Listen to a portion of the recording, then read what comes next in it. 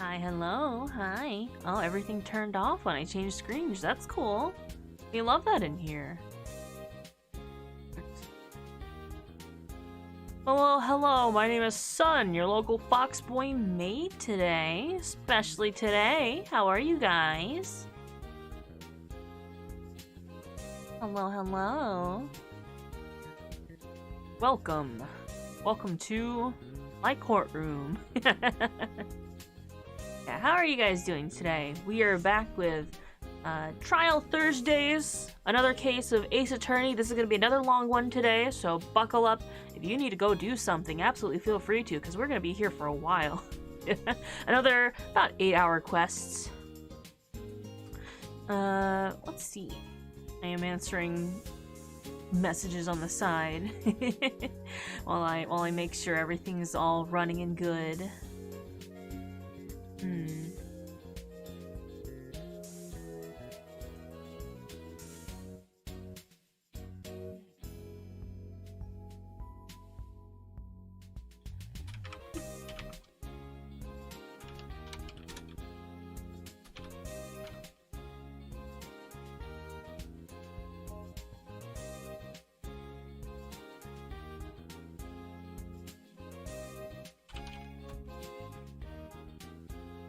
Yeah, I'm gonna preemptively have a cough drop, like, right now.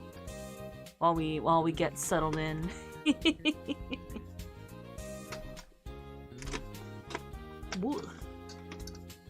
Let's see. Got an extra stream planned. Either Friday or Saturday. I'm gonna have to see, so, you know, buckle in for that. I'm sorry I can't give you an exact time on that or date, but it will be probably about the same time that I usually stream, if I do.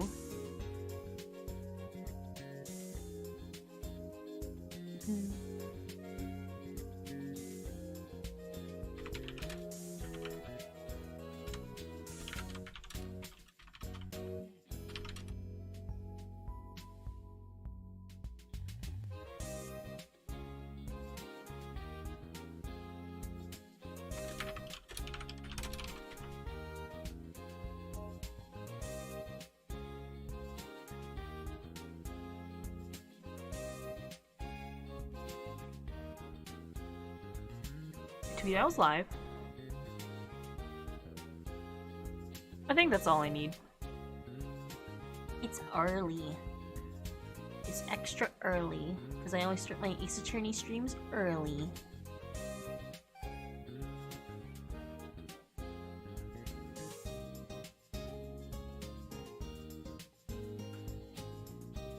Everything should be good. Everything should be running. I don't know why my Stream Deck here keeps defaulting to a different screen.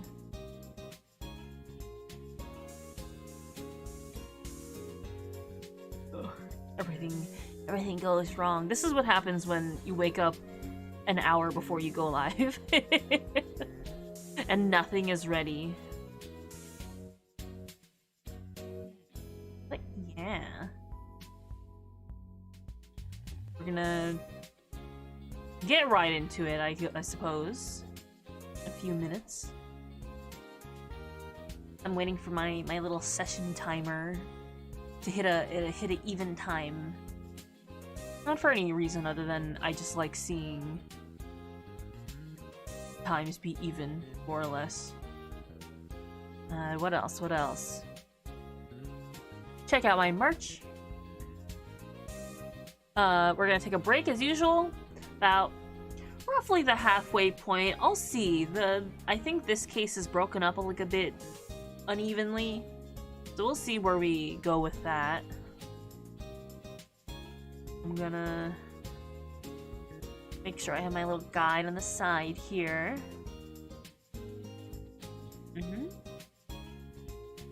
Load that.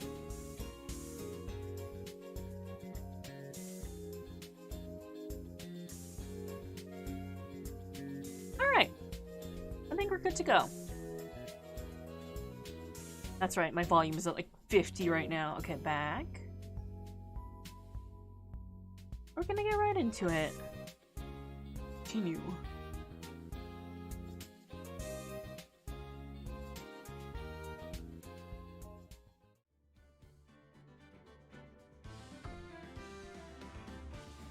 Cool. Yeah, none of my hotkeys work. That's fine.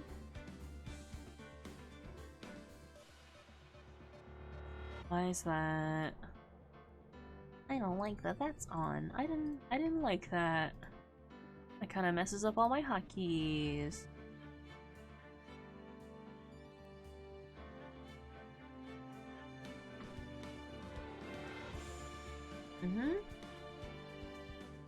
Oh, data.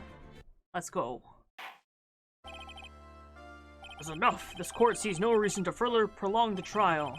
The case is extremely clear. I see no room for misinterpretation of the facts. It wasn't me. I swear it wasn't me. The evidence and testimony we have seen and heard are conclusive. The victim was alone at his table when he drank from that poisoned cup of coffee. No, you're wrong. I know what I saw. I saw...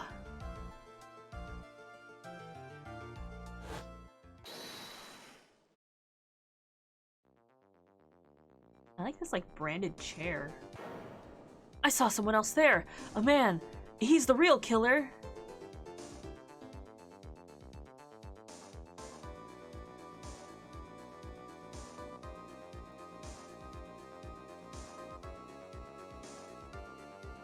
Oh. What a cute cup.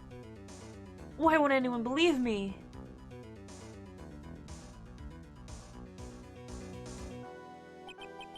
Well, I'd say pretty much wraps up this case, wouldn't you? Mr. Wright? This court finds the defendant guilty. Okay, that's it. That's the case. Goodbye. January 6th, Wright and Co. Law Offices. The new year of 2019, I think. Let me adjust myself a little first. The start of the new year always makes me feel like I could take on the whole world. But it does, Maya. So, I decided that our resolution should be... Savari, take on the world! What do you think? Sure, whatever, Maya. But I think maybe you've had more than enough mistletoe cake.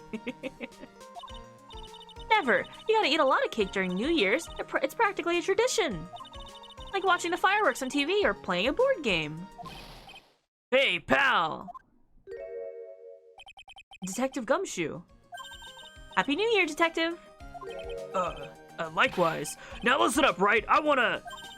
Here's another fruitful year of lawyer-police cooperation. Yeah, me too. Alright, pal. You've got some explaining to do. Have you got a holiday present for me, Detective? What? Well, here, have this. It's really nothing much, but... Yay, thanks! Look, pal, we need to have a talk. Take a seat. Hey, what about Pearly? You haven't forgotten about her present, have you? No, I mean, yes, no. Are you doing this on purpose? I guess I'm busted. I do like my first practical joke of the year. Very funny, pal. Now let's see how funny you think this is when I show you... how funny you think it is when I show you this. What is it? A magazine? Hey, I want to see. Good morning. Hi. Deadly poisoning brings guilty verdict. Defense attorney Wright trounced. Trounced? Let me see that. The defense attorney gave an almost childishly amateur performance yesterday. What the heck is this?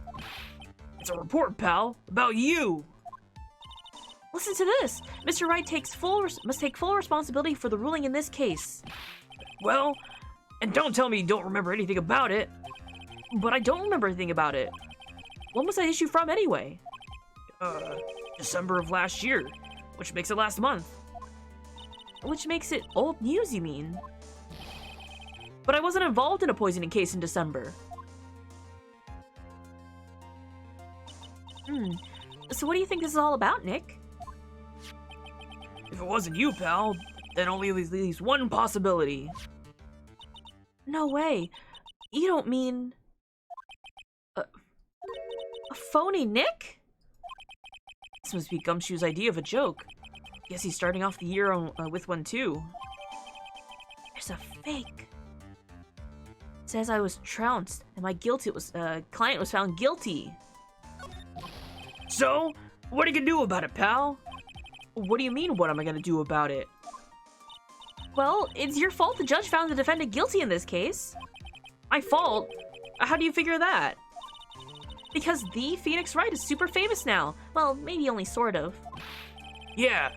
See what happens when you get hotshots when you hotshots start getting too full of yourselves?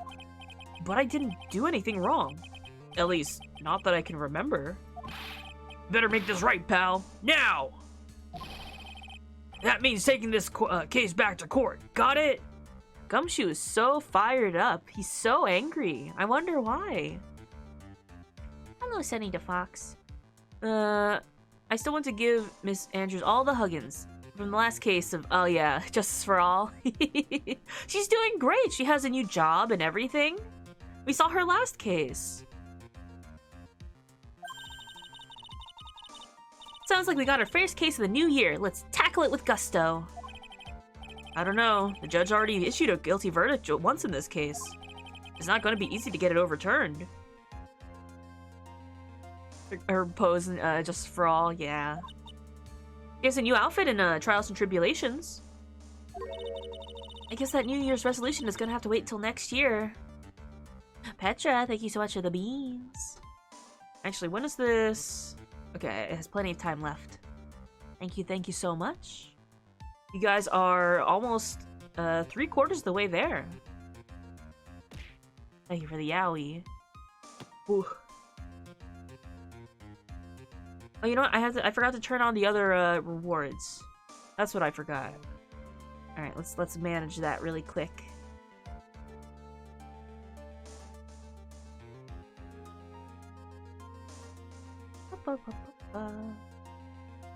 Need to turn on the Magatama badge. Autopsy. There you go. You're taking the case, right? Good. I'm gonna head over to the courthouse then.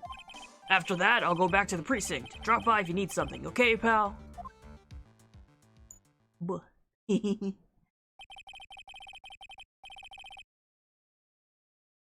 Guess people are starting to know the name Phoenix Wright. You made it to 75%. The goal. You're very close. Only a couple days left, you know? If a client trusted a case to me based on my reputation, I guess I'm kind of responsible. But why would someone want to impersonate me? What sort of guy would do that? We have an impersonator,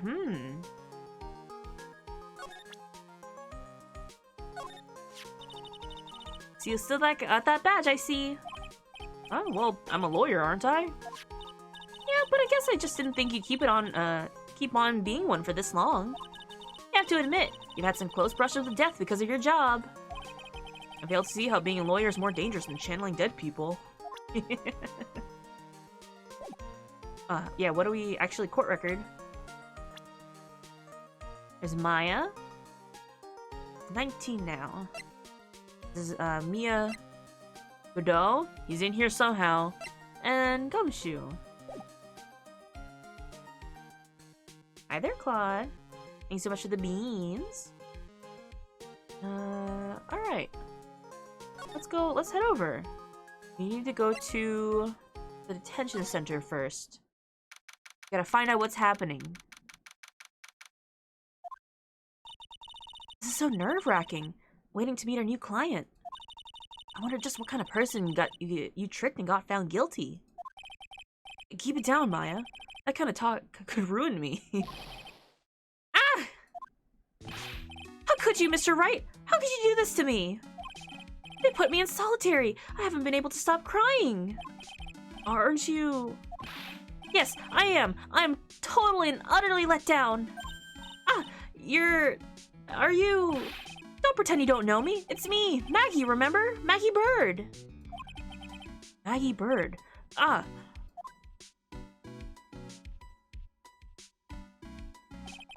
Maggie Bird. She's the policewoman I defended that one time. She was accused of murdering her lover. He was a cop, too. What are you doing in here? Didn't I get you a quit? Oh, sure, very funny. After that fifth-rate defense job, you come in here and start making jokes? You better hurry up and tell her what happened, Nick.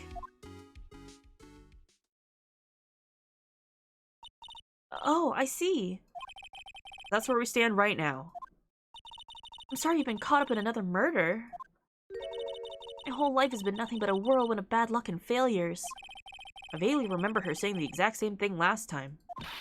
But I don't mind. What's one more disaster in my life? At least now the real Mr. Right is here with me. I won't let the world keep me down, sir. That's the attitude. So how come you're dressed like that, Maggie?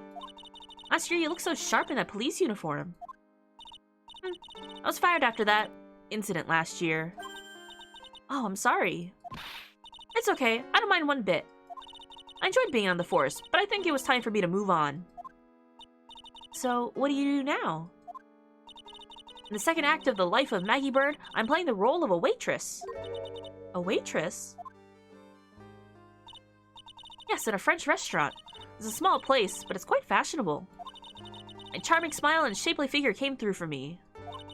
And the owner, Mr. Armstrong, hired me straight away, sir. And you got into this mess straight away, right? Yeah, you can put it that way. The whole mess started on the 3rd of last month. And it happened at Trebian. Trebian? Trebian. Yes, it's a restaurant where good service and friendly smile are always included. Oh. Oh. There were 2 men at the table, both drinking coffee. And then...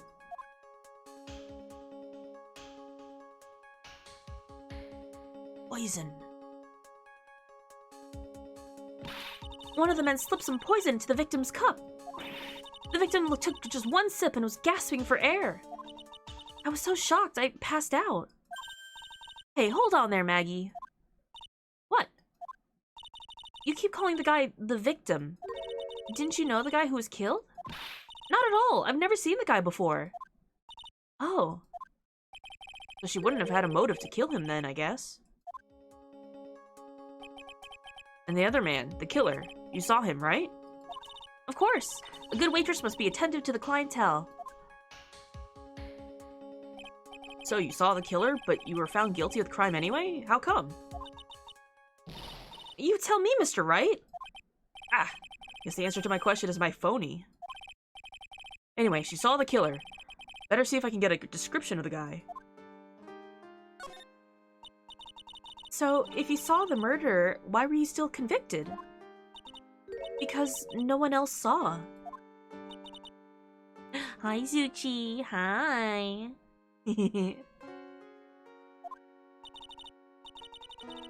my favorite boy! Me? Or Phoenix? The other man. The one who put the poison in the victim's coffee. Everyone testified that way. Mr. Armstrong, the customer, everyone. Me? Why, thank you. I'm a little shy now. I hope you're having a good day. The victim was sitting alone at the table the whole time. But how's that possible? I don't know. But not one person would believe me, sir. Even Phoenix Wright, my one last hope for a fair trial, failed me. What a pathetic defense. My granny could have done a better job. Look, that wasn't me, okay?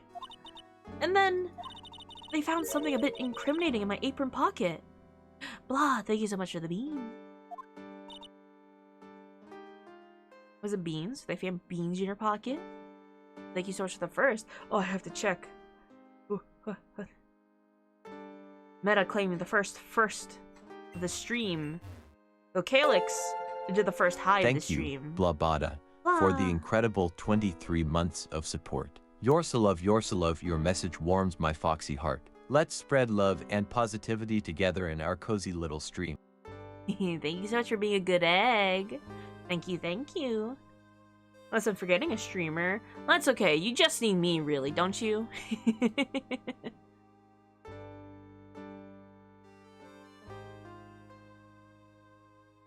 It's giving me the option to put beans into the goal, but it also won't let me put beans into my own goal. A small bottle of poison. What? Poison? It was in your pocket? Well, I passed out when the victim collapsed. The killer must have slipped the poison into my pocket when I was unconscious. And no one else saw this other guy? No, sir. That's what everyone said, but I don't see how they could have missed him.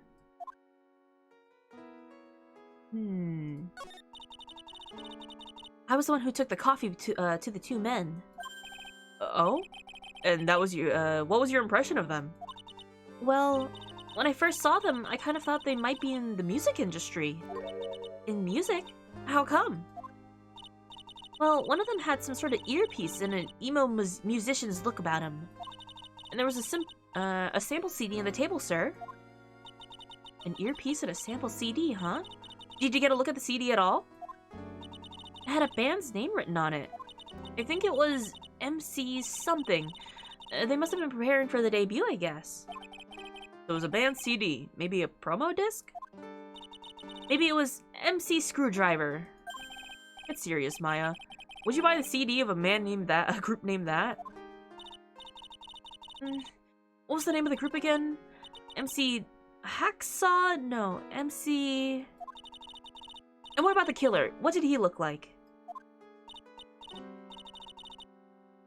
Dude literally banked everything on her passing out? I guess so. I feel like he would have made his way. MC Escher? Some kind of tool, I don't know. Some kind of hardware tool. Only that was a young man, well built like the victim, really.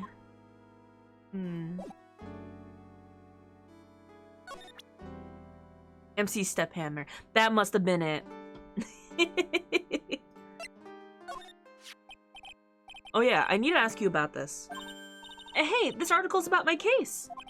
Can you tell me anything about the guy who was pretending to be me? Yes, sir. Also, this means that Maggie has been in jail for like a month. If this case happened on the 3rd of December, and it is January. My little maid hat. Yeah, I'm dressed for the occasion. It was the morning after I'd been arrested. I met you in the visitor's room here. You were wearing one of your super sharp suits. Me? Yes, you, Mr. Wright. Ugh. Hey, Maggie. Was my evil... Was my evil double I am there too? No, I don't remember a phony you, Maya. Oh. That would have been so cool. Then you got really worked up and passionate. I'm gonna get you cleared of this crime, you said. Okay, I get the picture, but you met me in person before. But how come you didn't realize the guy wasn't the real me? I guess looking back now, it was a little strange. Does it make her a jailbird?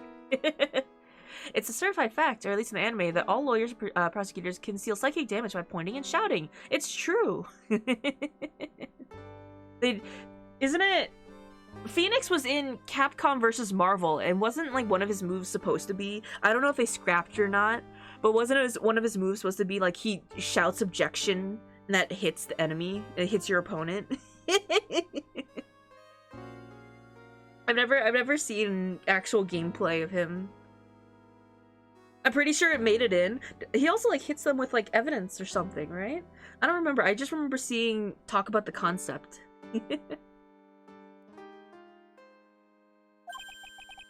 Only a little. Well, okay, you were a bit taller than normal, and you looked a bit shady. And your voice was a bit weird. Oh, and you had this kind of funny accent, and... So the guy was nothing like me then. But he had your spiky hair and blue suit. Is that all it takes for someone to imitate me? My sibling bought it for the cameos. There's one with, like, Okami, right? Amaterasu in it. Same with him hold it. I feel like I would have liked that game. I'm not much of like a fighter game kind of person, but I feel like the cameos, like the characters would have been worthwhile for me. How about everyone else in the courtroom? Like the judge and the observers? Didn't they realize he was an imposter? Everyone had these big question marks in their faces, but it seemed that no one wanted to say anything, sir. This case just keeps getting weirder and weirder. Mr. Wright, do you think it's possible to get a retrial? Probably. The court ruled in absence of a genuine defense attorney, so we should be able to get a retrial. Mr. Wright? Do you think we'll win next time, sir? My life has been a full-course meal of bad luck, complete with defeat for dessert. Since I was 6 months old when I fell from the 9th floor of my apartment building. I've been hit by all sorts of vehicles, gotten sick from all sorts of foods, failed at almost every test I've taken, experienced almost every kind of disaster. I even landed a phony lawyer when I had the misfortune of being accused of murder. But I will survive, because Maggie Bird always lives to fight another day. And one day I'll find it. You just wait and see, sir. I'll find that one single moment of good luck.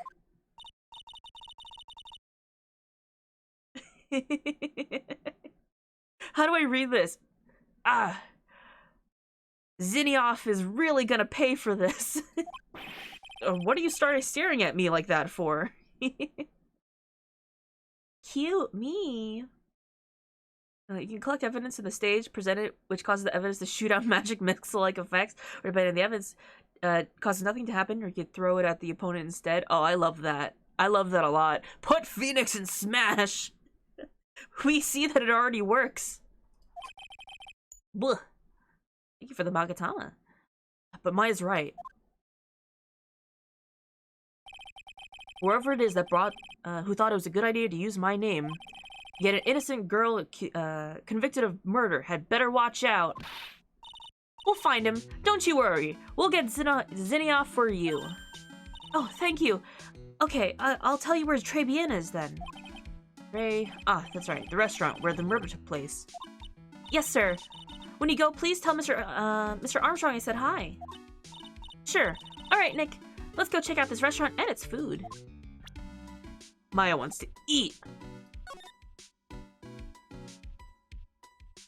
I thought that was a French dish. You misspelled murder in a way that I thought it was a pastry. Only you, son. Only you. Oh, Moidah? Moidah? Yeah, with the side of Moidah. Right?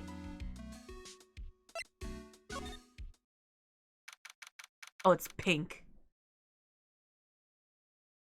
It creates a turnabout effect where you accuse the opponent of being guilty, which is the most damaged super in the game. That is so funny. Forgot about this music. Wow, look at this place. Look, more like smell. What's with the suffocating scent of flowers in here? And again, girls like that kind of thing, right?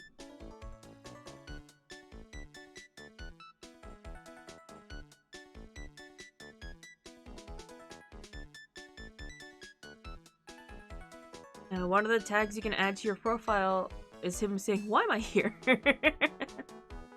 Why is it written Trebien? It's misspelled.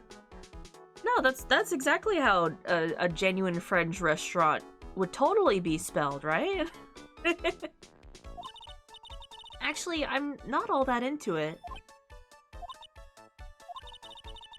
No one's coming to seat us. Maybe no one's here. Don't be silly, Maya. This is a restaurant, and it's open for business. Hello? Anyone here? I don't believe it. There really isn't anyone here. Perfect. Let's get intrusive. If there's no one here, we can take anything we want. Yeah, I suppose we can. That is called theft. Let's take a look. It's a rack full of fashion magazines, and they're all in French. Why don't you try wearing something a bit more chic sometime, huh, Maya? Yeah, I guess I could. I'm always in my acolyte clothes, aren't I? It'd be fun to wear normal clothes every now and then. There's something stuffed behind the rack. Looks like a sports paper to me. Hey, and look at this. Someone scribbled a little doodle on one of the pages.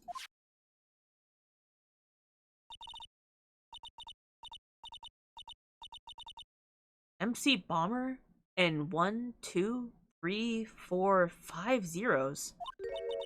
$100,000 maybe? I wonder who that MC Bomber is supposed to be. This paper, it's from December 3rd.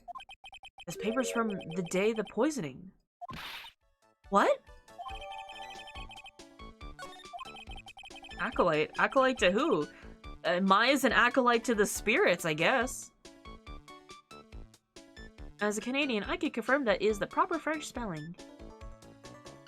It's not theft if no one is there to tell you not to. It's not a crime if you get away with it.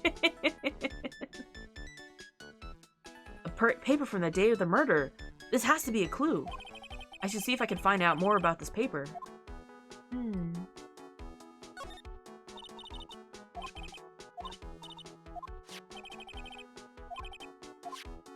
I missed the line about Parisian frocks. It's a restaurant's front entrance. There's a sign hanging on the door written in French. Probably says open or closed. Must be one or the other, but I don't know which since I don't know which since I don't know Jacques about French. Did they censor Phoenix in French?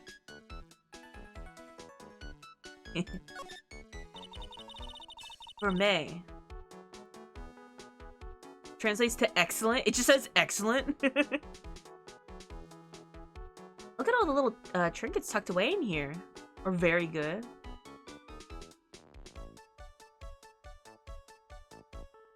Oh, like très bien? That I know. That much I know. I don't know very much French, but I know, like, 5 words in French. And then food. Look at all the little trinkets tucked away in here. I bet Mr. Armstrong collected all these personally. Let's see. A bouquet of flowers, some potpourri, and look, fine bone china cups. I never knew you were so cultured. Come on, Maya. This is common knowledge. Any Joe Schmo knows this much. Omelette au fromage. Look, it's one of those magical boxes that spit out money. You know, you're the only person who would ever describe a cash register in that way. Does poutine count as a French word I know? Is it? Is it French? I believe it. That's it for this side. Let's slide on over here.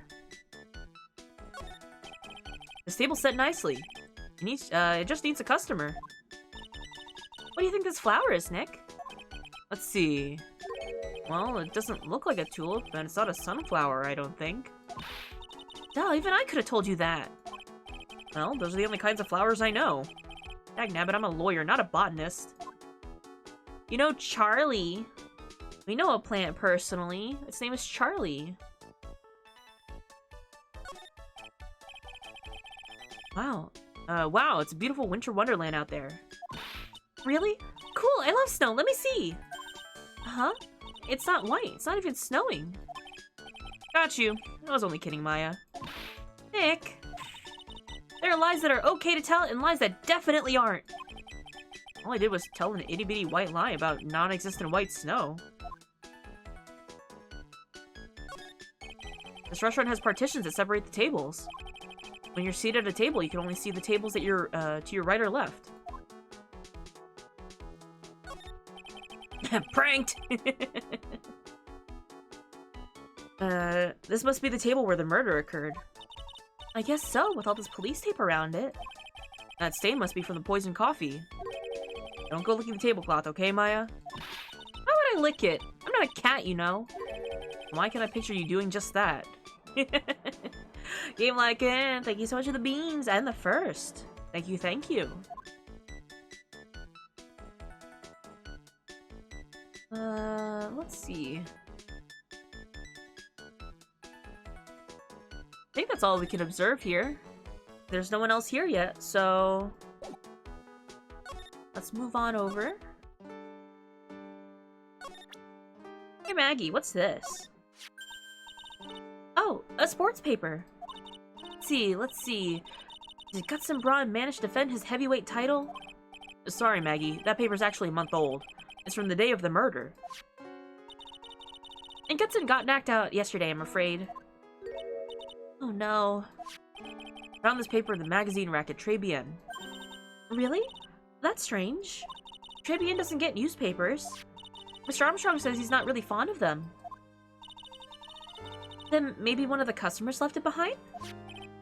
Anyway, what I want you to look at is the scribble here. Ah! That's it, sir! MC Bomber! That was the name that was written on the CD! Just as I thought. Also, this is like a doodle of... Mask... Is that a doodle of Mask Damask in the corner?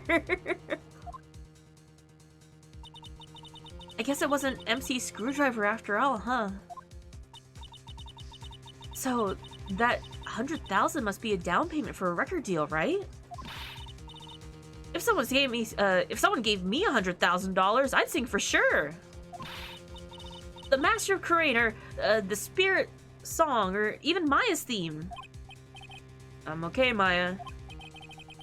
So, if the sample CD was on the victim's table, that means this newspaper must have belonged to the victim. You're right.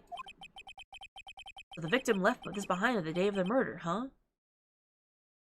All of those tracks from the OST, yeah. the little Easter egg there.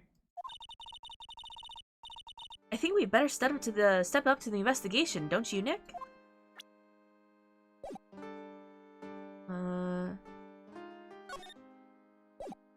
Well, let's see if there's anything else we need.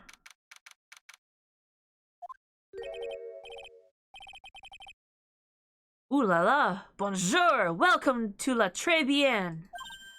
Oh, hello. What happened to Maya? She's frozen stiff.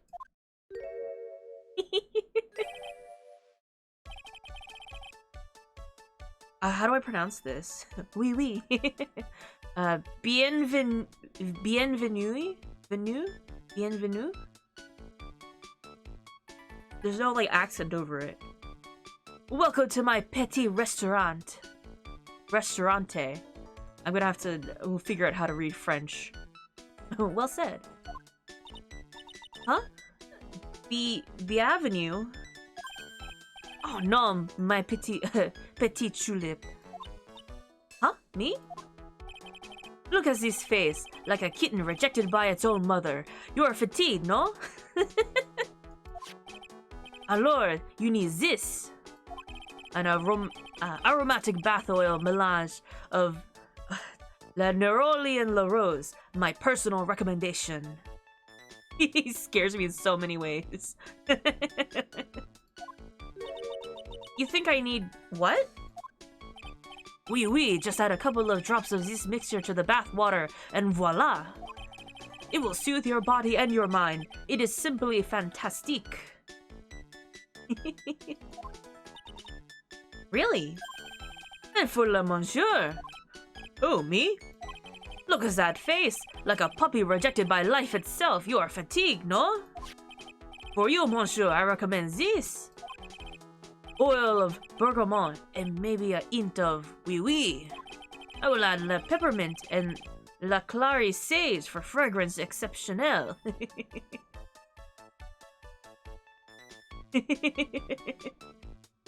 A solution for romance? Aromatic? Such an invigorating recipe shall bring out your delicious beauty, monsieur. My beauty? Alors, if you will be seated, I will bring you a special menu of the day. Actually, we're not here to eat. We're lawyers. Mas bien sûr. I know this already, monsieur. You are Le Phoenix, right, no? Yes, you know me? Mas oui. I will never forget the man who flirts with me. Especially in court. Oh! I guess he was cross-examined by your mysterious Zinnioff. And it looks like everyone who, to do with this case knows who I am already. I wonder what sort of impression Zinnioff, has been leaving people, don't you? So far you're doing quite well. Why, thank you. I'm making up as I go, so I apologize if I do mess something up. I'll do my best. Allow me to introduce myself to you again. I am Jean Armstrong. Enchanté. I just saw it. I can do a good French. I'm very nervous when it comes to doing like foreign accents, so it's a bit light. The reverse name? Oh yeah. That's why Maya asked, like, was there like a doppelganger me? I am? We're calling our doppelganger. So for anyone who just came in and doesn't know, so Maggie, hold on. Maggie was accused of being guilty, and we're gonna try to get a retrial, but the reason she got a guilty verdict is because someone impersonating us, Phoenix Wright, took on the case.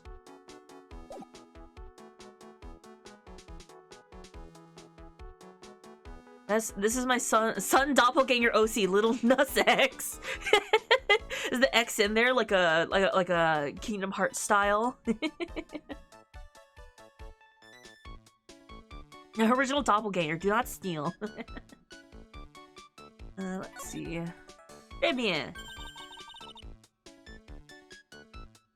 Oh yeah, it's pronounced key. That's right, the Keyblade. Man. So, what does très bien mean? I know tres, that means 3, right?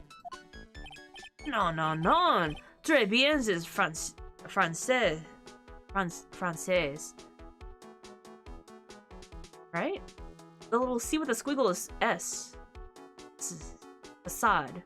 Acai. In English, you would say, very good. Oh, very good.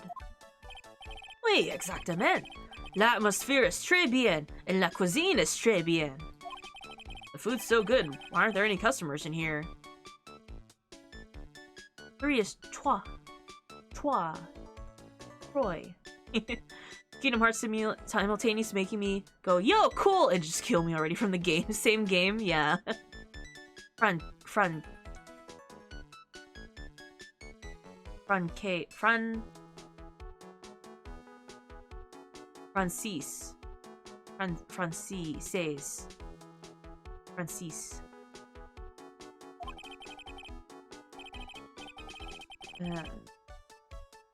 Also, Fran! Cease, like cease. Oh, so Francis. Okay. I can't read. My cuisine is not for all. Some people, they do not appreciate la hot cuisine. I thought everyone liked hot cuisine. Since I have lost Maggie, I do not have enough hands. You're running this place on your own now? In French, his name is Jean Duran. Because it sounds like Anduran. Resilient. Oh, that's cute. Oh, I guess that's Armstrong. But he's such a delicate man. Cease your action. Cease. Oui, for le moment, no one has answered my advertisement. Ah, pour moi. Please don't eyeball me while you say that. I am le chef. I am le manager. I am also a trained aromatherapist. A roaming what? A practitioner de aromatherapy. La art of soothing la soul with the delicate floral aromas. Delicate?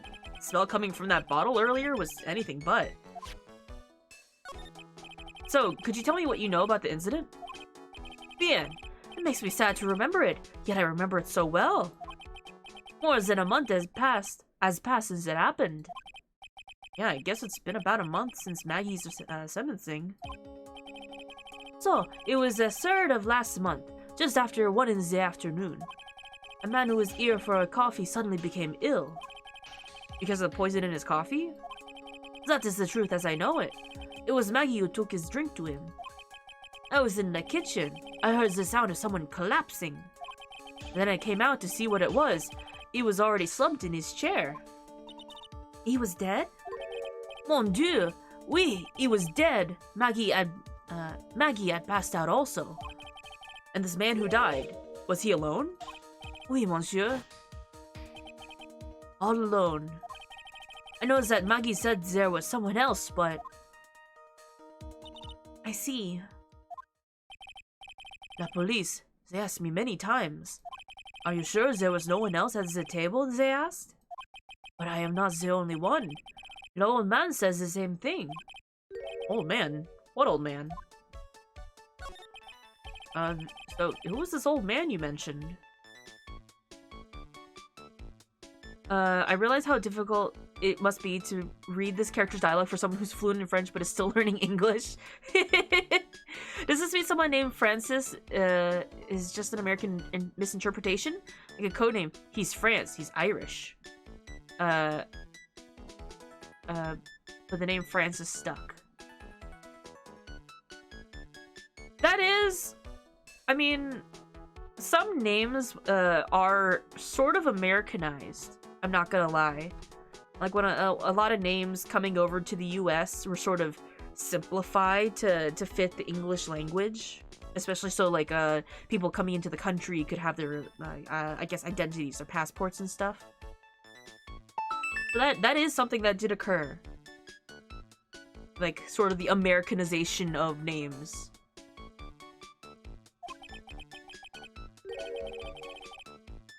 At the time of the murders, there was another customer in here. It's also so funny, because I know this isn't... Maybe there are people that talk like this. But this is like a very vast French exaggeration, or an exaggeration of a French speaker. How many petals does that rose have? Unlimited. As many as he needs. What? Someone else saw it?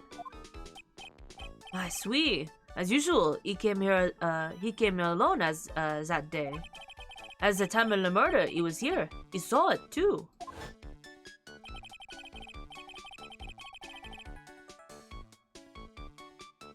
Ryunosuke happened to go to a U.S. school and being told his name to tell his friends his name is Ryan. Yeah, I mean that is an experience a lot of people had to go through, honestly. But he says the same thing, that there was no one else at the victim's table. But Mackie swears there was two people. Mademoiselle, the lawyer, he could not prove this, no? About the lawyer, that was me, I suppose? Mas bien sûr. How do I pronounce the U with the little caret mark over it? Like sûr?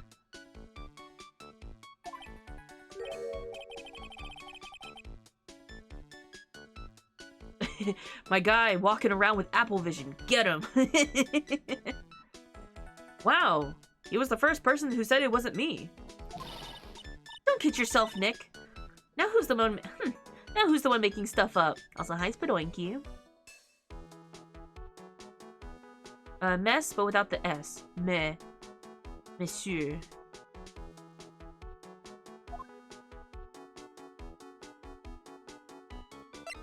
Ooh. I present? Present. I made a lot of friends with first-generation immigrants as a child, and sometimes I wonder how many of them never learned the real name of. That happens. I mean, like, I have a name that I just grew up with, but my middle name is technically like my Korean name. And I constantly would have people ask me like, how do I pronounce it? What's your Korean name? And I'm like, I'm not gonna have you pronounce it. It's a little bit hard to pronounce. Confetti, yay! Oh gosh. Maggie was a policewoman once. N'est-ce pas? Thank you for the badge. If anything, Final Fantasy XIV has taught me to ignore the last 2 to 5 letters of a word sometimes. And then it sounds French. My second name is France. This ain't a joke. France! French. France. Yes, but she had to quit for, reasons beyond her control. Oui, oui. She was the suspect in the murder investigation, no? Oh, you know about that? That is why I gave her the perfume for la happiness. Happiness perfume? Oui, blended from bergamot. Bergamot. Like I have given to you before. But she's been arrested again. And found guilty this time. This is true. Her natural aroma of unhappiness must have been very strong. Just admit it, your perfume doesn't work. I am not surprised she was the prime suspect. After something like that took place before my very eyes. Something like what? What's this guy talking about? Does this mean Maggie did have a motive? Gotta ask this guy for more info. Stat. Countess France Newton, come down here. Get down here this instant. Countess's parents. I don't know French. Belgian. I'm cursed with this France word. That I feel like what you've done was replace the in Countess's name. Instead of the being the middle name, it's Countess France Newton. Back. When Maggie took the coffee over to the victim, did anything happen? Oh, oui. I suppose you could say so. So what happened? No, it was nothing. Look, Maggie says she didn't even know the guy. But she's still been indicated for murder. The prosecution must have come up with some kind of motive. Oui, it is true. If there was anything at all between Maggie and the victim, it could be relevant. So please, tell us anything you know. Whoa! 3! Cyclops. No way! What are we gonna do, Nick? We'll just have to what the? What's wrong? The Magatama, it's gone. Huh? What do you mean the Magatama's gone? I had it in my pocket, but it vanished into thin air. What? But I could see the Cyclops. It's not right there. Oh no, it's here now. Here you go. We took it out of the game. Yeah, that means the Magatama's nearby. Mr. Armstrong, could I just confirm something with you again? The table where the victim was sitting. Was anyone else sitting there? That is a question you will have to ask him yourselves. Huh? Him? No, man spends all of his time dans le parc. Le parc? Oh, a park? What park's that? Behind the restaurant. It is called Vitamin Square. Why do I have to say that with like the most American accent ever? Thank you. Je vous en prie, my dear. Let's go check out this Vitamin Square right now, Nick. No, it's Perfect Sun. Did I pull like a Toby Fox? I did a Toby Fox where he goes like, he's speaking in Japanese. He goes, Toho Project. That's how I mentally read it too. Is it a fake French accent, maybe? Armstrong slipping into the thickest American accent for 2 seconds. I'm gonna have to learn how to do a German accent for the Apollo games. I'm gonna have to learn how to do like a je vous en prie. Je vous Okay. We have to go to the park. The Vitamin Square. Oh! There's so many birds! Look at them! Look at their little faces! Ah! Oh, I want to zoom in on them. How do I? Can I zoom in on these things? They're so good. Look at these things. I'm destroying my own setup, but you have to see these birds.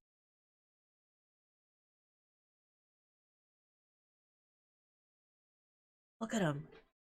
So good. All those vitamins. Don't eat the birds. There's one white one. Look at it, still cute. Vitamin square. Okay, how do I? I'm gonna destroy my own setup by hitting undo here. Has my setup always been like slightly... Huh, weird. It's like a little off-center now. Hatoful boyfriend too! We're gonna date them! So this is Vitamin Square. Yeah, I see where they get the name from now. Fruits scream vitamins at you. Hey, Nick! That's the guy, right? Isn't that the old man Mr. Armstrong was talking about? Grouchy-looking grandpa? He's throwing seeds out for the pigeons. Oh yeah, he's not throwing seeds for them. He's throwing seeds at them. Oh no.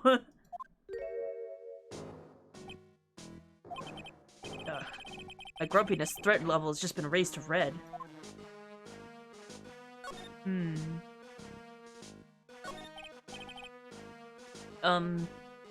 Excuse me. Would you mind if we had a word with you? Yes! I just want to ask a couple of questions. What's the matter with you? Can't you see I'm busy? Do you like my seeds, eh, pigeons? He's throwing beans at them. He's throwing beans at the birds. He's really chucking those seeds at them. That's gotta hurt. Go on, eat this! Excuse me, sir. Can I ask you about Maggie Bird? I don't know any Maggie Bird. Yes, you do. Maggie, the waitress at Très Bien. Cat, it's a disgrace, I tell you. An utter disgrace. A disgrace? An innocent young girl revealing herself like that. Revealing? You mean her uniform? The youth of today. They don't know any shame. No shame, I tell you. Not 1 ounce. Whatever happened to the old Bushido values of Japan, like honor and modesty? What about me? I'm not wearing anything revealing. You! Your problem is you lack any sense of grace. Salvi, hi. Talking about hitting a girl where it hurts. Do you go to Très Bien a lot? That miserable excuse for a restaurant. Well, thank you so much for getting the lights. That garbage they serve in there is not food. Where's the sushi, the tempura, the rice? Très Bien is a French restaurant, sir. Where do you think we are, my boy? In Paris?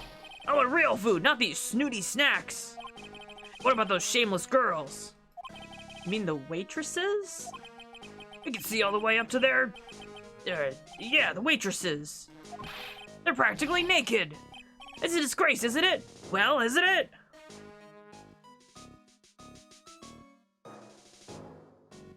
In the original, is this guy just...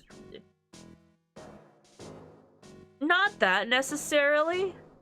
He's definitely focusing on something else, too. Listen, it's not my restaurant. God, it's a miserable excuse for a restaurant, that place. Miserable. Certainly knows the place. He must be a regular. He's going there every day. He's going to this restaurant every day. But if he hates it so much, why does he keep going? Are you a regular at that restaurant, sir? It's just, if you dislike it so much, why do you keep going there? Sir? There you are, you filthy pigeons! You want food? Haha, take that! He must be hiding something, right? If he is, I should be able to see a cyclock or two. Oh wait, I don't exactly have the Magatama right now, huh? Remember, Nick, that Magatama is only on loan. You better find it or else. If Pearls ever gets wind of this, I'm gonna be in a world of pain. Also, I didn't know nori tempura was a thing until 2 days ago, but dang, it tastes good. I love nori tempura. Tempura of like any kind of leaf is so good. Basil tempura is so good. I'm gonna tell you that, like a fried little basil leaf on anything is peak. A little sesame leaf, a little perilla leaf fried, good. But nori tempura is really good. Like, I don't know how they do it. It's a miracle. He's secretly in love with French cuisine. I think he's secretly in love with something else. That sounds yummy. It's really good. But you have to do it, like, quickly. You kind of have to just flash fry it, or else it's gonna, like, wilt the leaf, you know? Let's see. Back to Trébien. Back to detention center. We have one more place we haven't been to yet. Blue Badger has a girlfriend! It's been ages since we last came down to the precinct, huh, Nick? Looks like Gumshoe isn't around. God, it's so easy, leaving everyone else to do the work. No, he's out there somewhere. I bet he's on the courthouse. He's probably trying to arrange the trial. Bleh. He's probably trying to arrange the retrial of this case. Guess that means we should go to the detention center and chat with our killer, huh? After being convicted without a fair trial, I'm not sure the killer is the right label. Blue Badger, I can't believe it. I have to... Hey, that's the police mascot, isn't it? It's so cute. That's the Blue Badger. It was my idea. I made it. And now it's the national symbol of the police force. So, what's with the pink one? It's you, right? She's not an it, Nick. She's a she. Right, Chief? Yep. Meet the pink badger. So one's called Blue and the other called Pink? But they're both called Badger? You got it. They're married. Mr. and Mrs. Badger seem to be cuffed together, Chief. You got it. That's marriage for you. Whoa. A mascot that's deeper than the deepest of deep oceans. That's it. I just wanted to look at the Blue Badger. I love the Blue Badger so much. We're going to the bonus case after the trilogy. Yeah, like, I feel like chronologically it just makes sense to do that. Oh no. He's straight. He's a married man. And also, I have to assume that the Blue Badger is also a policeman, right? If he's a mascot of the police force? I guess that's not necessarily the case. Probably. Maybe. But I do intend to play that extra case. It is so much longer than any of the other cases. It's like twice as long. So I wanted to have like sort of maybe like a week before we start the Apollo trilogy going into it. Maybe some kind of like little party stream or something. Because it would take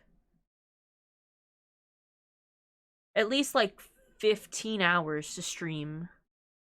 So I'm gonna have to split that up. I don't have a choice. I'm missing something. Ah, okay. I did miss something. Can I go from here? And I had to do it from the detention center. Traveling. I have to examine here. I wonder what encouraged them to go hard with the bonus case. Maybe some more people to buy the DS. I have a feeling that it has to do with, one, they just had a story they wanted to tell, and two, they had some new mechanics that they could introduce in the DS version that they were like, we gotta have them use the mic to blow off dust and all that kind of stuff. 15 hours, but that's like 100 minutes. This place is so fruity. That's not a bad thing. Phoenix says, there's nothing wrong with being fruity. Confirmed. We heard it right here. I kind of missed the DS mic. It had some fun features. You know, I kind of wish that a lot of games, more games had DS, not DS, like mic compatibility. Let's go, Phoenix! Oh, so something, I like apples. That apple slide is perfect for you. And what's so perfect about it? Oh, come on. Don't be a stick in the mud. Slide down it a few times. Go on. Woo! No way. I get covered in sand if I slid down that slide. I knew we could see that. Yeah, you're right. Otherwise, I'd give it a try, too. Pigeon. Hey, look, pigeons! Yeah, heaps of them, too. Did you know that pigeons are a symbol of peace? That's a dove, not a pigeon. Poor things. They can't be symbols of peace and harmony just because they're gray? Is that it? You're overthinking this one by just a smidge, Maya. There's a white one there.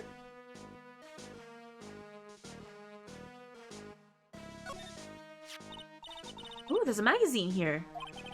It's a magazine full of job listings. You disgusting rogue, picking up something else someone else threw away. Threw away? Did you throw this away? You looking for a job? Yeah, that's none of your business. Sorry, I guess I'll just take this magazine with me then. I don't want anyone else having it. Oh, I don't want anyone else having it. Give it back. Too bad. Now that you want it so bad, I don't want to give it up. Slide it into our pocket. Hey, that's mine! Now we've actually just committed theft.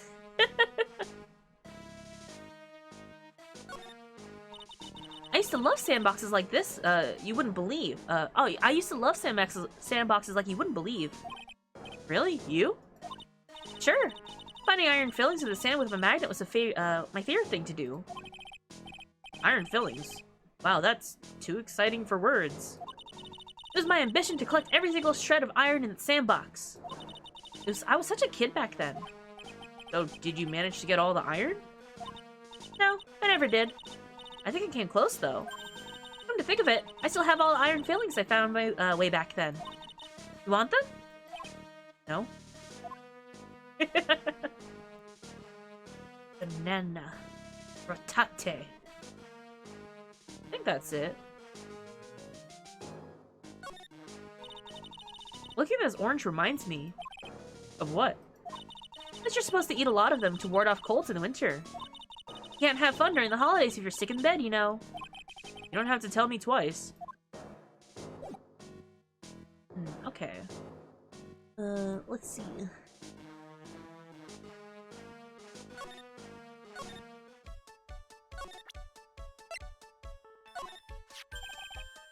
Mademoiselle! Yes? Are you looking for a job? What? No, I was just... Let me see. Your style is un peu different. But you have a good face. Different. Felicitations! You are pass. I will hire you. Bien, come with me. I will teach you everything I know. Nick, help!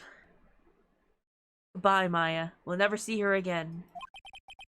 I don't know whether to laugh or feel bad for Maya. Maybe I should do both? Okay, well... Time to go.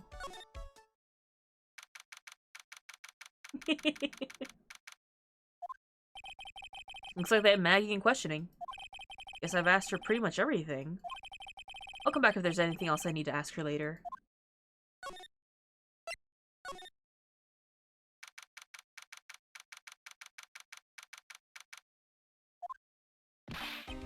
Well, pal, have you found the evidence yet? The one that's gonna find her innocent? No, not yet. We've only just started our investigation. Well, whatever you need to know, I'll give you the dirt on it. I'm putting all my other cases. I'm putting off all my other cases for now, pal. Gumshoe's really fired up about this. Cause Gumshoe has a crush on Maggie. Oh yeah, one more thing. The retrial's been approved. Court's sitting at 10 a.m. tomorrow. And Godot's gonna be the prosecutor. Oh, him. Now, listen up, pal. If Maggie's found guilty again... yes? I'll make sure you get locked up good for it. You got it? So the guilty party was Maggie Bird, huh? Yep. Back when she was on the police force. You were her mentor when she was a rookie, right? Yeah.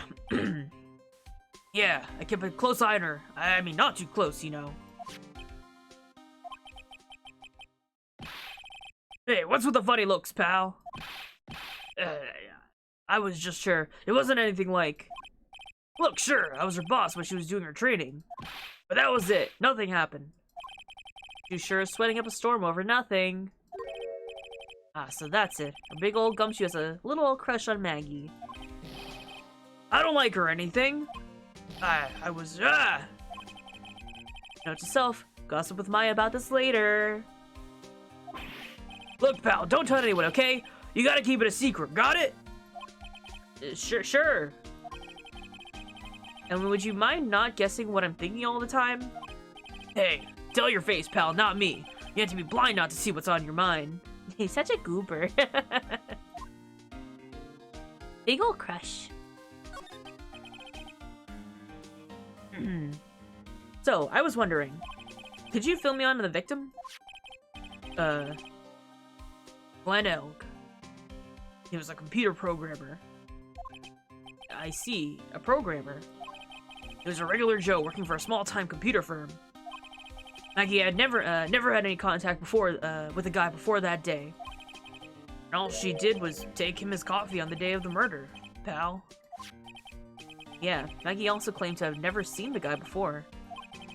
Did the victim go to the restaurant often? Not according to the chef. Said it was the first time he'd seen the guy. Programmer. A first-time customer at that. Small-time computer firm workers famously use DBC scouters in their eyes. This is the future. We're in the future, Zuchi. It's 2019. This is what the future looks like. What possible reason could Maggie have had to kill a guy like that? That's what I thought. But a motive was still somehow established in her trial. You're kidding. What was her supposed motive? Sorry, pal, I'm real busy. I haven't got enough time to sift through these papers. Look into yourself, okay? What could this motive have been? Radical. This isn't a proper investigation. I'm kind of working on it by myself. Oh, that's right. The judge already ruled on the case, and the evidence is in already. The only problem is Maggie's testimony. Yeah, it doesn't sound very good for us, huh? Look, pal, I got a mountain of papers in this case to look over before tomorrow. I'm just gonna say this. Maggie Bird's no liar. She's... Okay, she's a bit out there, and a bit off base sometimes. But she's a good cop. She was a good cop. That's not exactly complimentary, you know. So what do you think really happened? Just how contradictory is her testimony? The biggest problem is Maggie's testimony is the number of people at the table. Yeah, my thoughts exactly.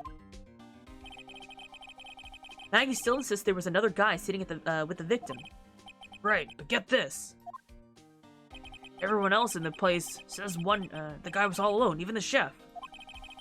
There's that CD. CD? Oh yeah, she did mention something about a CD. Cancel. Cancel. Not you. Let's see. Didn't mention something about a CD. There's a sample CD on the table, sir. Our guy says, but our guys turned the place upside down. There was no CD. What? Not on the table, not anywhere in the whole restaurant, pal. But didn't Maggie say the victim was wearing an earpiece, too? Yeah, but that was for the portable radio in the front pocket of his hoodie. Radio? He didn't have a CD player? Got it. Your phony never explained that contradiction at all. Come to think of it, the owner of Trey Bien didn't mention that CD either. I don't know why, but I get the feeling Mr. Armstrong's got something to hide. Let's see.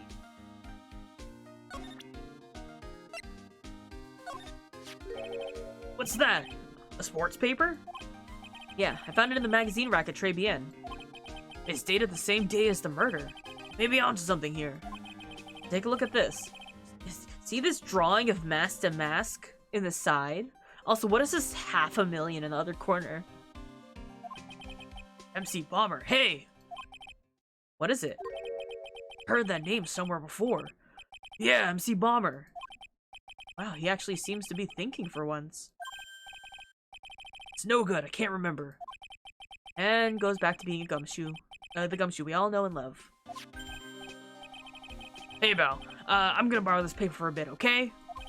I'm getting a handwriting analysis done on the scribble. Handwriting, huh? It'd be good to know more about that in any case. Thanks, pal. I bet this will turn out to be an interesting clue. Given to Detective Gumshoe. Biggs might be like, this is the victim, a pro game. This is the victim, a pro gamer. So you see a guy named Gail Mover, who looks like a guy from Jet Set Radio. Listen, that's an Ace Attorney OC idea right there. It's mac and cheese.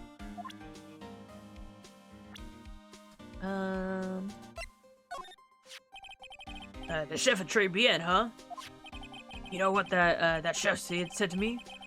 Ooh la la, your body's full of toxins. And then he gave me this bottle. What's in it? I don't know. The label says juniper. I'm under orders to put a few drops of it in my bath every day. Under orders? Yeah, you know, there's something about that lady, I mean, guy. Huh? You can't stop thinking about him? Not like that, pal. Give me a break. He's not my type. I mean, I can't stop thinking that he's involved in this case somehow. Sounds like he knows a little something more about our charming chef.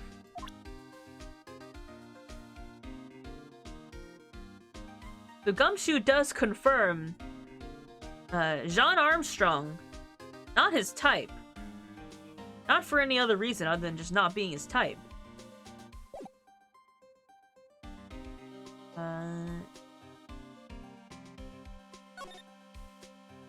I think there's nothing else here for now.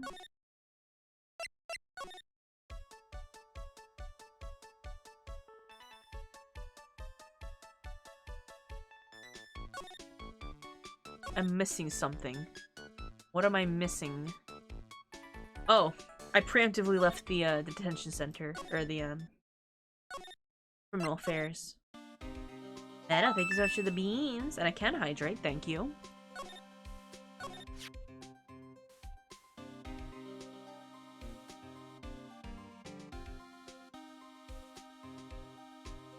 Thank you very much. So what exactly caught your attention about the chef at Très Bien? It's kind of hard to say. The guy's probably not even connected with the case anyway. Hey, come on, detective. Didn't you say you'd give me the dirt on anything? Well, this stuff is sort of unimportant, gossipy stuff, you know, pal? Look, how about this? You go to Très Bien and investigate the place yourself. If you find out anything suspicious about the guy, you report back to me, okay? I don't suppose I get a choice in this, huh? I've been banned for using the color black for my current piece. Good practice to avoid using black. Guess I better find out more about the chef at Très Bien, then report back to Gumshoe. I'm curious as to what you'll make, Meta. Okay, detention center? Très Bien. Here we go. The scent of flower sure is strong. It's almost making me dizzy. Oh. Oh, hello. Thank you for the yowie. What was that just now? A customer? She had a sort of dark aura about her. Welcome! B Avenue! Oh, what a cute voice. Oh, it's just you, Nick. Amaya. Well, how do I look? Maybe you should quit being a spirit medium. Maybe, but it's kind of boring being a waitress. I mean, you're my first ever customer. And who's that woman I just saw? Oh! Since you're here, you might as well have something to eat. I am kind of hungry, actually. So, how do you like your new job, Maya? And you never knew there was so much for a waitress to do. Take people's orders, bring them their food, make coffee, work the cash register. Of course, we need a customer before I can do any of that. Yeah, it's a nice looking restaurant. It's a shame more people don't come. Don't forget about the ultra cute waitress. Check out my give me a tip smile. Give me a tip. Tip, please. Hey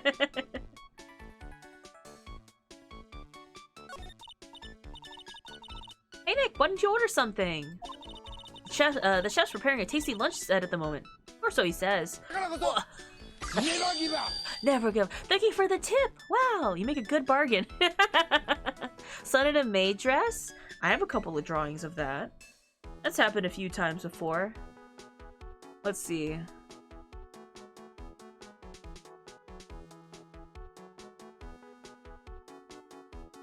How many do I got?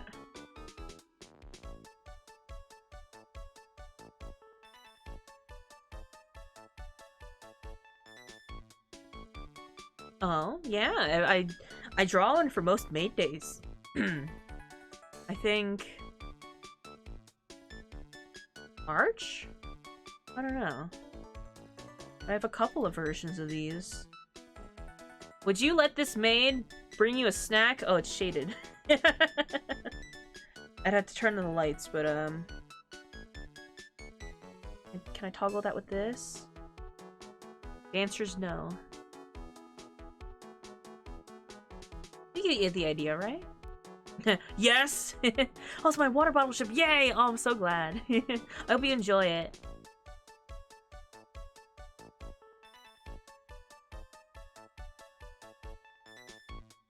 I think I'd be a cute, charming maid who would occasionally spill a drink and go, "Oh no, I've spilled this parfait all over your pants. I'm gonna seal your pants so that I don't return with the pants. Can you make the wallpaper and send it to me?" I'll make some like seasonal wallpapers. Like when Maid Day comes up, I'll make a wallpaper for that. Listen, the wallet is usually in the back pocket.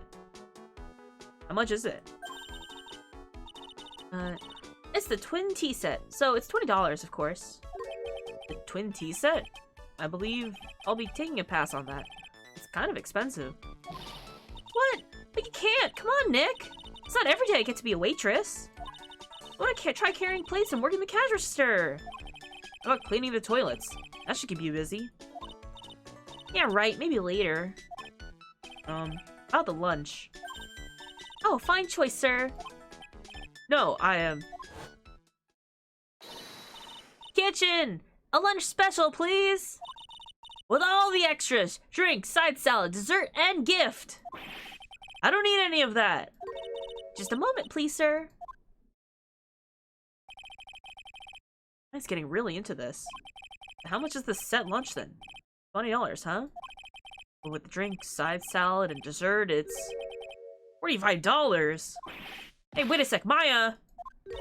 Sorry to keep you waiting, sir. Here's your deluxe fortified lunch set. Whoa. A dish inspired by lobster and... I got jump scared by my iPad. Cancel!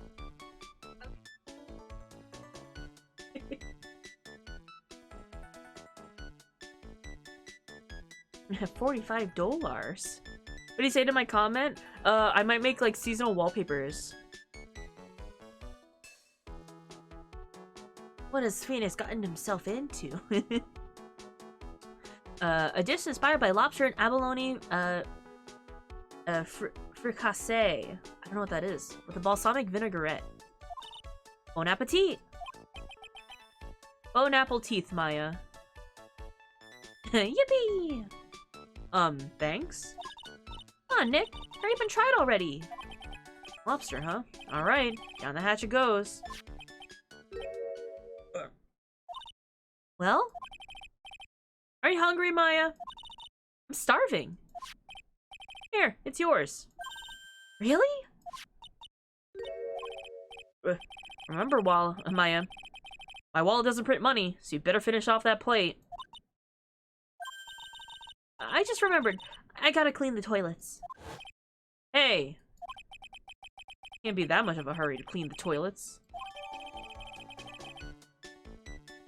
Trabian lunch special. Costs $20 despite how unbelievably bad it tastes.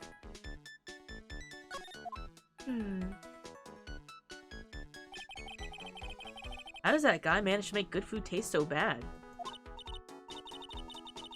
Hey Nick, you wanna take a peek at the kitchen? The kitchen, huh? Not a bad idea. Now what was it that Maggie said again? In the kitchen, we get to see all the chef's greatest secrets. In the kitchen? That sounds tasty. Hey, wait up, Maya. What is it? I'm pretty busy right now. Aren't you gonna show me around? I guess I plan to find some cool clue and show it off in your face. Better conduct the search in the kitchen myself.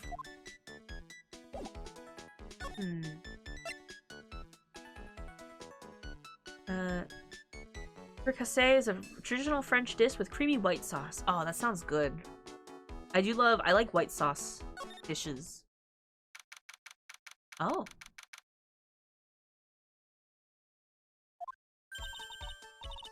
And here it is, the famous Trabian kitchen.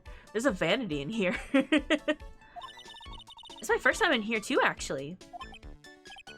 There's a weird atmosphere in here for sure. Weird atmosphere in here, that's for sure. Mr. Armstrong will be back soon, so we better search quickly. Chop chop. White sauce pizza. Ah. I'm a pesto pizza kind of guy myself, or Alfredo. I like Alfredo pizza too. Now this is one large mirror.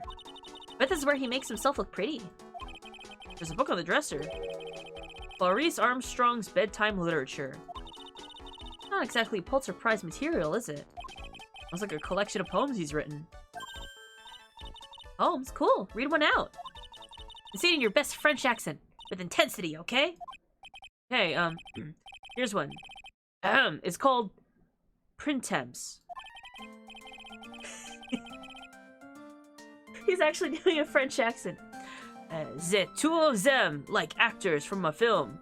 The coffee, still undrunk. Sweet nothings over too soon on that sad Saturday morning. The foolish cocktail, so delicious. Take the last sip of your tea, and I know what I will do. I must lie to you. I must.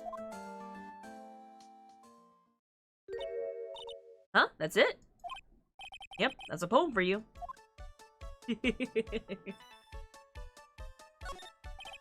What's this? Looks like a treasure chest or something. Wow, look at all these little bottles. Oh, they're the aromatherapy bottles. Got so many. They're overflowing to the floor. Let's see. 1, 2, 3, 98, 99, 100. They're all the same too. Hey, wait a minute. What is it? There's one bottle that's a little different from all the others. Well, what do you know? It doesn't have a label either. And it doesn't smell. What's that liquid inside then, I wonder? Hey Nick, we should borrow this. I mean, look how many bottles he's got. He won't miss one, will he? If it's the only bottle that's different than the others, then maybe. Back to art. Have fun with your craft. Now I know I'm in a French restaurant. I never heard of these seasonings. Hey Nick, this container has oyster sauce. What's that? I'm not using Chinese food? Ah, look! Right there on the counter! My Magatama!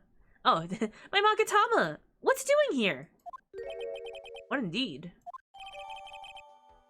Back in our pocket.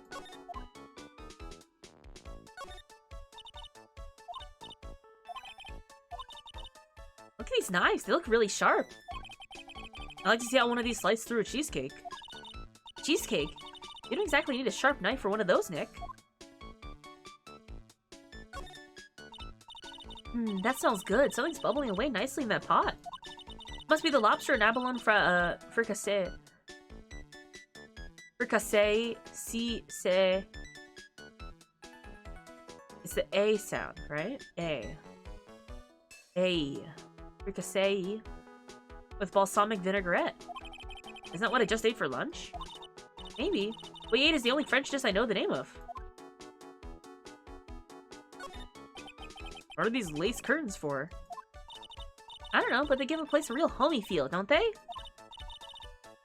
Lace curtains. You know, if I was cooking a pot, I'd be perfectly happy to sit under those, on a shelf under those. How do you respond to something like that? I don't think there's anything else for us to look at.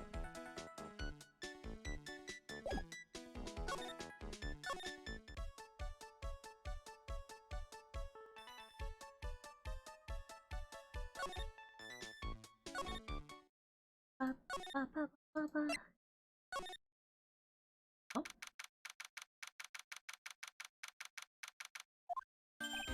Hey, you're just in time. What is it, Detective Gumshoe? The lab got back to me about that newspaper you gave me.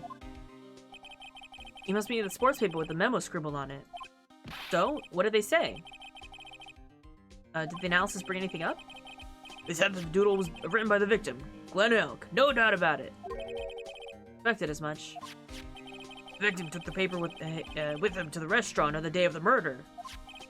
That's her best interpretation of the facts at the moment.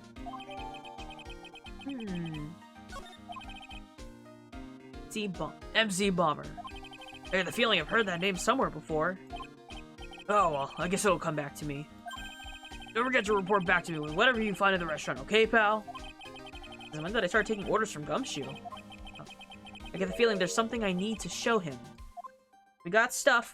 We got stuff for you, Gumshoe. Can I present you this? Okay.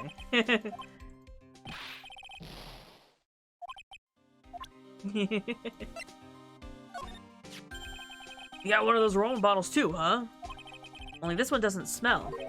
Huh? I don't get you. This was mixed in with all the other aromatherapy bottles, but it's not the same. It doesn't even look the same. Wouldn't you agree? One bottle that doesn't smell, huh?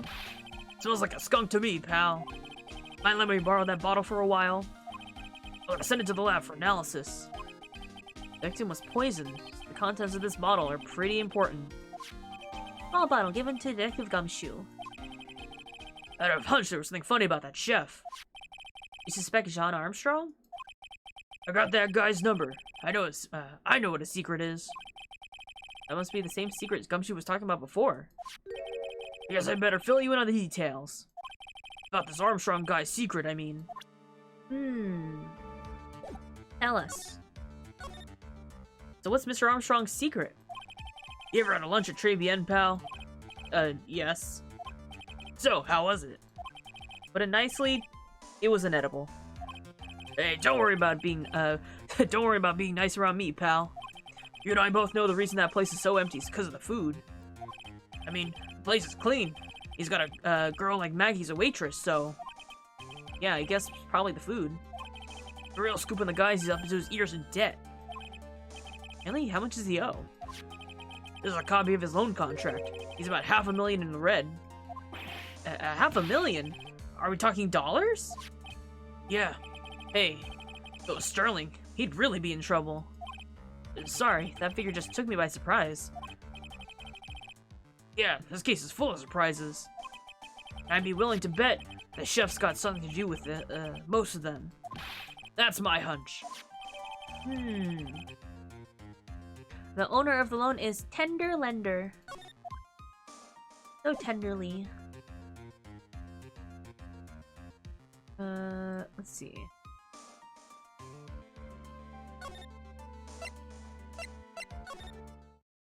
Move. Très bien.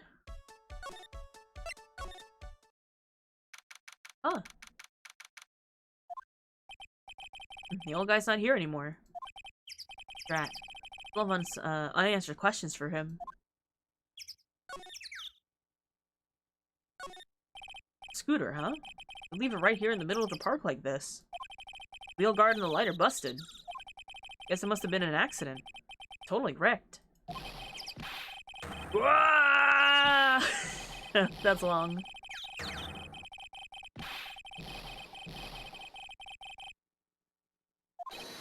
Hey!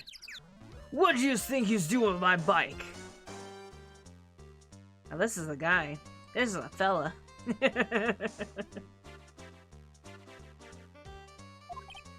No, I was just... Grah!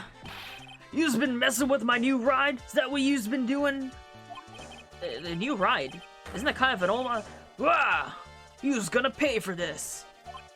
It wasn't me. I was just passing by. Hey, and who's the one that cover my saddle and crap, huh?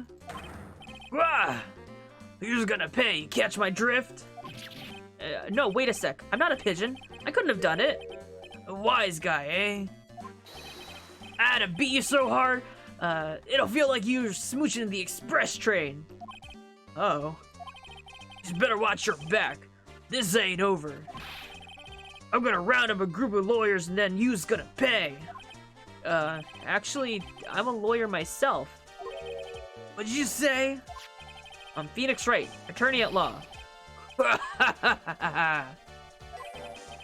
Phoenix Wright? You saying you's Phoenix Wright? You saying you Phoenix Wright? Yeah, I am. You a wise guy too, huh? Cause I'm Phoenix Wright. Huh? The one and only. Why is Phoenix is angry? I don't know.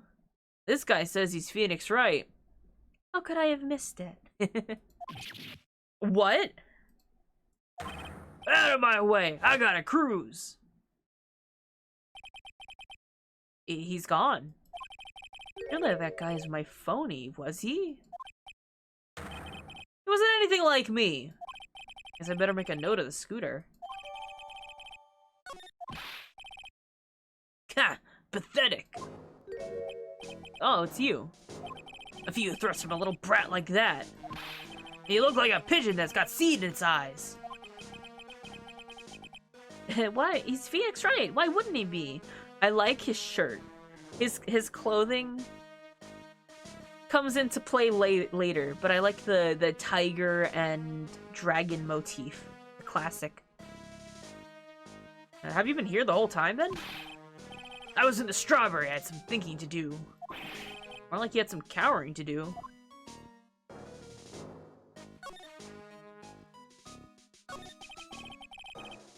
Are you a regular at that restaurant, sir? Très bien? We were talking about this a little earlier. It's just that if you like it so much, why would you keep going there? Sir? There you are, you filthy pigeons! You want food? Haha, take that! Here we go. Here we go. Oh, gosh. 3. I knew it. The old guy's got something to hide. But what could it be? By now, we should have all the evidence we need.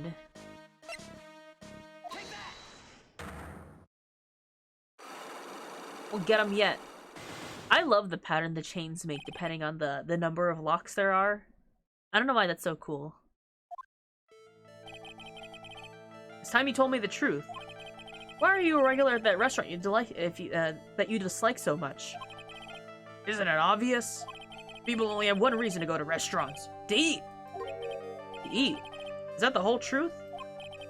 What do you mean? I don't think you go to that restaurant for the food at all. You insolent brat! How dare you accuse me? What proof have you got? I tell you that not you nor anyone else in the world would go to that place for its food.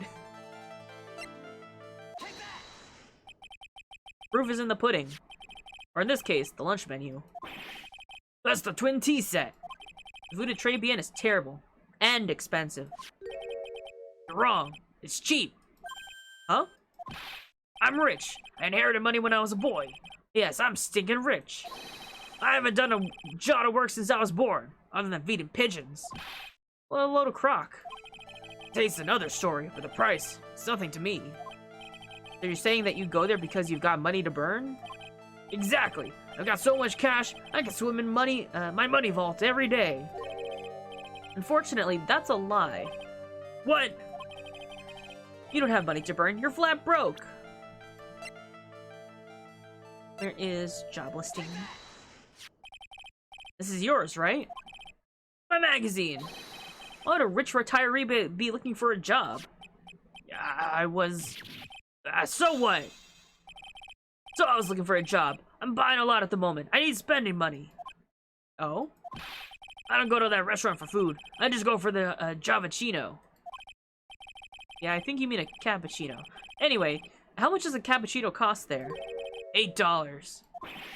Those better be some golden beans. What's your problem? You think a poor man would be better off drinking dishwater, do you? Is that it? No, I wasn't thinking that. I was wondering if the coffee there is really that great. No, it's not. But anyway, yes, that place has free newspapers to read every day. Newspapers? Exactly. They don't want me hanging around at homes. So I go there. I'm sorry, sir, but there are no free papers to read at Très Bien.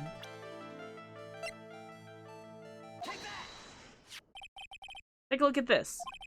What is it? It's a newspaper I found behind the magazine rack at Très Bien. So, what of it? This is the only paper there, and it's dated more than 1 month ago. What? You see where I'm getting at here? The restaurant doesn't get newspapers. This is just one that a customer happened to leave behind. Tell me, why are you so determined to hide the truth? I'm not hiding anything.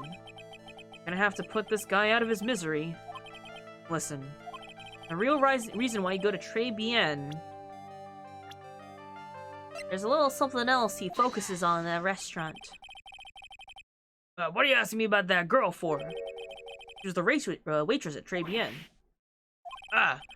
Therefore, the answer to the mystery of why an old man would drink expensive coffee at a terrible restaurant is the waitress. But I don't recognize that face. You're probably telling the truth here, because you weren't looking at the girl's face, but at her outfit. That's the truth, isn't it? Became a regular at the restaurant because of the waitress's uniform. That uniform is all you can think about, isn't it? I can't take it. To you, the waitress was your... Enough, please, no more! Stop saying that word, stop saying waitress, stop it, stop it, stop it!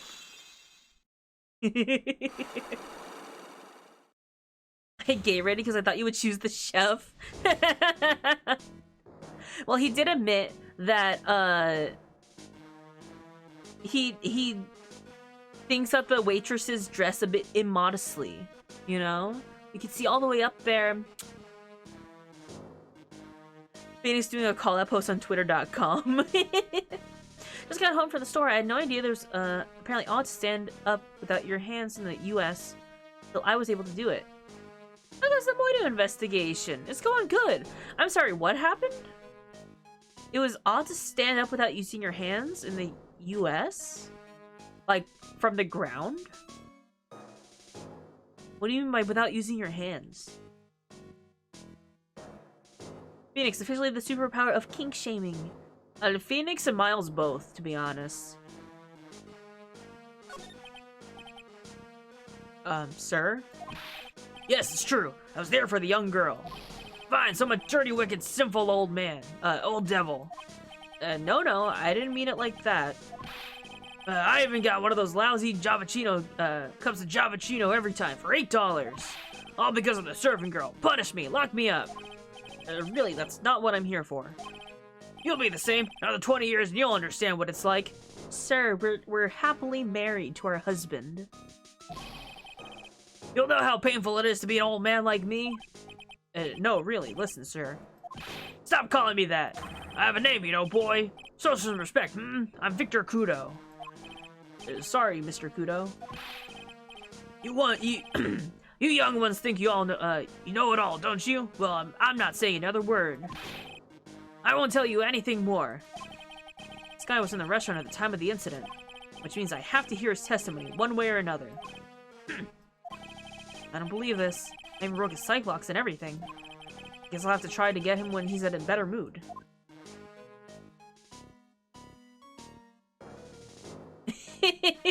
Edgeworth, right?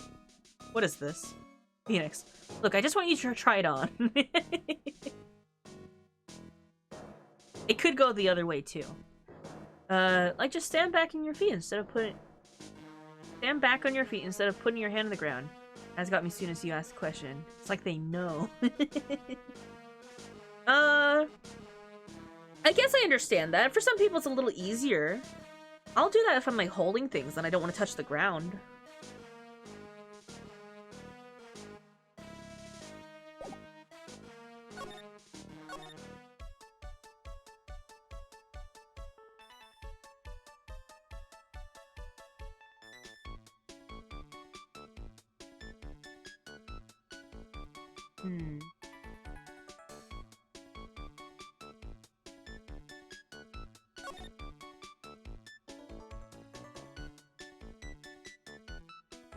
Phoenix, you look great in that. Now, this may be silly, but I have those cat ears.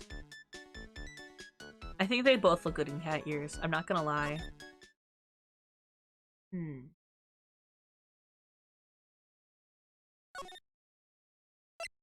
I missing something again? I didn't have to talk to him again, did I?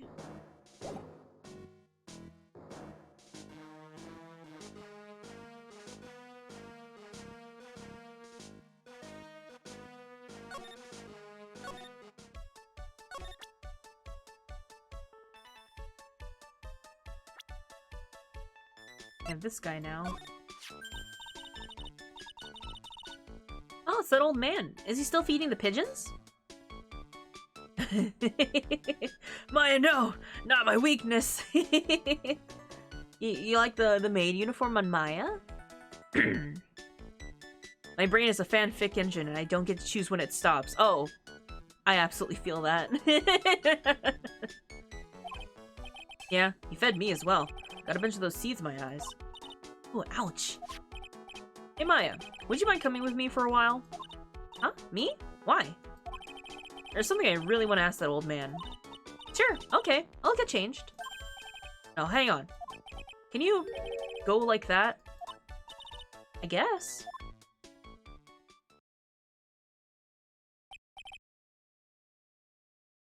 But looking down with the eyes up kind of slaughtered me, I won't lie to you. Sir. Huh, you again.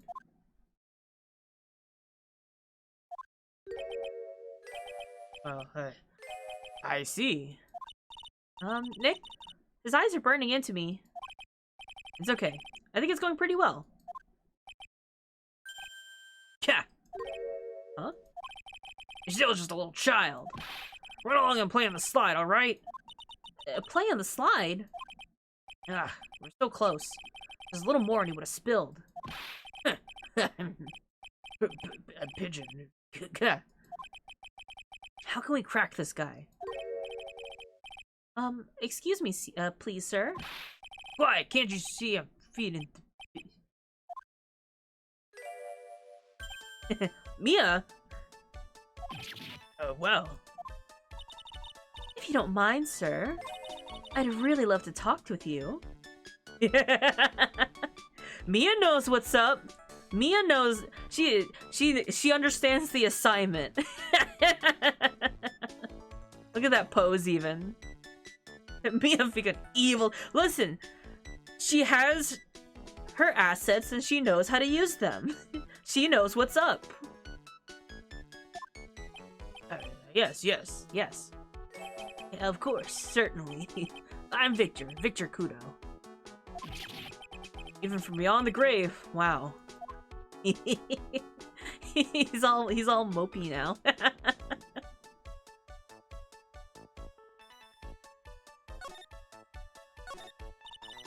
About the incident. You mean the died after drinking the Java Cheeto? Like he's a different person. It was quite a shock even for me. He was a strange looking boy. The girl took the Java Cheeto over to him, you see. And? Was the customer alone? Definitely. He was the only person at the table. He took one sip of his Java Cheeto and... And? He said something like, ah! Then collapsed. Dead. Oh, how terrifying. You're so good at listening, aren't you? Crazy how spirit mediums work. I'll tell you anything, whatever you want to know. He certainly seems to be telling the truth now. Looks like Mr. Kudo didn't see this other man either. You like the food at Très Bien? Well, of course. I'm really quite a sophisticated man. I was a young businessman once, you know. I set up a casino in London.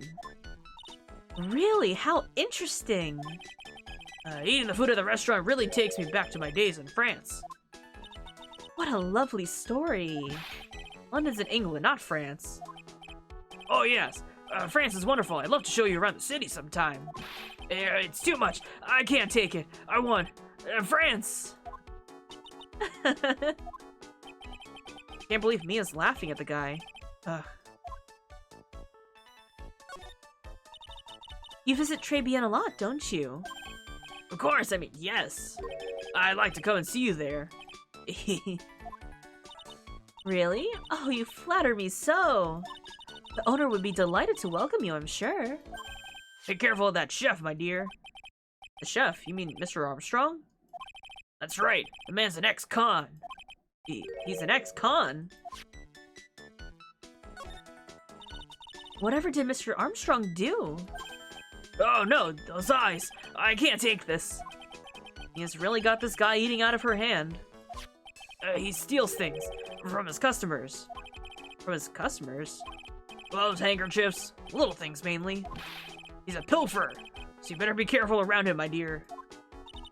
Are you sure about this? Of course, he was arrested for it once. I was there when it happened, having my job at Cheeto. Really is a regular. Let me write you a little haiku about it. Haiku? Japanese poem. I'll explain all you need to know about that chef. Oh. Convicted before.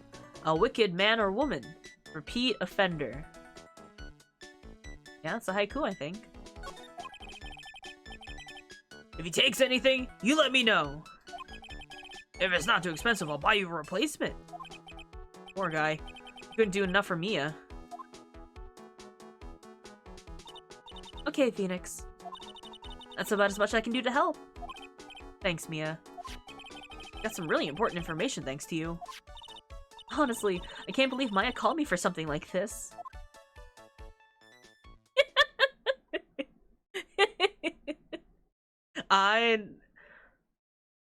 I love that. I love that scene so much. Alright. Where to? Back to Très Bien, perhaps?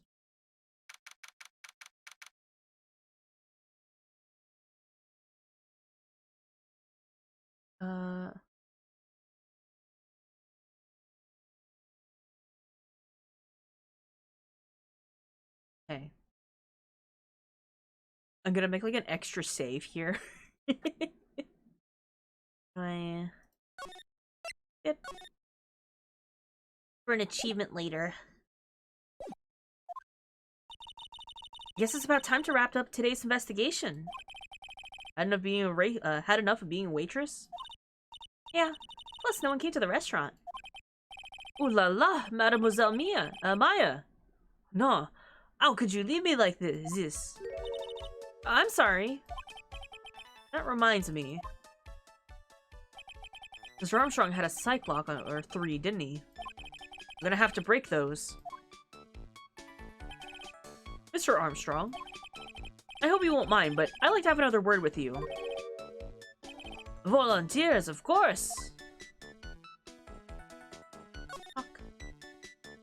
Oh, I can't just click on that.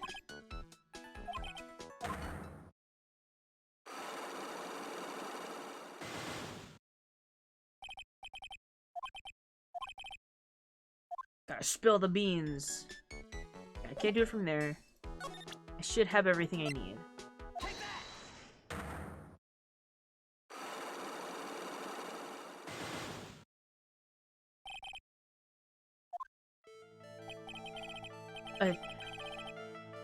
What is happening? I do not like this horrible feeling. I have to know the truth. What happened that day? Alors, I will confess everything. Just don't hurt me. Huh? That was a new world record. It was a lottery ticket. Lottery ticket? The man who died here had a lottery ticket. For $500,000. $500,000? Oui, but after the incident, this ticket... It disappeared. Ticket disappeared. This was the motive that the prosecution gave for Maggie. They said that she poisons the man to get the $500,000 lottery ticket. I love that it mixes when the accent kind of comes through or not. Why don't you tell me about this sooner? My Zalor. You've been trying to hide this information about the lottery ticket from me, and I want to know the reason why. No, monsieur, you doubt me? But I have confessed everything I know.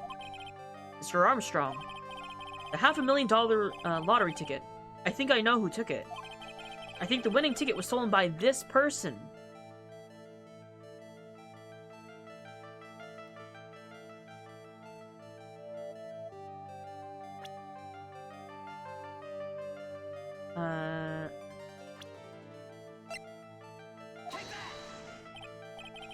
Oh. Okay, that was wrong. That was wrong.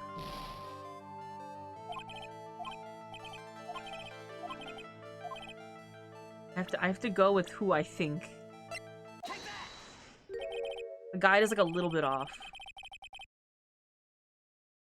Mr. Armstrong, I believe there's a very high possibility that was you. Ah!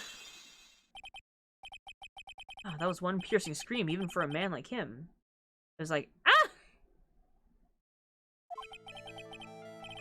My pourquoi moi? My pourquoi moi? Why, you have no evidence. I am not the mask. I am not the kind of person who steals the property of others. Sorry to disappoint you, Mr. Armstrong, but I have evidence to the contrary. I present to you proof that you have stolen from others in the past. Evidence. What is this? A poem? Oh, monsieur, you know me so well. I adore poems. Please read it, and put some feeling into it. Convicted before, a wicked man or woman, repeat offender. Sorry to bring it up, Mr. Armstrong. You have been arrested for stealing from your customers before, haven't you? Mon Dieu! Le mensonge. You are the liar. You deny it?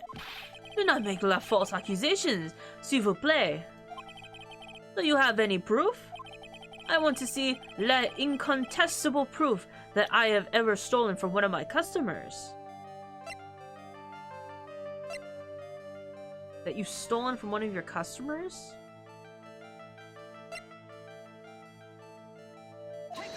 No, it's not it. Do we not have the thing? Wait.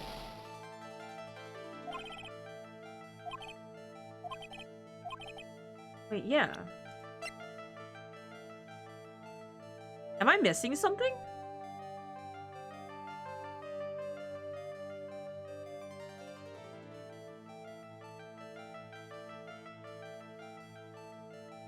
No, wait, it's this. You stole from us. Yeah, I was like, wait a second, do we not? We have it. It's here. Because the old habits die hard, Mr. Armstrong. What is that? This is my Magatama. I found it in your kitchen. No! Oh, that screen just about broke some windows. We.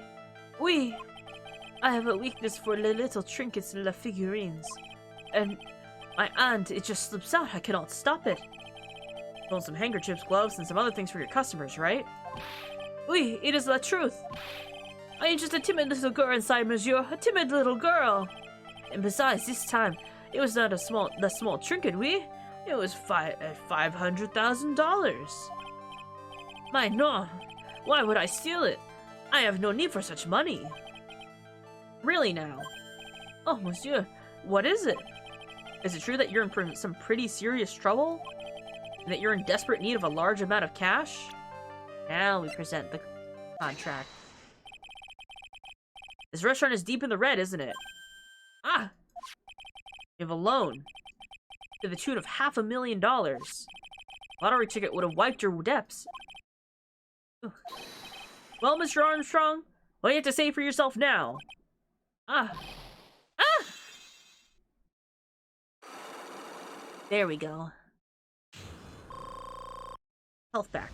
Got our health back. I fucked up a little bit there, but it's okay. We're so good. Mr. Armstrong, you said that the victim had a winning lottery ticket for $500,000. How do you know he had something like that in the first place? The man, he was listening to his, the radio with his earpiece. Maggie said something about that too. The winning number was announced on the news, I think. All of a sudden, he exploded. Yes, $500,000, he shouted. And the ticket? Oui, he had all of his tickets spread out on the table. I was so desperately in need of money, so I... Put the poison in his coffee? No. Oh, no, you naughty man. I simply helped myself to one of his tickets. What? The victim collapsed and Maggie passed out. I thought to myself, pourquoi pas? He had so many of them. Yeah, but only one of them was the winning ticket, right? How could you do that, Mr. Armstrong? Maggie was arrested because of you. No, this is not true. I did not take it for, $500,000, I mean. But he just told us you did. He said he took a ticket. My fille. It was not. That's enough. Oh. Ah! Oh, Mr. Godot! What the heck are you doing here? This is without a doubt the worst coffee I've ever tasted, Mr. Armstrong. You came in here for coffee? This is craving for coffee no bounds? Suddenly, Godot! I can't get over his theme. It's so nice and jazzy. Had a couple cups like that before. Perhaps Mr. Armstrong stole one of the victim's tickets on the day of question. I am La Air, no? Just a pretty little girl who everyone is laughing at. Coffee's blues commence. But in that case, Maggie shouldn't be the only one under suspicion. He had the wrong ticket. What? Mr. Armstrong made off with the winning ticket's pretty neighbor. So, the ticket he took was worthless? Not quite. He did win something. $1. You see, I am just a pretty face. Without my looks, I have nothing. So, what happened to the winning ticket then? The one he meant to steal? Indeed, what happened to it? I don't like spoiling myself by watching trailers, so... We'll just wait and see how the motive turns out tomorrow, won't we?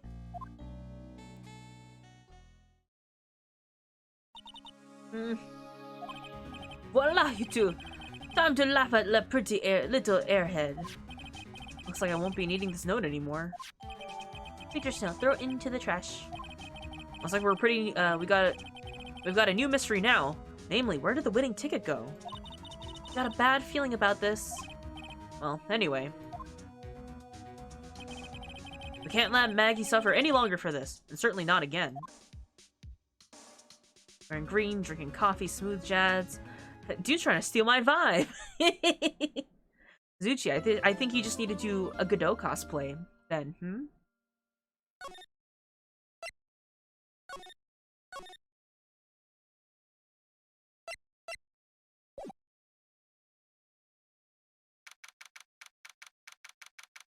District Court Defendant Lobby number 1.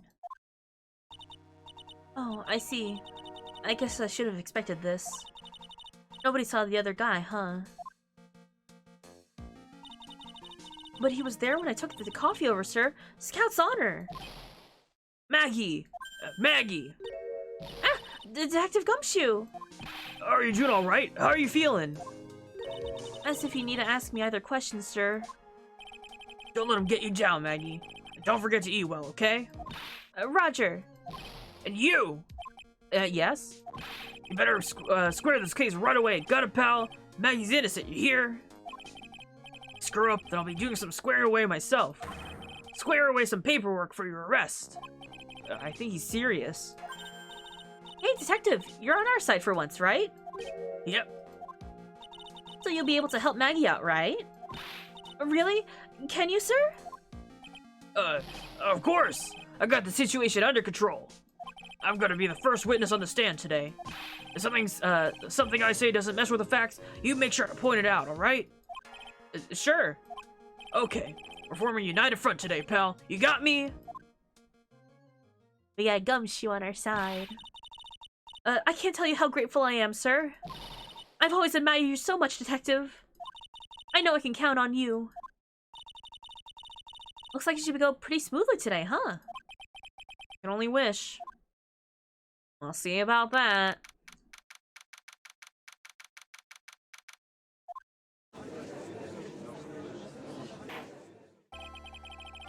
Court is in session for the trial of Maggie Bird. The defense is ready, Your Honor. A fresh cup of coffee. Bitter. Mr. Wright. Yes, Your Honor? What's wrong? Nothing. Just whenever I addressed you in the previous trial, your response was, you was talking to me? I was a little, well, intimidating. No, that wasn't me. That was the phony Phoenix.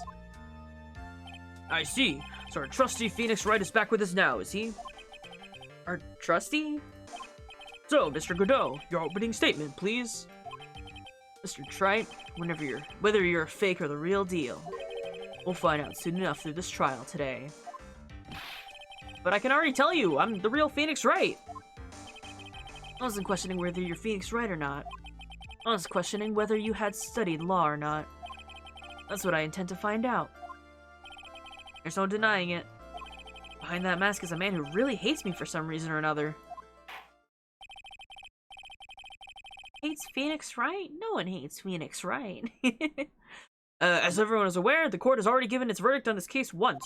Therefore, I won't stand for irrelevant testimony during this retrial. Nor will I stand for a simple repetition of the evidence presented in the last trial. I'm planning on repeating anything that phony me said, trust me. Now then, Mr. Godot, please summon your first witness.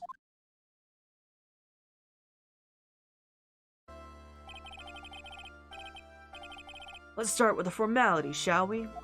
Name and occupation. Witness, state your name for the court. Uh-huh? Oh, sorry, sir. Name's Police Department, the name's Police Department Detective. Occupation, Dig Gumshoe. Other way around, detective. Huh? Oh, sorry. Anyway, I'm the officer in charge of this case since yesterday, sir. Occupation, Dick. Since yesterday. Yeah, the guy who's on the initial investigation is tied up with another case now. I hope Gumshoe really got everything under control for everyone's sake. See, so Detective Gumshoe, would you outline for the court the basic facts of the case? Yes, sir. The victim's name was Glenn L. He was a professional programmer. He was on the payroll of Blue Screens Inc., a local company. This is the victim's autopsy report. The court accepts this evidence. Autopsy report. We all need a Gumshoe in our lives. Use a Chad. He's just doing his best. You know, he's always working hard, trying his best, out there, trying not to get hurt, getting hurt. Died of potassium cyanide poisoning. A lot of things have cyanide in them. Gotta watch out what you eat. There are floor plans at the restaurant. I feel like I'm missing the pun in Glenn's name. I don't know what the pun is off the top of my head, if there is one, but I think it's playing off of the fact that forward or backwards, it's spelled the same. Gumshoe is strong and protective. He really cares for the people that he loves. Yeah, Zuchi, so like, I think it's playing on the fact that Mai was calling the doppelganger Phoenix, was it Zin...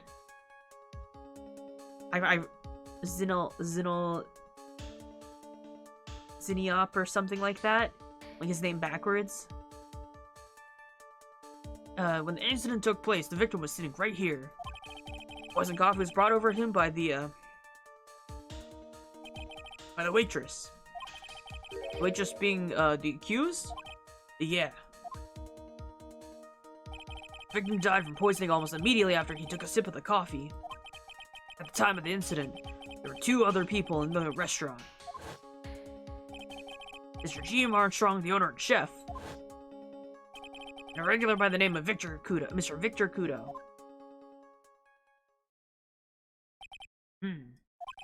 Still seems to be a very straightforward case to me. X equals victim C. Come, detective. Take up this hammer. And nail the defense's coffin's hands. I can't read right now. And nail the defendant's coffin shut with your own 2 hands. Now then, Detective Gumshoe, let us have your testimony. Yes, sir.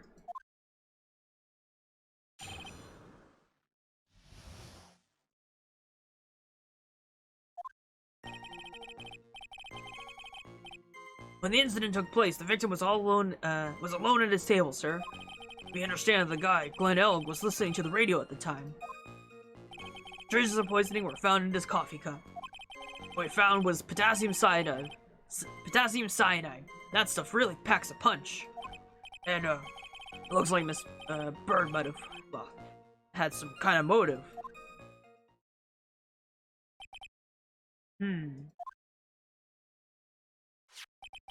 Using the dark, aromatic depths of coffee to conceal the poison.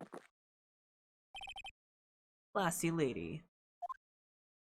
Fun fact about Gumshoe, he wears his tie backwards, yeah.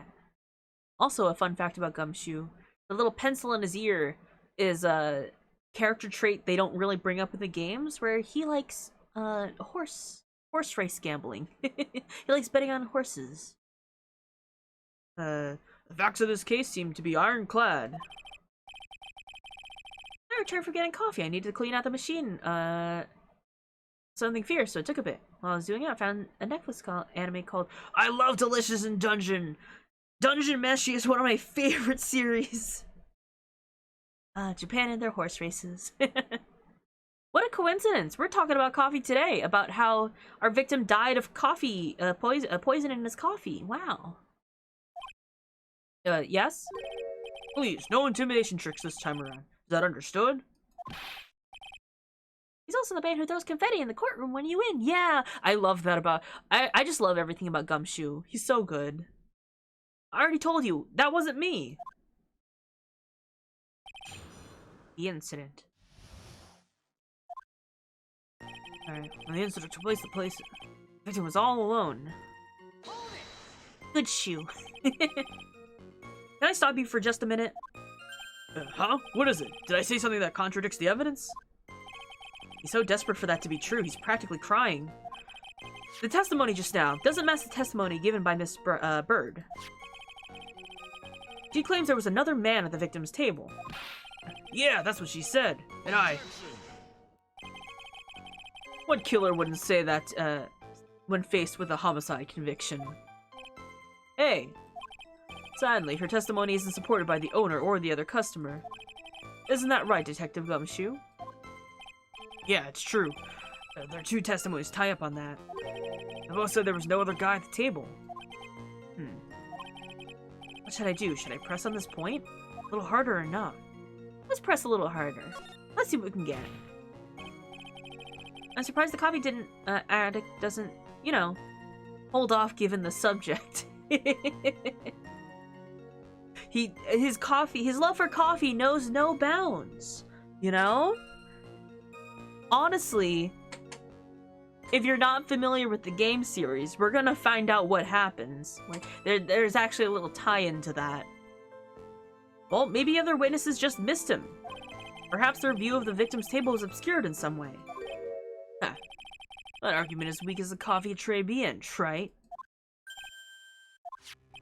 I have here in my possession a ticket. And I can hydrate, thank you. A ticket?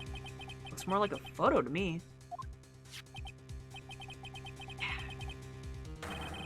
Yeah, a one-way ticket to Guiltyville. Population, the defendant. Godot's like a little bit goofy. I love how casual he is compared to like the other prosecutors. This is a photograph taken from near the entrance to the kitchen. This is the scene. This is the scene as witnessed by the chef moments after the poisoning took place. Correct? I think the court will agree that such a clear view of the scene of the crime. How, Mr. Trite, could anyone have overlooked a second person at the table? His brew must be dark roast to suit his personality to avoid a caffeine overdose. Take a breath after the drink so you can take a breath after you drink so you can help read a little better. It won't improve my ability to read, but I'll do my best. Thank you. It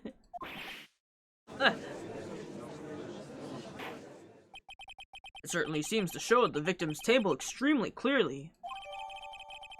Added to the court record. We understand the guy, Glenn was listening to radio at the time.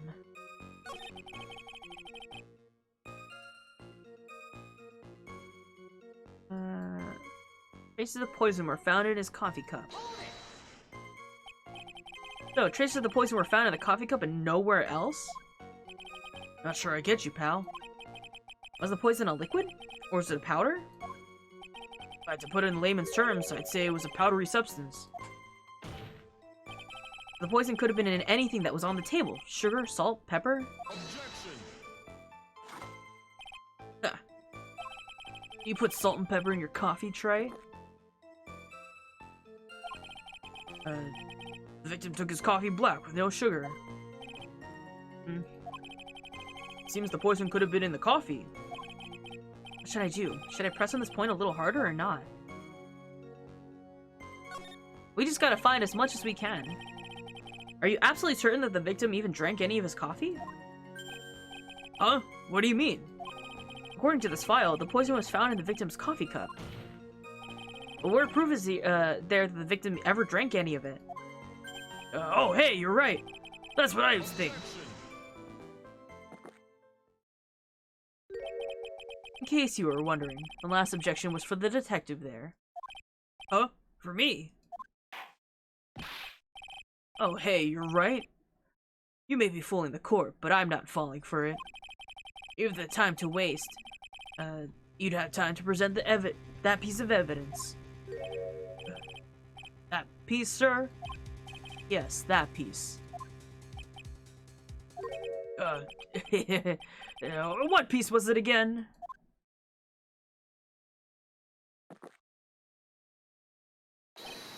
This. Should I be grateful this coffee's only hot enough to give me first degree burns? Gumshoe, you're breaking the law! I love this sprite so much. Oh, now I remember. This is the, victim's coffee cup. Yes, the victim's cup. Take a good look at the rim. Oh yes, it's unmistakable. There's clearly a coffee stain on it. Conclusive proof that the victim did drink the poisoned coffee that was in the cup.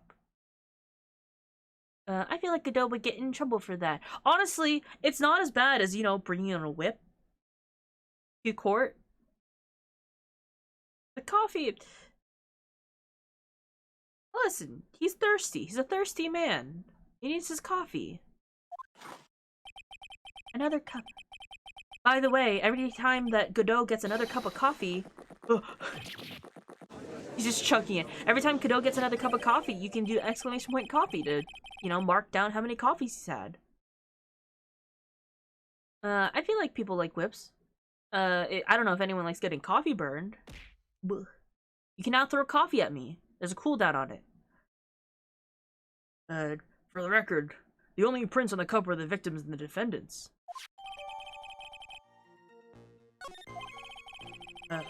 Upon further investigation of the cup, we found a certain chemical substance. We found the potassium cyanide. That stuff really packs a punch. He's had 2 since I came back.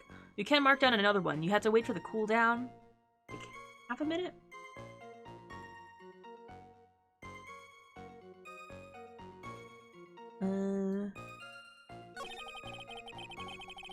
It seems like Miss Bird might have had some kind of motive. You have a dispenser off screen? Who knows? He has over 108 coffee, at least 108 different coffee blends. So either it is like a pre-made thing that he's brewing on the side, or someone is like customizing it for him. Because there's like different types of like bitterness and brew time. You think it's black coffee? You think he puts like a little sugar in it? Some kind of motive. Yeah, but if you ask me, it's been blown way out of proportion.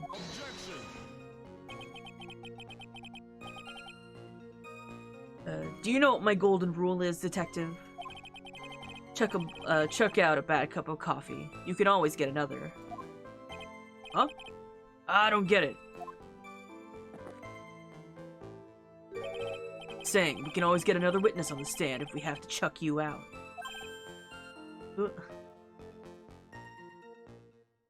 Yeah, there has to be a little cream in there. It's not like black coffee. Let's stick to the facts, detective. Now then, what was Miss Bird's motive? Come on, Gumshoe. She was... they said she wanted to steal a lottery ticket. I knew it. That's what we heard yesterday, too. It disappeared from the scene of the crime. And it wasn't just any lottery ticket. It was a winning ticket for $500,000. Mr. Armstrong knew about the ticket too, didn't he? But he stole the wrong one. Then, is it possible Maggie stole the winning one? What should I do? Should I press on this point a little harder or not? Go for it. Wait a minute. The mere fact that the lottery ticket disappeared in no way implicates my client. I feel like they did that because if it was darker, it would be questionable. They could have made it like... I understand that it's high concept, but I don't think they... Thank you for updating the autopsy report. I feel like brown coffee is more high concept than like a different color, you know? But they can make it darker if they wanted to. Huh. I have here in my hand the very ticket in question. That's the $500,000 lottery ticket? One of the female police officers found it when she was conducting a search of the defendant. What? Order! Ha! She's quite a lucky bird, little waitress. You will submit that ticket as evidence to the court, immediately. I better keep an eye on that ticket. The way the judge's voice is quivering.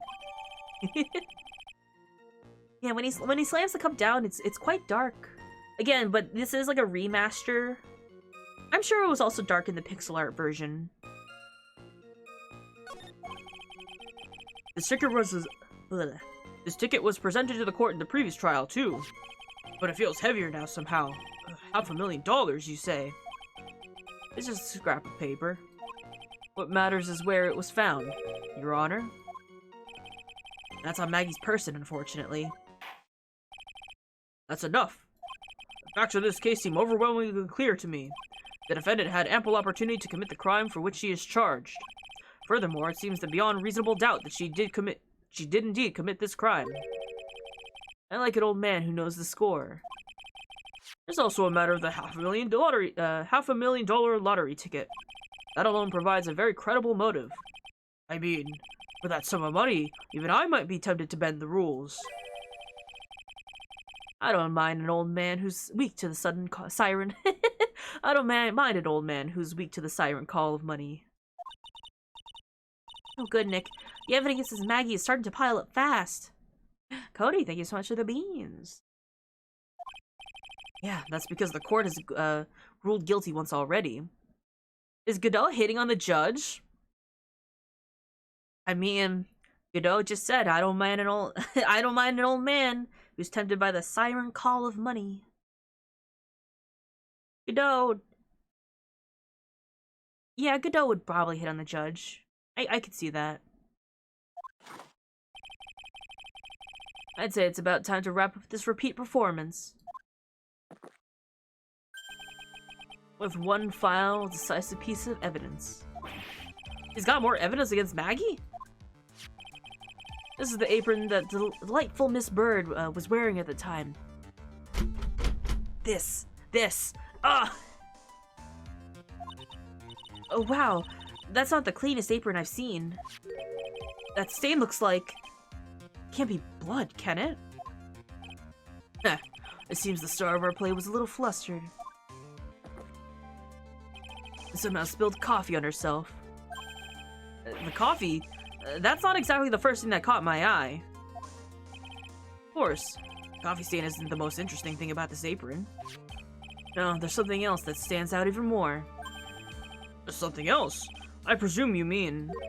Of course, I'm referring to the pocket. The pocket?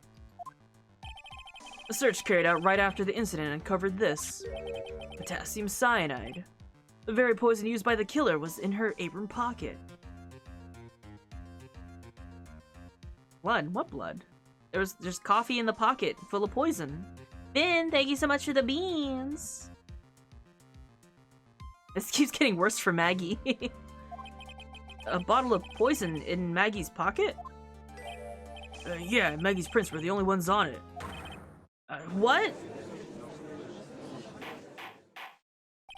Order. The court will accept these items into evidence.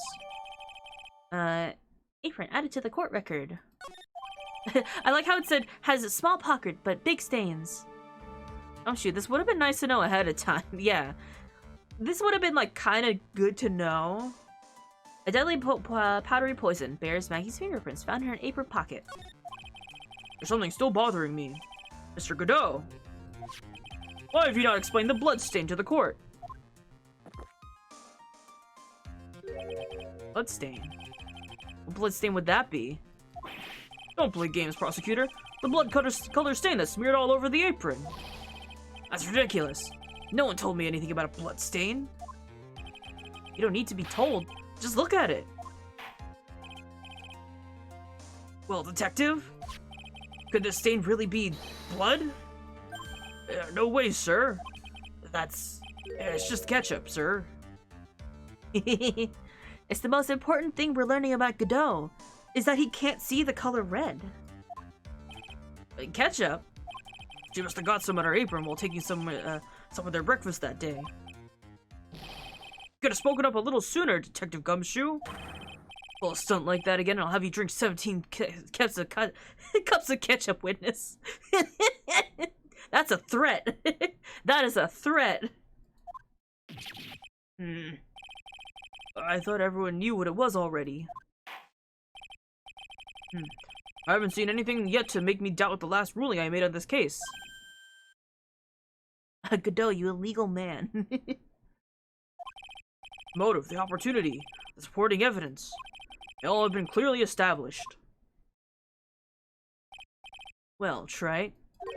It seems you really are phony after all. Really know how to drive a man nuts. Witness, please continue with your testimony. Describe for the court the crime scene and the findings of your investigation there.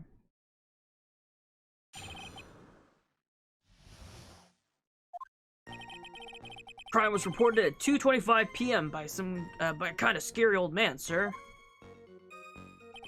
Poor Maggie had passed out from the shock. It must have been real tough for her. The victim didn't have any identification on him.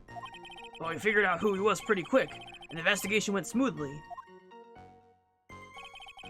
When Maggie was searched, we found the lottery ticket in the bottle of poison. That was it. There was nothing else amiss from the crime. There was nothing else missing from the crime scene. You identified the victim and secured your prime suspect. Very good. Last chance to convince the court that you're a real lawyer, Trite. Don't count on any more cross-examinations after this one. So let the fun begin. Investigation. Crime was reported 2:25. Poor Maggie had passed out from the shock. It must have been real tough for her.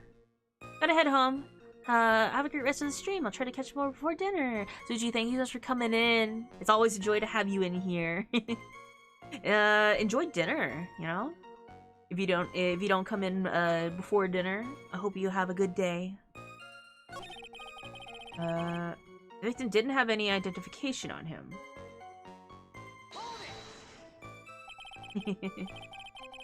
He didn't have any? Are you saying that it was stolen then? No, I don't think so. The victim didn't have a driver's license or even a credit card on him, pal. All he had was 58 cents in his wallet. I only have 69 cents. You know what that means? I don't have enough money for my chicken nuggets.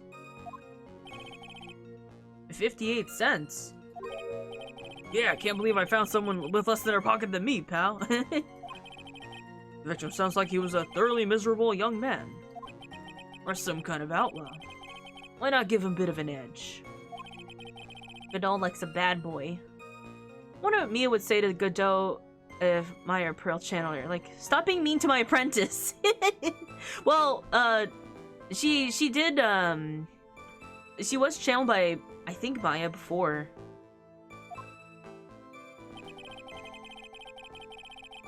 In the previous case, I mean. We found out who he was pretty quick. How'd you do that? Wait a sec. Did I say something dumb again? Let me paraphrase what you just testified to this court. The victim didn't have any form of ID on him. That's basically what you said, yes? Basically. In that case, how were you able to identify the victim so quickly? Oh, that.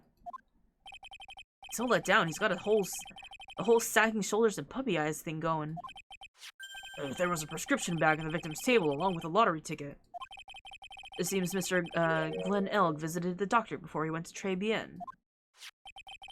We got the victim's name from the medical records of the doc who prescribed the meds. A reliable enough source for the court. What should I do? Should I leave this alone, or should I hear more? Let's see. So what sort of medicine was in the bag? Well, actually, it was the bag we found was empty. Huh? Yeah, completely empty. It was completely empty. Ha! You're entering an empty paper bag as evidence? Desperate, are you, Trite? Now, what happened to the investigation after that, detective? When Maggie was searched, we found the lottery ticket and the bottle of poison. That was it. There's nothing else missing from the crime scene. Yeah? Nothing else? Detective Gumshoe, I think I should point something out to you.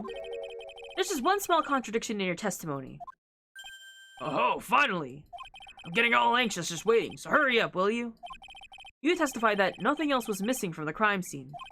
However, the prescription bag you mentioned was empty. Did the officers recover the medicine from the scene of the crime later? No, they didn't. The victim was given a prescription right before going to Très Bien. Where, then, did the medicine disappear to?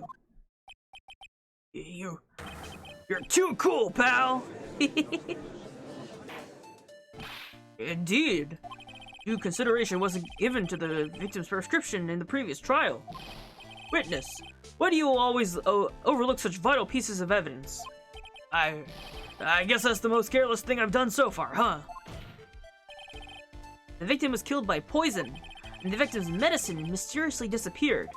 The victim's own prescription could have been the lethal poison itself. Order! Order! Well, Mr. Godot, what do you have to say to that? Heh. That's all. What? Read for the court the name of the clinic and the prescription bag, if you will.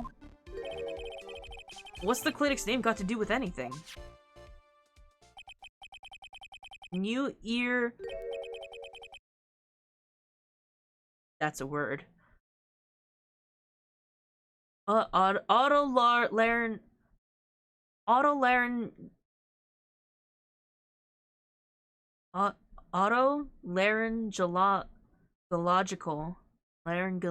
laryngological.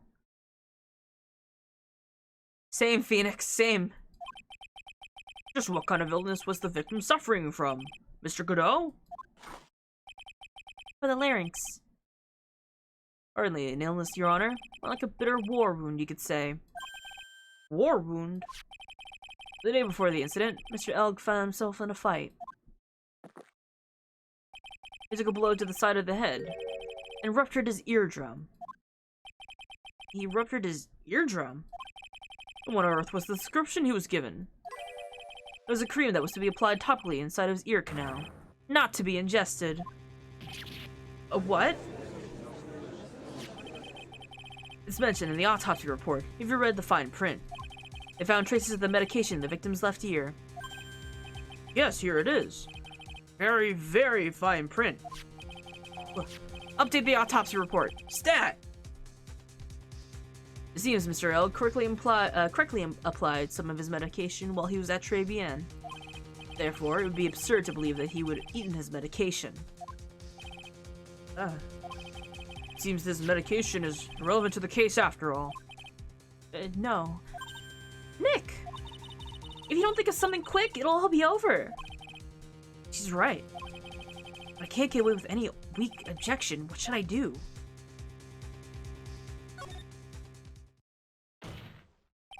Only moments ago, Mr. Godot made the following statement.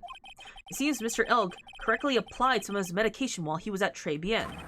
If that's the case, then why was the medication not found at the scene of the crime? But the medication in question was for topical use inside the ear canal. That doesn't change the fact that it could not be found at the crime scene. However insignificant it may seem, it's a lawyer's duty to pursue the truth. You know as well that I do that medication is irrelevant. It hardly seems that a prescription drug would contain potassium cyanide. It hardly seems that the coffee and the waitress, it hardly seems that the coffee that the waitress served would contain it either. But it did. The possibility is undeniable. That is a strong mug. I'm sure he has multiple. I feel like every time he gets past a mug, it's like a new one. Mr. Godot, is the detective the only witness the prosecution wishes to call? Mr. Godot? I got my own witness I'd like to call, sir. The old man who was there at the restaurant on the day of the murder. Victor Kudo? The pigeon hater? Very well. The matter of the disappearing medication seems a little more trivial at best. However, it wasn't explored at all in the previous trial, and that is something that bothers me.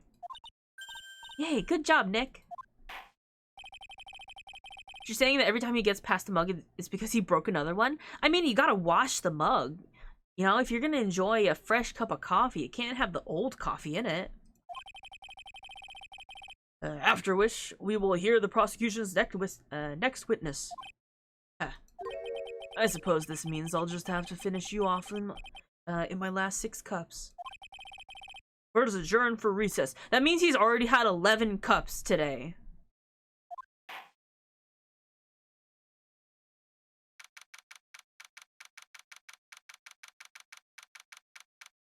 We're in defendant lobby number 1. Phew, that was close. Tell me about it. You nearly died in there. That's my line, sir. No, it's my line. I think I really did die a little bit. Looks like we all nearly died in there. I can't believe Detective Gumshoe. How could he betray us like that? Huh? He said he'd help me. But he totally set me up. I don't think he meant to do that, Maggie. He was backed into a corner. I mean, the guy's gotta do his job, right? It's okay. I know about lies and betrayal. I had them my whole life. But it really hurt this time. It felt like someone punched me hard in the stomach. I hate that guy. I don't ever want to see him again. Or Gumshoe. You pray that they're all decaf? They're absolutely not decaf. I can guarantee you they're not decaf. What do you think the visor smokes every time he's upset? He's stressed. He's thinking too hard. So the next witness is going to be the old guy from the park, right? Yeah, Mr. Kudo. Over waitress outfits and projectile seeds. Someone give this girl a cookie, then give one to Gumshoe. I'm sure Gumshoe would love a cookie. I bet he's gonna be really stubborn. I mean, he's pretty set up in his ways, you know? Yeah, he's a big old grouch. Are you gonna be able to handle him, Nick? Yeah, I can take whatever he throws at me. Even those never-ending bird seeds. The visual effect of anxiety. Yeah.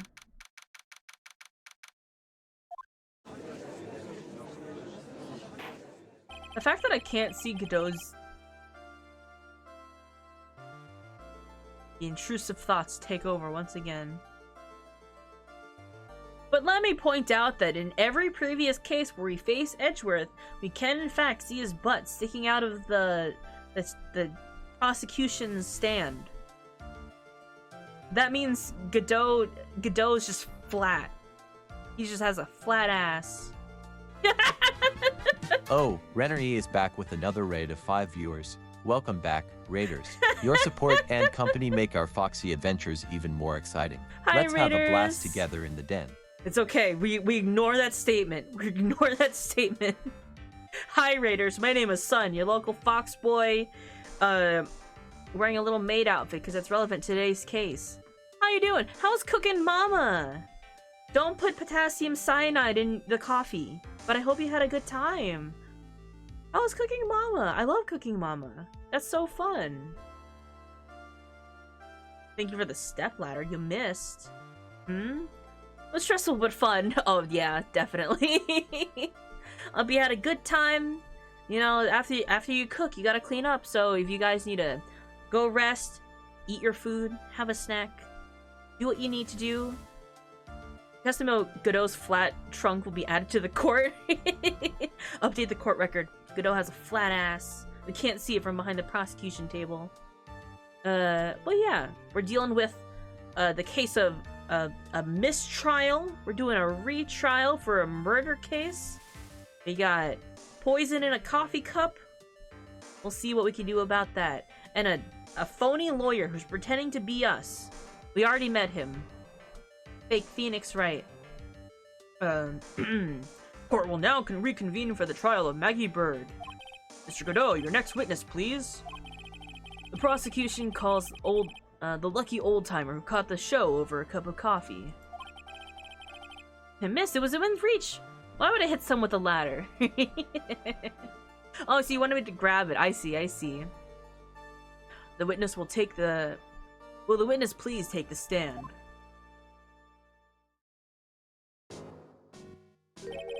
Name and occupation, if you don't mind. The name's Victor Kudo, born and bred in the land of the rising sun.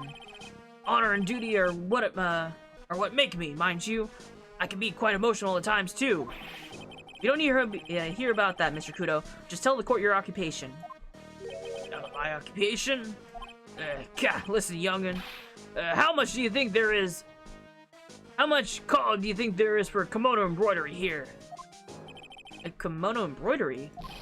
That's what I do, or did, back in Japan. I embroider family crests on kimonos. My ancestors were embroidering kimonos before this country even existed. Wow, a real craftsman. They're a dying breed. Hey, maybe he can embroider my costume sometime.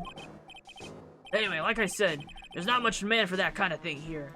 So I had to take a job working a cash register at a burger joint, pretending to smile. That burger joint would have been better off putting him in the kitchen. No, the witness. Were you in the restaurant at the time of the incident? Oh, yeah.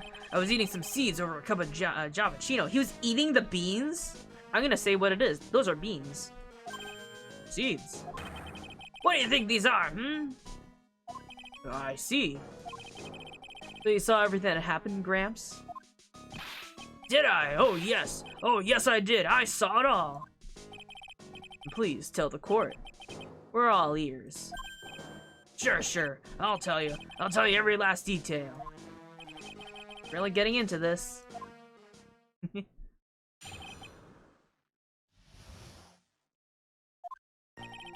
young man was reading the sports paper. Serving girl brought him a Javachino, but she put something in it. The man took one sip of it, looked like he was in terrible pain, and then collapsed. He didn't have a mug in that palm there. He was brewing another. Yeah. That was the serving girl, all right. That's the serving girl, right there in the defendant's chair. I remember her well. Mr. Kudo, she's not a serving girl. Please refer to her as a waitress. You're as bad as the rest of them. All these newfangled words. What's wrong with the old-fashioned ones, Newfangled? All these talks of radios and glasses. It's wireless and, spectacles, I tell ya. Excuse me? Listen to me, everyone. Don't forget the old values. Don't let the good old days slip away. Oh, I think it's time you you begin the cross-examination, Mr. Wright. Yes, Your Honor. Alright. The sports paper. But she put something in it. Mr. Kudo, that's a very grave accusation. Are you sure about what you saw? Mr. Kudo never makes mistakes. I dot every T and cross every I. I see. My eyesight's fine. The doctor said I only needed spectacles for reading and driving. I bet his eyes are only fine when he's scoping out a waitress. I saw that servant girl put into the Javachino as well. But I know what's coming up, and something tells me I'm not gonna like it. I'll leave that. It'd be dangerous to press too much. Better ignore it for now. So what happened next? The man took one sip of it, looked like he was in terrible pain, then collapsed. That's the servant girl right there in the defendant's chair. I remember very well. He said, I remember her well in reference to the waitress.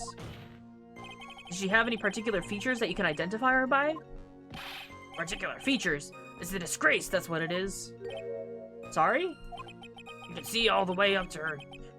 You know, she's practically naked in that uniform. So the particular feature recognize her about the witness is her outfit. But anyone could wear such a uniform, even me. Mr. Wright, please spare the court of any further mental anguish from that image. I mean, come on. We all want to imagine Phoenix in the uniform. I have a zine that's particularly cafe-made theme for Phoenix Wright. I have a keychain of Clavier, Apollo, and Trucy in maid uniforms. Someone needs to draw him in the waitress outfit. There's a whole zine for it. I have it. Don't get all excited, Nick. You gotta keep yourself together. I guess I gotta get a bit carried away. There are other things I recognize about her, too. He's pretty sure of himself. What should I do? Oh my god, son. What? Sure, you saw a witness take the coffee over to the victim. But what matters is whether or not that waitress was Maggie Bird or not. I made a discovery. Ooh, what's up? What'd you discover? Quite right. Mr. Kudo, these other features that you recognize about the defendant, I would ask you to add them to your testimony. Sure.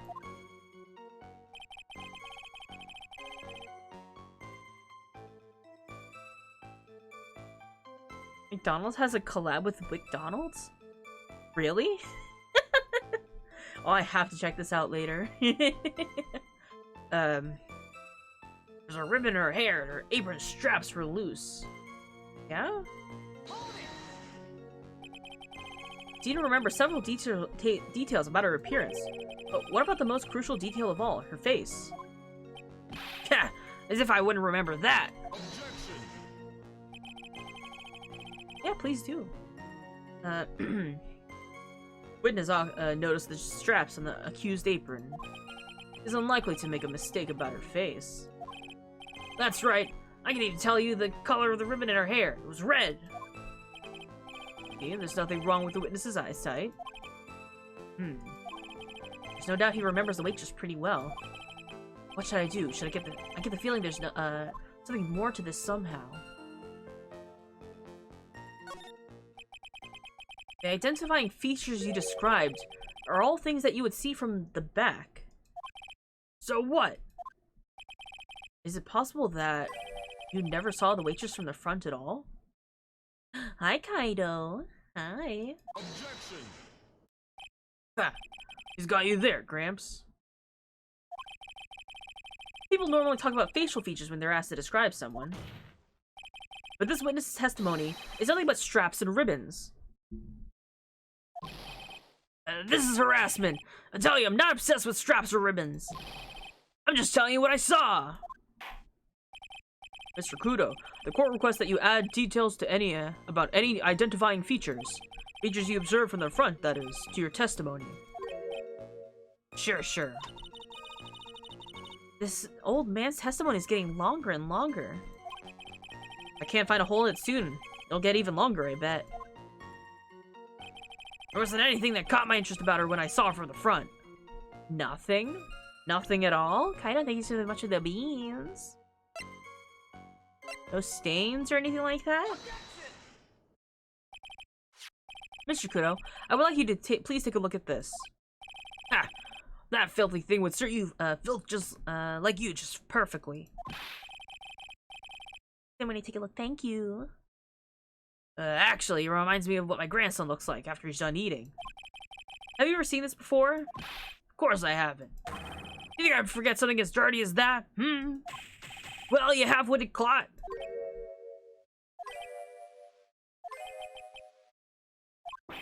What? What is it? Ever since I said you half-witted clot, there's been an eerie silence in here. Mr. Kudo, this apron is the apron worn by the defendant on the day of the poisoning. Oh? You said as you just said yourself, you wouldn't forget something like this. Which means, if you had really seen this apron before... Yes, you know what I'm getting at. You couldn't have possibly seen the waitress from the front. Oops. Oopsies.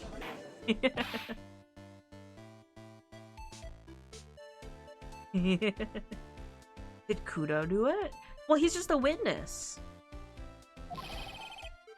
You can't just oops your way out of this. Heh. Well. Looks like we finally have a genuine trial on our hands. You fresh cup of coffee. I want to drink Godot's coffee. I want to know what it tastes like. Listen, try it. Here are the facts. Thank you for the coffee. Listen, Shrine, on the day of the incident, there was only one waitress in the West restaurant. That being the defendant, Miss Mackie Bird. Exactly. And there was that one waitress. And when that one waitress put the poison into the coffee cup, this old guy was watching. I hope you understand the gravity of the situation, Mr. Kudo. The fate of the defendant may rest on what you say you remember seeing. Probably the more bitter than earwax, and incredibly addictive. Just you tell the court exactly what you saw, Gramps. I love drinking just milk straight up, milk and sugar. That's usually what my coffee usually is. But I will take black coffee with sugar. I will have that sometimes. You can rely on me, Captain. My noggin's in perfect working order. I can't remember a single occasion. I can't remember a single occasion when I forgot a burger a customer wanted. Can't remember? Probably like he messed up so many times he's blocking it out. Very well. I'm mixing up the voices. Very well. Let's test just how good your memory and attention to detail is, Mr. Kudo. Tell us what you remember about the victim.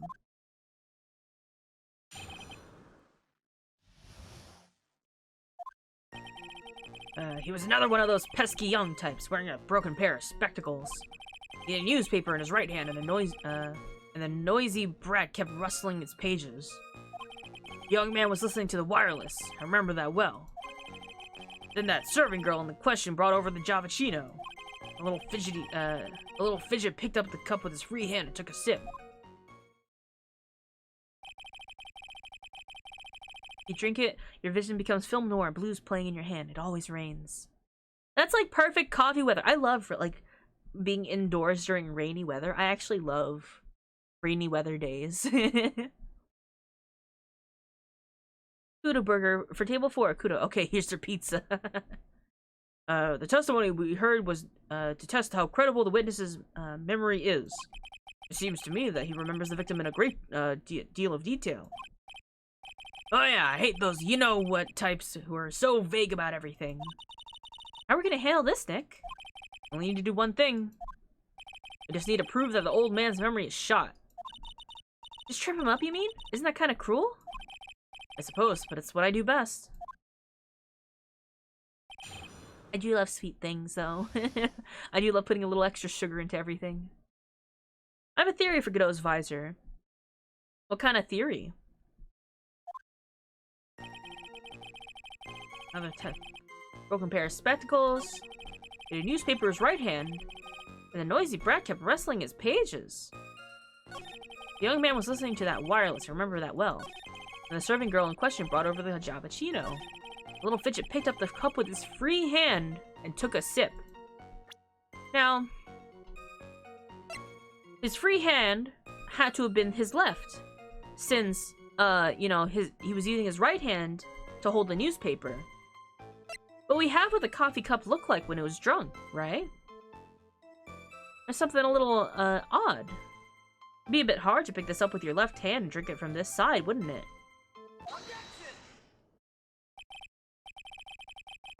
Mr. Kudo, do you remember what you were told at the start of this testimony?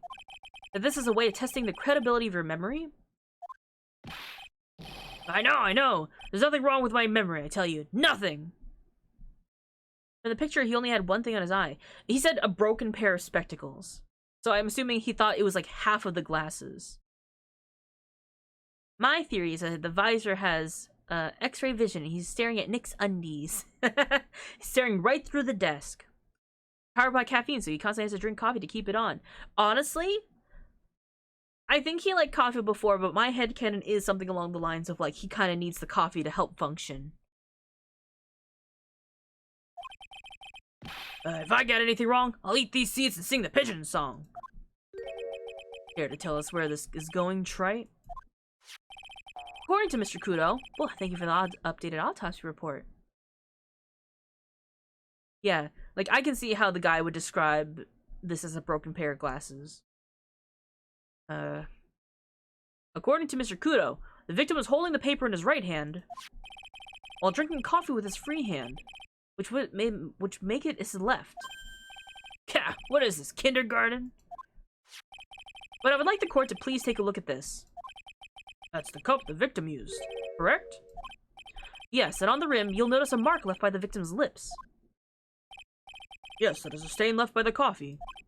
If you consider what that stain is, you'll clearly see. The victim was holding the cup in his right hand. But how? Well, Mr. Kudo, the court is waiting for your epic performance. You said that you eat those seeds and sing the pigeon song. Ah! Mr. Kudo, I'm afraid this is simply not acceptable. I think the witness had better go back to the park where he came from. Wait! You think I'm gonna stand here and listen to you tell me I'm mad? You're wrong! Oh! Thank you, Candy Thesofts, for subscribing to the channel. Candy the Your Soft support Fox. means a lot to us. Welcome to the Foxy family, where we embrace fluffiness, mischief, and all things. Yeah, and all things cute. Thank you so much for being a good egg with your prime. I really appreciated it. Joke's on you, Nick. I like to swirl my arm around my head to drink it from the opposite side. I don't care about that dirty coffee cup. I know what I saw. You still insist your testimony. That young brat was holding the cup in his left hand. Oh yes, no question. I'm a good, law-abiding citizen, I am. Is that dead young, It's that dead young hotbot and you spiky-haired yahoo who are at fault. Oh, me? Thank you, old man. We've heard quite enough from you already. Don't call me old man, old man. Been around for 84 years, I have. You can't ignore me. Listen to what I've got to say. Sorry, Mr. Kudo, but... Sure, why not hear a little more? Mr. Kudo! This is my 16th cup of coffee. So this is your final stand. Thank you, Captain. Your Lion Victor.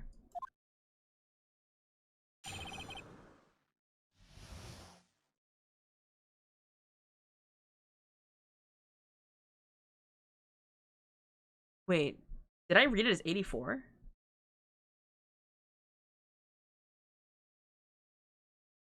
I don't know why. I definitely read it as 68 also. I remember I saw it and I said, oh, 68. I don't know how I read it as 84 then. I probably saw the word 4 in front of it, to be honest. Oh well.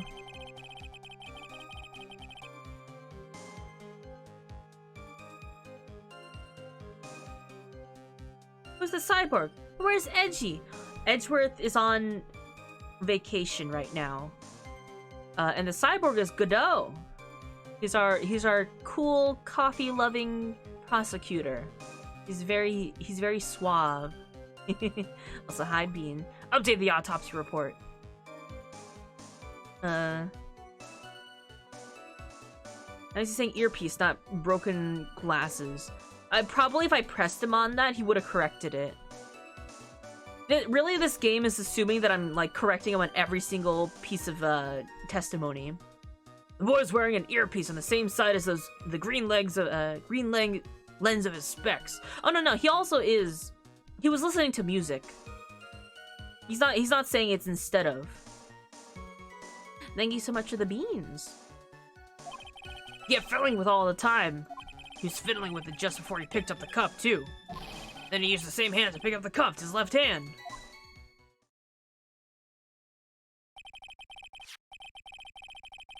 We know that the victim was wearing an unusual monocle over his left eye. It wasn't a monocle, Your Honor. It was a small computer monitor often used by program. So often! It's so common in the year of 2029 for programmers to wear a small computer monitor like that, right? Programmers in chat, raise your hand if you use one of these. You know, what color is it? Monitor? You mean like a television screen? The inside of the lens is a screen that displays computer data. It's called an HMD. It's a common tool in the victim's line of work. HD TV, DVD, CD, all these newfangled letters drive me mad, but they don't matter. I know what I saw, and I'm telling the truth. It's true, he doesn't seem to be lying. Mine is hot pink. What year is it in game? 2019. It's 2019 in the game, which is still in the future of when it was, like, made. Those are the facts. It's good old black and white. No links in the chat, unfortunately. No evidence. What evidence? You have no evidence that I misspoke the year. That I definitely didn't probably see the 8 and then a 4 in the earlier sentence. The boy's wearing the earpiece on the same side of the green lens of his specs. Yeah, fiddling with it all the time. Fiddling with it just before he picked up the cup, too. And he used the same hand to pick it up, his left hand. So why would he be using his left hand? Do we have anything?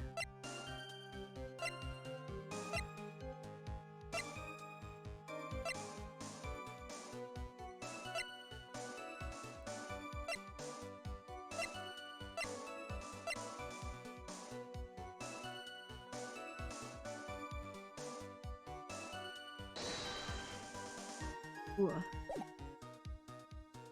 We don't use evidence in this courtroom. Only gay!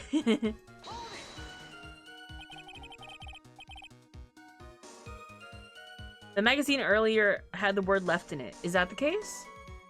You seem very sure of yourself, Mr. Kudo. That's because I know what I saw, no matter what tricks you try to play on me.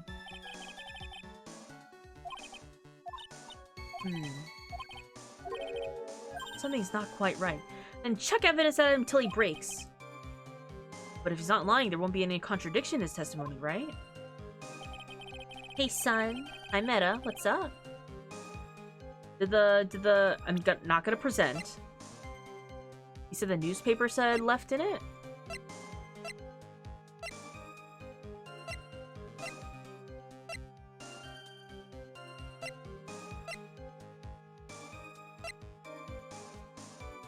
It says left by the victim.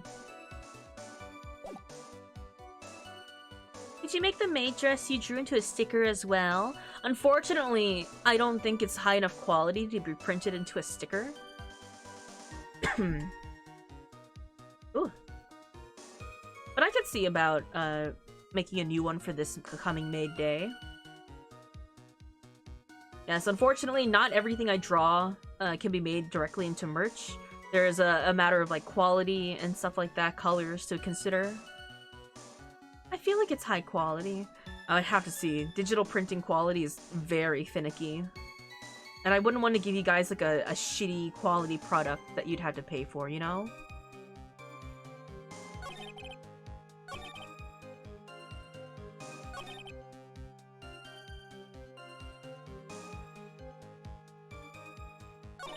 I looped back around by accident. I'll just have to...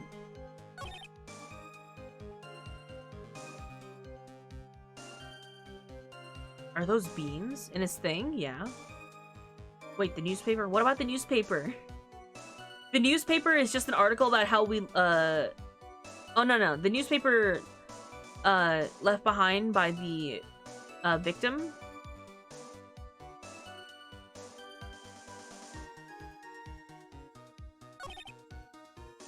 He was fiddling...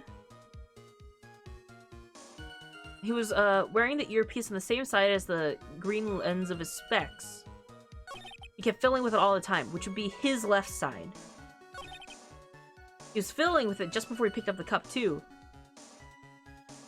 So he's saying that he was holding the newspaper in his right hand and fiddling with the earpiece with his left.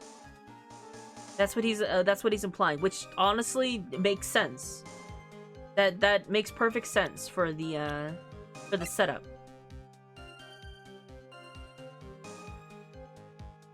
Oh. No, hold on. His left eardrum was ruptured.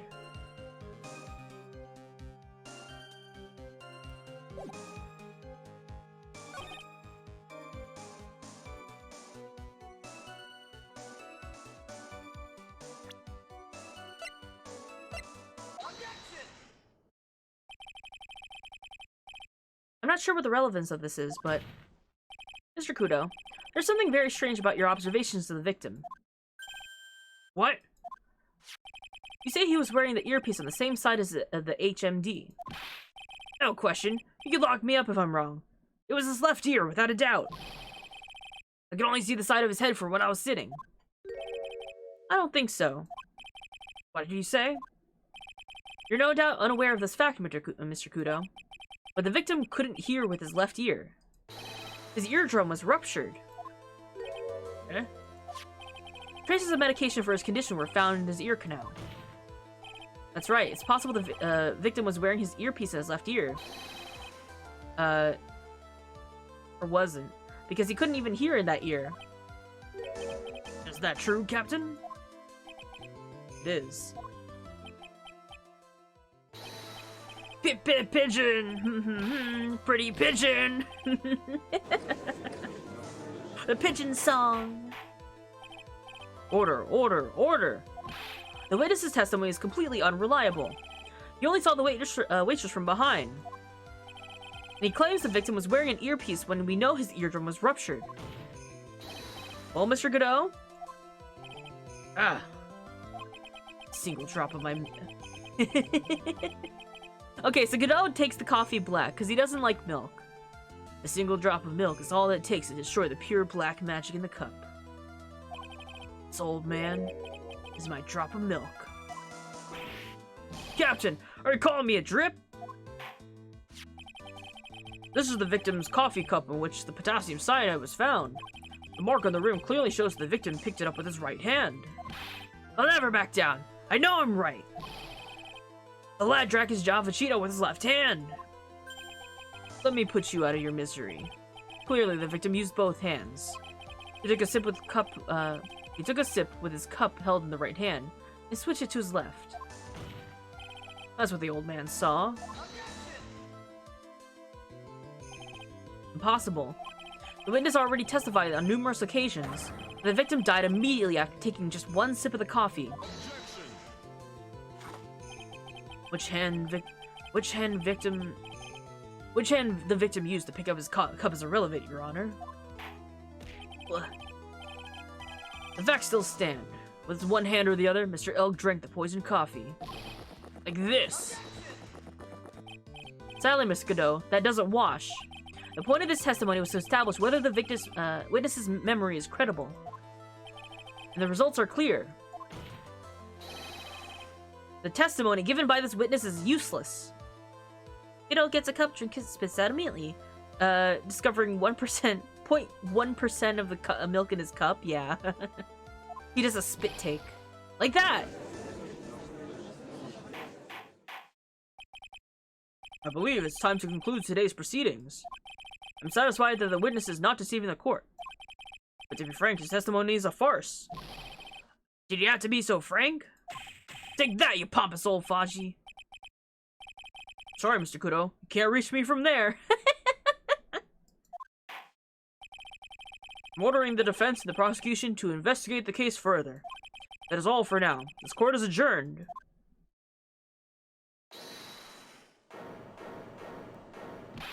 Wait! If we stop now, where does that leave me? Leave you, Mr. Kudo. Thanks to that blue-suited young upstart over there. I'm just a bumbling old man who can't even dot his T's or cross his I's now. How is your bad memory my fault? I'm sorry, Mr. Kudo, but there's nothing I can do. I've kept my mouth shut until now. But there's something else this court should know. What? There's something more. To be perfectly honest, it might not be anything. But I want another chance. I want another crack at you, young shark. And me? He's looking at me like I'm some sort of evil shogun. Well, everyone, what do you say to one final showdown? A final chapter in this eccentric old man's scrapbook. Sorry, Gramps. I've already had my 17th cup of coffee. What do you got to lose, Captain? I'll give you all the Javachino you want if you come to my house after the trial. I may be 86 years old, but Victor Kudo's still a man. Maybe 68 years old. Did I read it right this time? I probably didn't. 17. Damn, missed one. No, this is how many you've counted. Listen, I can't read. No, I said 86. Yeah, I thought so. You didn't miss one. This is counting the total from the previous case, too.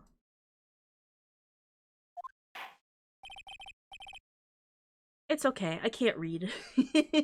This is a fact. That's enough, witness. I believe it'll be quicker for the court to just hear your testimony.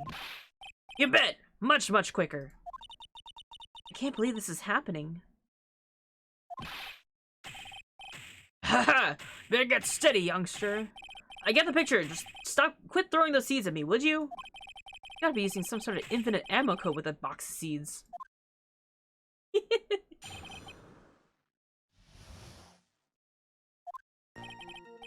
First of all, I want to stress that it might be nothing. I'm not too sure of it myself. The young boy slumped over the table as soon as he took one sip of his Javachino. Well, clumsy idiot upset the vase. He knocked it right over. It broke, and the strip of cloth covering the table got completely soaked. Well, how about that? Turn things upside down, hmm?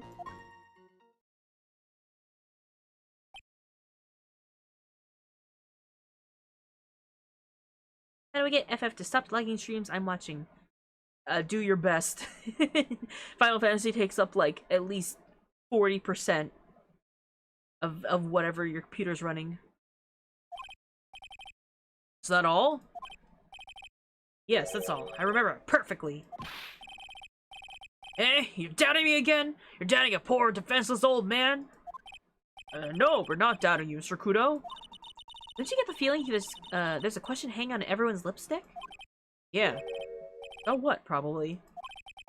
That's all I could think of. I have to cross-examine this guy. You're a bird brain. That's what you can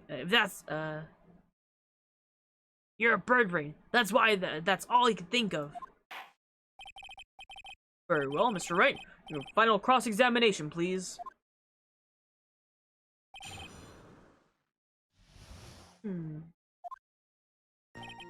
First of all, I want to stress there might be nothing. I'm not too sure of myself.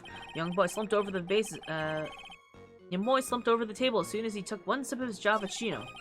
Oh, Clubs, you dumb idiot! You knocked over the vase! You knocked it right over! Where's the vase and the flowers for that matter? Well, let's see.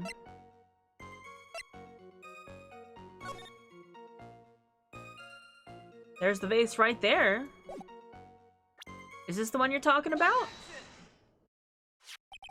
Mr. Kudo, this is a photograph of the crime scene. So what? Look carefully at the table. The vase is there, intact. Huh? Lost your tongue, Granddad? Oh no, Granddad, you're a hopscotch! Ow! Ow! Enough! If you throw any more seeds in the courtroom, the cleaners will be here all night. Ah! What is it now? I just remembered something. Yes? Go on. Broken vase. It was on my table. What? Ah, well, you see. It startled me when that young lad collapsed. So I stood up. That must have been when it fell over. The vase on my table, I mean. Vase on your table? Yeah, it was on my table. That's how my groin came completely soaked.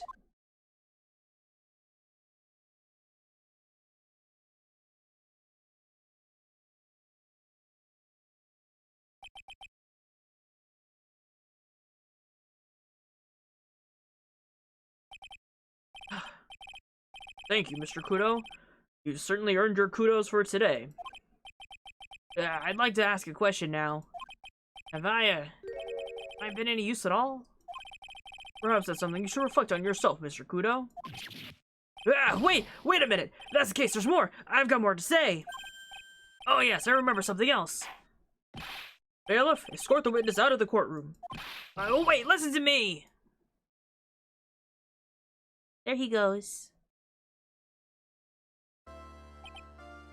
Well, we seem to have considerably sidetracked. Still not in a position to deliver a verdict. The event has not been positively identified in the, as the waitress in question. Additionally, there are two disparities in the testimony we've heard thus far. The mark on the coffee cup, and the victim supposedly drank with his left hand. And the earpiece, which was inserted to his left ear, out of which he couldn't hear. Wow, Nick, you did it. I therefore require both defense and prosecution to further investigate the facts. Yes, Your Honor. There's one more thing before I call today's session to an end. One more thing, Your Honor. The witness we just heard from, he's most insistent that his testimony should be of use. We summarized it accordingly into this statement. Okay. You may each have a copy of it if you wish. Whatever. The prosecution doesn't need props like that. You know, it's really mad, huh? Yeah, I would be too. Very well. Here you are then, Mr. Wright. There are 3 copies. My own, yours, and Mr. Godot's. The judge doesn't want this either. Yes, Your Honor.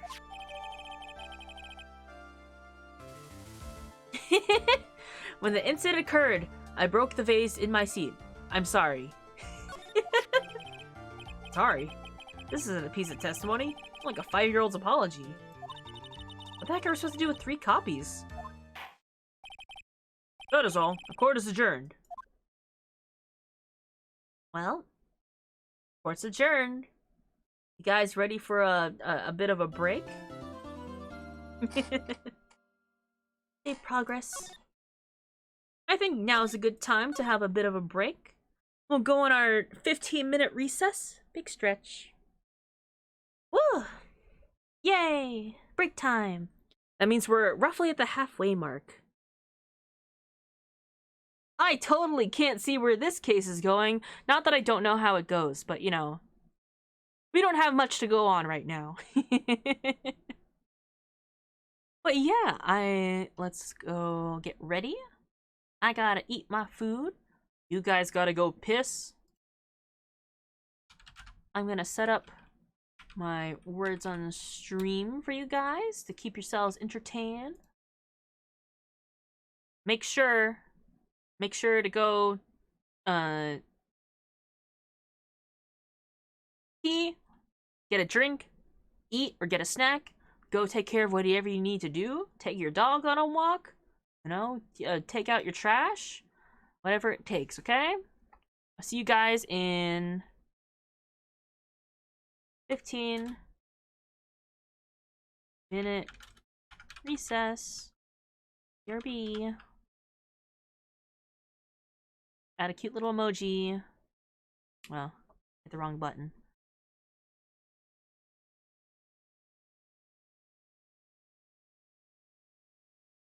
In. Yeah. Alright.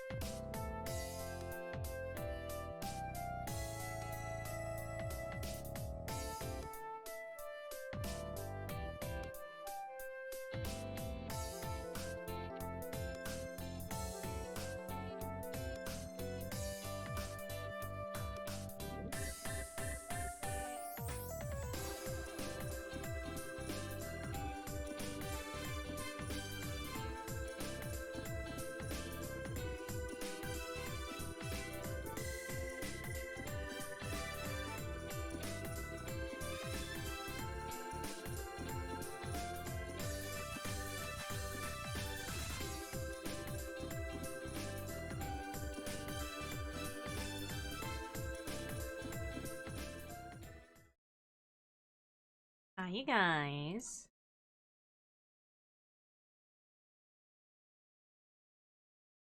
That one turned out pretty okay. That was a tough one. You guys think you want to go one more round? Are you guys ready to come back? Did you see it? Did I see it?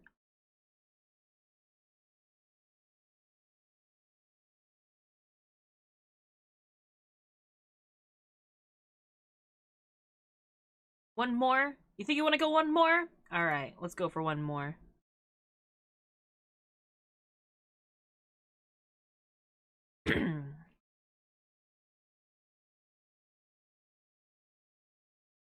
I believe in you guys. I think you can do it. The McDonald's? I can check now, I guess. Thinking. That's really funny. Oh, it's the upside down W that does it for me. That's really funny.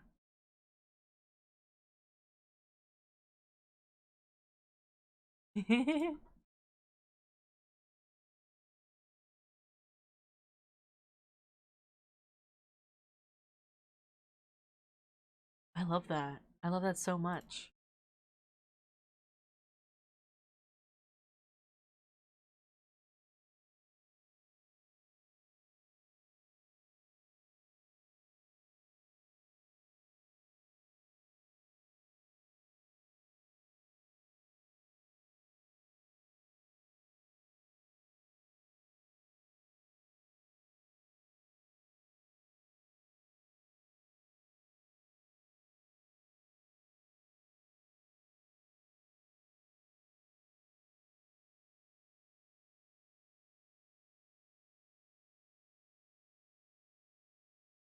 Tempting. Tempting, tempting.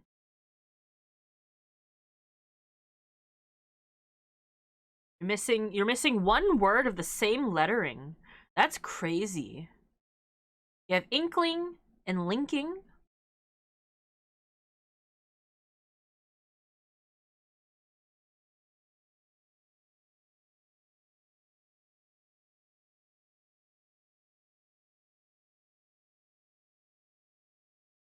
Liking is a good one.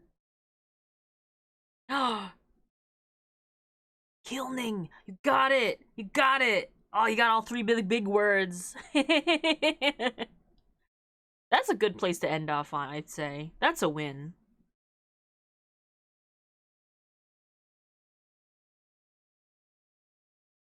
Yeah. Alright. Close that off for now, and let's return to Ace Attorney. Easy. Easy. How's your unlocks going?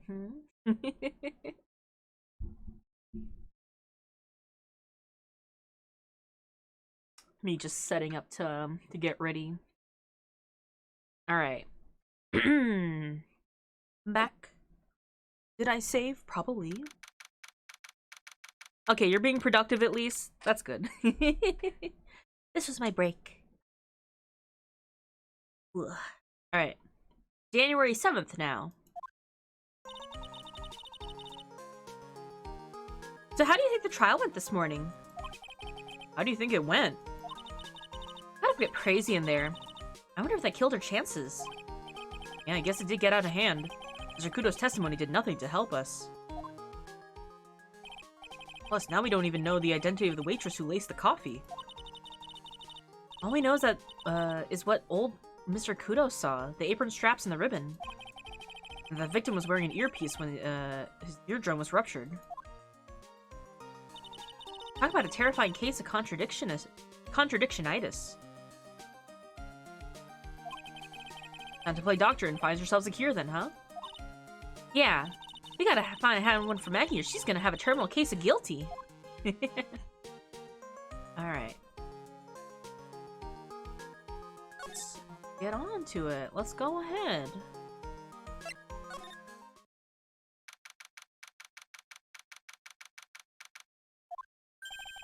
Guess Maggie's still in questioning. But we got questions to ask her too! Maggie! Maggie! Keep it down, Maya. This isn't a playground, you know. Well, let's see what's up at the restaurant then.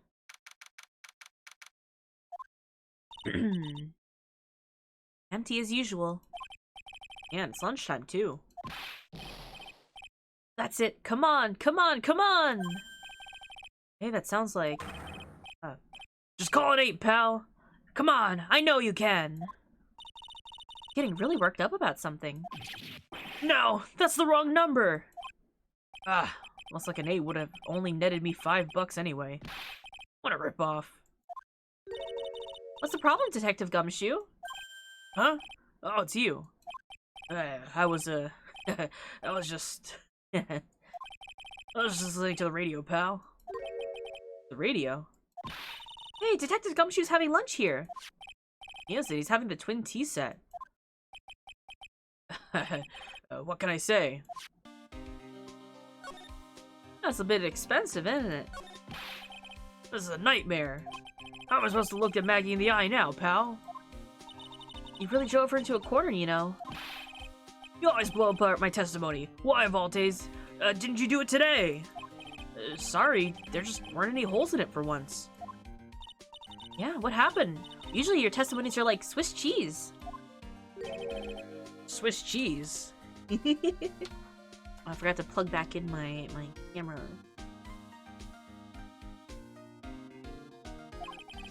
We preferred crumbly like aged Parmesan? Anyway, this case has already been ruled on. There shouldn't be any holes left to find. So, did Maggie say anything to you? About me, I mean. How did she put it again? I can't believe Detective Gumshoe. I hate him, sir. I mean it. I don't ever want to see him again. It was something like that. Whoa. Ah! Oh. Please, Detective Gumshoe. I didn't mean... Why? Why is this happening? He's like slamming his head against the wall. Yeah. He's banging his head against the wall, Nick. Oh man, poor Gumshoe. Well... So, did he like the twin tea set? Never paid that much money for lunch before. I was so nervous, my hands were shaking. So, how did it taste? Well, $20, I guess. I don't know how to describe it, really. It was... delicate. Delicate? You mean you liked it? It didn't taste bad to you? What's the matter with him? Looks like he's thinking. That's it! I've been trying to think of a right word to describe the taste. And I just realized. It's bad. That's it. It tasted bad. It's just kind of hard to admit to yourself when you pay $20 for it, you know? Yeah. Maybe you should have found out about the price after you had finished eating. Hey, Nick. Maybe that's why Glen L came here. Maybe he heard about the super fierce twin tea set. By fierce, you mean fearsome. Speaking of Glen Elg, that reminds me. We hardly know anything about the guy. Why don't we ask Detective Gumshoe what he knows, seeing as he's here? Hi, Sun in chat, you cuties. Hi, cutie yourself, Zelda player. That's a mood. That's me when I go on my little splurge days. My, like, once a year, I say once a year, like once a season splurge days where I buy myself like a pricey snack and I go, even if it's bad, I'm gonna eat this whole thing. And I can hydrate, thank you.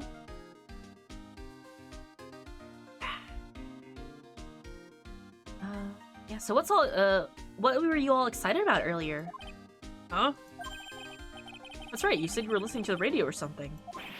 Oh, that was nothing. I wasn't excited. Come on, Detective Gumshoe, you can tell little old me. What were you listening to? Nothing, really. It was just the, daily exercise show. Gumshoe! What the? A cyclock? This lunch special's lobster sure is great. And why are there tears in your eyes?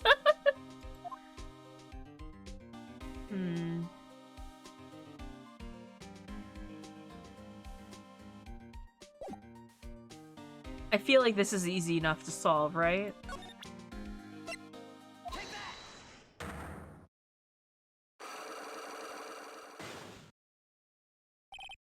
He's so sad.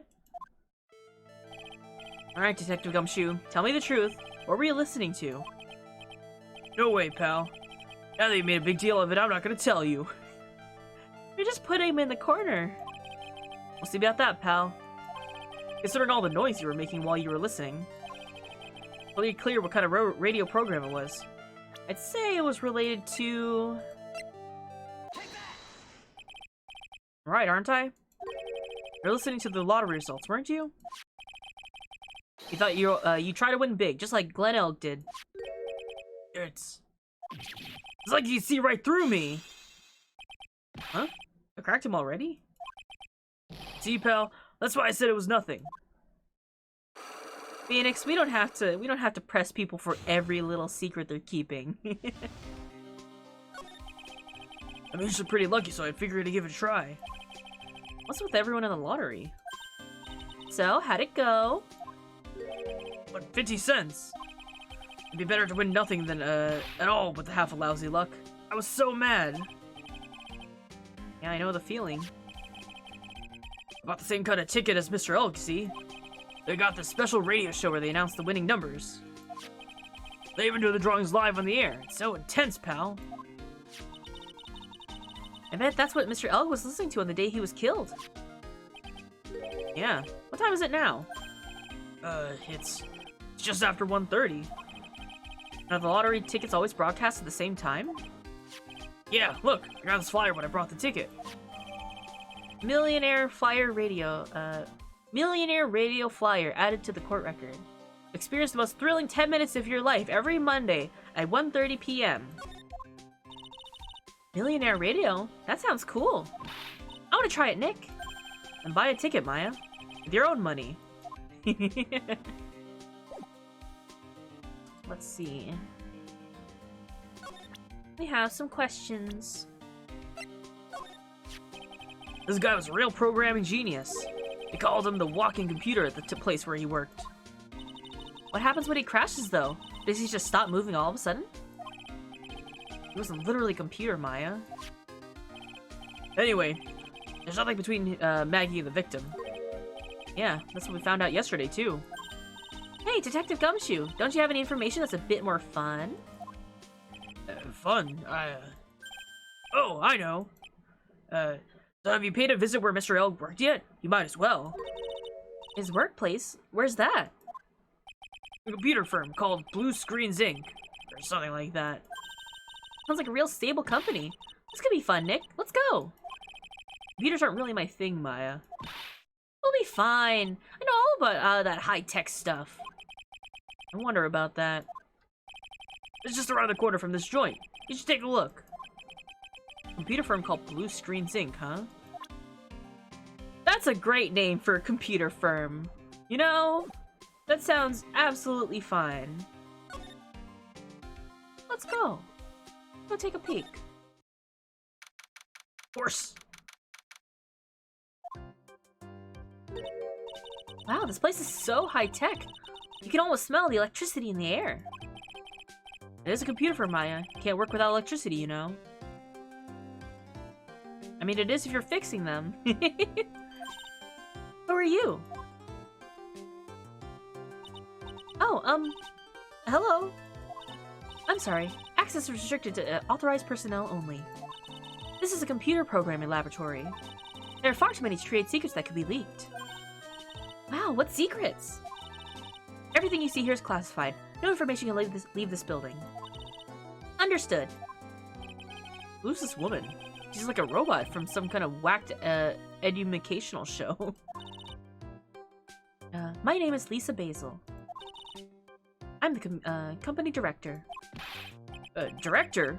She's human? She seems more like a ghost in a shell. That thing over her eye. Is that the same device as Glen Elk's? That's a DMH, right? Nice try, but it's the other way around, Maya. It's an HMD.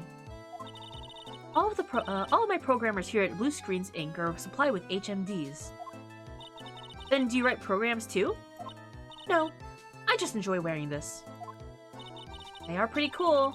I wouldn't mind one. I think it really fuck up your vision though if it's like a different color, right? I feel like it'd make you dizzy.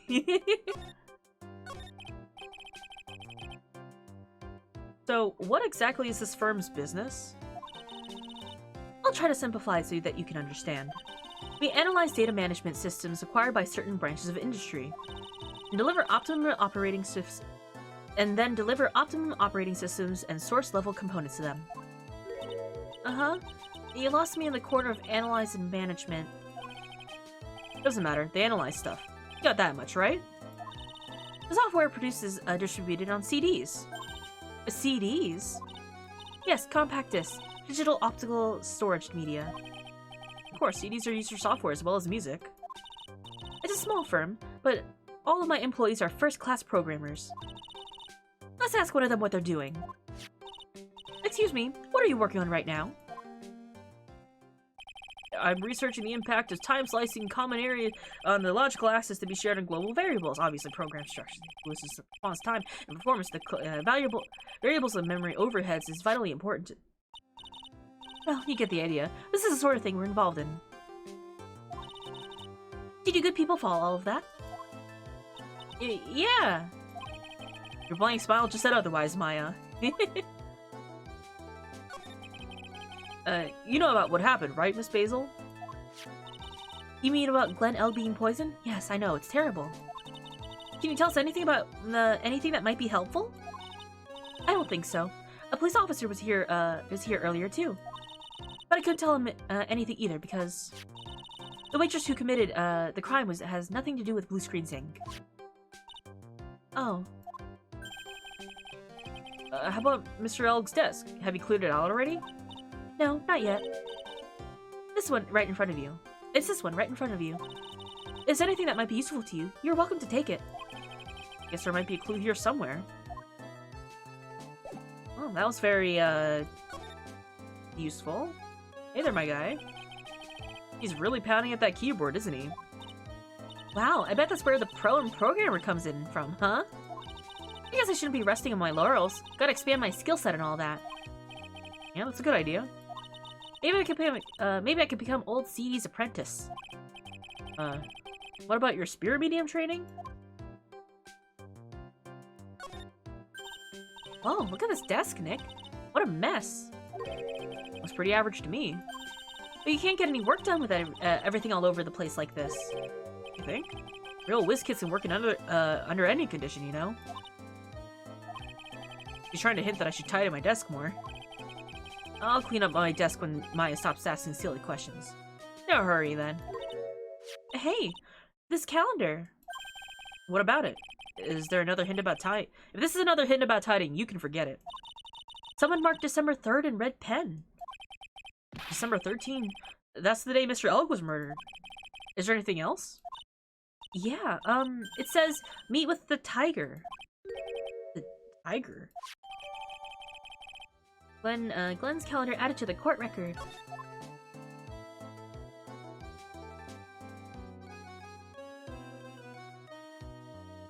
That's where he sleeps. Man. It's actually kind of fun to sleep under a desk, I'm not gonna lie. I remember taking a nap under a big animation desk before. They're so spacious! You can take such a nice nap in there. They're enclosed. It's warm.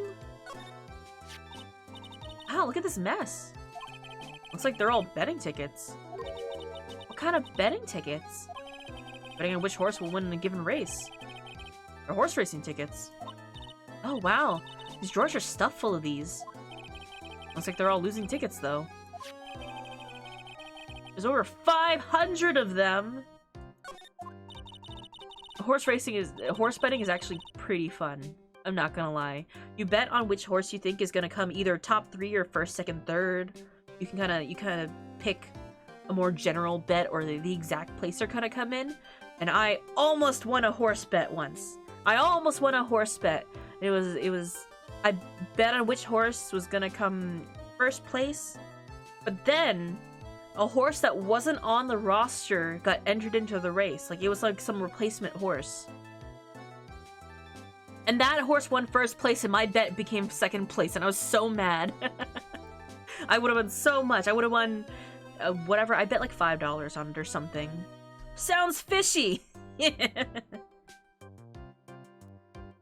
Hi, son. Hi, Vulture. Hi. It's a completely normal small tech firm. Yeah. This many tickets would get you, what, $1 down at the recycling center? But I didn't know you're so hard up that you try to profit from the dead, Nick. I'm just taking them as evidence, Maya.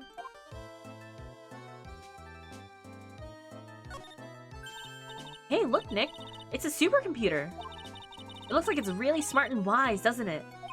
Computers are only as smart as the humans who use them, Maya. That explains why we don't use a computer in our office. You work there too, Maya. Yeah, but at least I'm... Please don't argue about something that's so trivial. Otherwise, the computer will laugh at you. She said she'd laugh at us, Nick. She's a human, Maya, not a computer. Oh. These pillars almost look like they're moving. Kind of unsettling. Yeah, they just look a bit twisted, or warped, or whatever word I'm looking for. The office was designed with a futuristic feel in mind.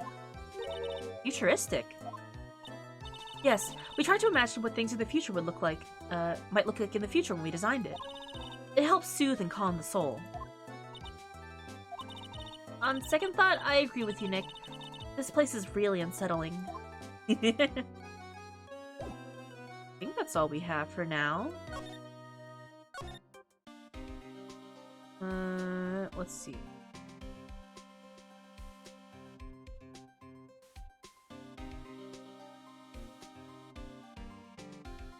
Ah, okay.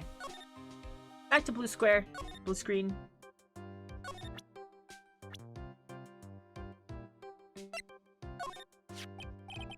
About Mr. Elg. He was a top programmer. I would even say he was a genius. But he did suffer from 1 or 2 bugs in his personality. Oh? Like what? He was a bit of a loser. Perhaps that would be the best way to describe it. God. Calling your top employee a loser. That's what got him into trouble. What's the matter? He was a top programmer. I would even say he was a genius. He was really no trouble at all. Model employee. Hey, wait a minute. Just now you said something about him being in trouble. Gotta find out what this trouble exactly.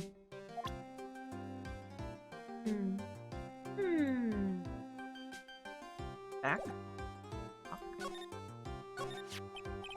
About Mr. Elg. Was he in some kind of trouble? I'm sorry? Why would you think that? I thought you said something about it just now? You said he got himself into trouble because he was a bit of a loser. Oh, 3! 3 Cyclops. I guess Mr. Elg is like every other man with his own pile of secrets.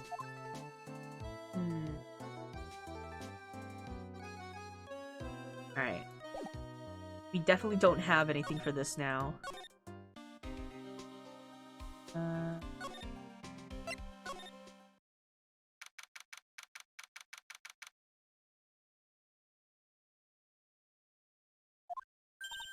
Huh? Mr. Armstrong's talking to someone. I'll be back next month. Oui, natural man. I'll be waiting for you. If you haven't got it by then, I'm afraid I might get a little, it might get a little hot around here. No, I will have everything ready, I promise! I love fire, you know. I love the way it crackles. Hi, bees. Thank you so much for your first. No, stop it, I beg you! You got the second dungeon, let's go! Yeah, let's go, Meta! Obviously, take it easy, you know, don't burn yourself out on the game, because that's like the last thing we want, is for people to grind out this Final Fantasy XIV and then burn themselves out. But you know, you can... They did cut out a lot of the game. One of the previous updates by Endwalker. So if you do play consistently, like a couple hours a day, you should be able to beat to level 50, to be honest. Like, pretty easily. If you don't do any, like, the side quests, which do take a while. But there are a lot of things to unlock, too. If you focus on the main story, you can get a lot done. And don't let me down. I'll be watching you. Here, let's go. Yeah, you're like halfway there. Manon, this is not necessary. You can trust me, mademoiselle. Talk to anyone, and I'll drive a knife right through your heart. Oh, non, you do not have to worry. You know, you worry far too much. Maybe this will help you relax. It is the oil of sandalwood. I do love raw meat from time to time. Ah! I'll be taking my leave. Goodbye for now. I may have burned myself out from getting most of the free stuff to level 50. I mean, you can get all the way up to level 70 now. But there is a lot of stuff you can do in the free trial, too. Ah, I have less shivers. I must rub some of my oil all over my body before it becomes a nervous wreck. There. Ah, oui, that feels good. Oh la la! Excusez-moi, monsieur. My eyes! Your eyes! If you have trouble with your eyes, you need this. La oil of sandalwood. Isn't this just the leftovers of what you were just using? He really just started, like, taking off his shirt and rubbing oil all over his body. You don't exactly have many customers, do you, Mr. Armstrong? Oh, you are right, monsieur. Perhaps that is the perfect time for you to visit me, no? That way, I can give you my undivided attention and cook for you a dish, la dish supreme. Putting on brave face, huh? That's what girls do, Nick. But you are right. Business is very difficult these days. Perhaps the name is the problem. People do not understand it. They think it is Trey. I just wanted people to think that my restaurant was exclusive. But they think you serve fast food on cheap plastic trays? Nick, that's the kind of thing you can make a girl cry. Have you forgotten that Mr. Armstrong is a man, Maya? But this restaurant is my life. It is everything to me. I will defend it to la finale. No one will take it from me.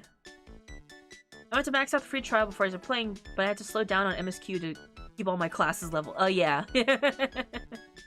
That's very true. It isn't bad to focus on one or two classes, because there are other classes that you unlock as you level up that will be at level. So unless you're, like, really determined. Also, the game isn't really designed to support more than maybe 2 classes you level at once during MSQ.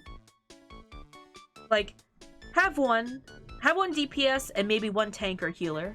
You know, it's good to have that balance out. But there's not enough EXP in the MSQ to support more than 2, especially if you're not doing other content. Because all the other content is for leveling those up. Like PvP, crafting, and all that kind of stuff.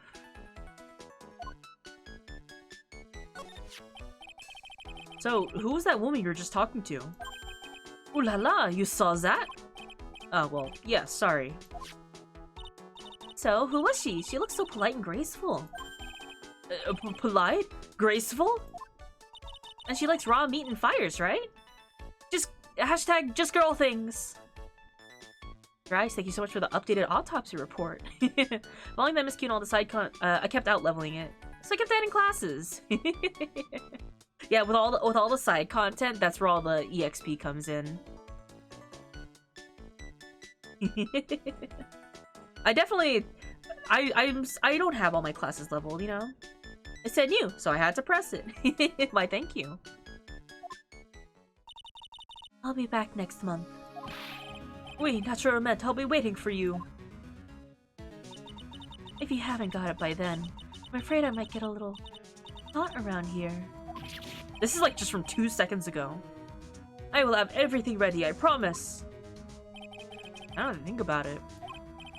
Hey Maya, I think it's pretty clear what kind of conversation they were having. You think so? Well, then let's show them that piece of evidence to see what happens. Ah, I understand.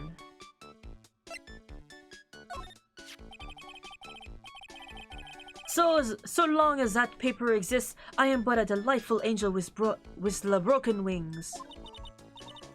An angel, huh? Doesn't bode well when you think about it.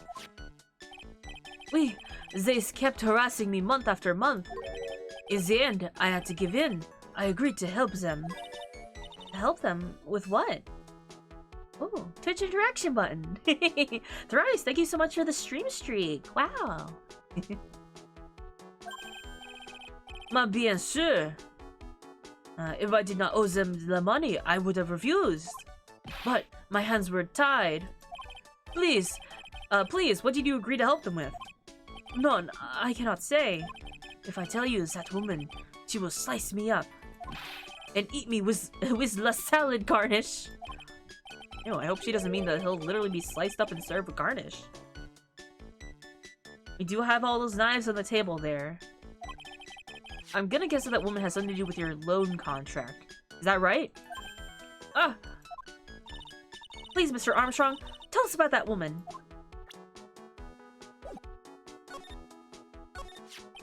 The woman who was here earlier. I take it that she's, Why has it come to this? What a tragedy. Suddenly, I feel myself so deep in la debt. It is a sign of a bad, bad world we live in, huh? No, I'd say it's more of a bad sign of a sign of a bad, bad culinary skill. The woman who is here, the scary one, she is from the loan office. Loan office? Is that where you borrowed $500,000 from? Oui, tender lender it is called. Catchy name. Just hearing it makes me want to borrow some money. Please, you must not borrow from them. If you must, no more than $10. $10? Sounds like your whole monthly stipend, Maya. Hey, I get a bit more than that, thank you very much. So, tender lender is the loan office you borrowed $500,000 from, huh? I wonder if they got anything to do with this case. I am a weak woman. When I am upset, I have to buy something nice to cheer me up. Thanks to him loaning me the money, I have to pay back $500,000 now. I am like his slave. I have to do everything that he tells me. Who's this he? La Tiger. Also, I like how yesterday you were like, oh yeah, the floating chair is like 10 to 50k. It's not that expensive when I only have 3k. Anything under like the 20k range is not that expensive. It does seem like a lot because the money that you get from the main story is really just for teleporting and very minimal things. But you'll find that there are mounts and minions and gear that cost up into like the $500,000, maybe millions, 20 million, maybe sometimes more for like a minion. So in comparison, 10k is doable. Low level, not so much, but soon you'll get to quests that will give you like 1,000, 3,000, 5,000 per quest. I raffled off a 7 million mount, haha. Tell me you're joking. Unfortunately not. In-game, there is a... Correct me on this. How much are the gold mounts? Like... 25 million gil, right? I could be wrong. 25 mil? Okay, yeah. And 50 mil. That is for in-game mounts. Not off the market board. Trust me, like, gear will get into like the 20, 30k each. Don't worry. It's because you're still in the A Realm Reborn quests. Later on, you will get to quests where it's like, we'll give you Even the crafting quests, actually. I'm at the point where they're like, yeah, they'll give me like 20,000 gil just for handing this thing off. The tiger? Oui, he is the manager of the tender lender, a terrifying man, the big city mobster. Yes, it is for later game. It's a matter of perspective. So I apologize if I do say that 10k is not a lot. But you'll get to there. I believe in you. When he shouts at me, my knees are trembling, and his voice is like is ringing in my ears for 3 days. As soon as I hear the noise of that battered old scooter he rides, I start to cry. A big city mobster who rides a battered old scooter. Does this guy resemble me by any chance? Oh, no, no, no. This man has a presence, a most formidable personality. Also, he does have the spiky hair just like you. There's a resemblance there, I suppose. Everyone managed your No, it's fine. Once you start, you gotta worry about is enjoying your story, fashion, and money making comes out. Yeah. Fashion? Don't think about that till you hit maybe level 50, because you will be changing out your gear so often just to have like the highest level that you need. So like, don't you worry about it. I'd say do the story, and if you need a break from the story, do your job quests. Whatever job you start out with, which I think you said Arcanist, right? Do your Arcanist quests too, because that will give you like good gear for your job. It'll make things a lot easier. And a little extra money, too. Sounds like this loan office is worth checking out after all. Also, do your job quests because you unlock abilities. There are some abilities that you won't get just from leveling. You need to do the quest, or else you'll have missing abilities in your bar.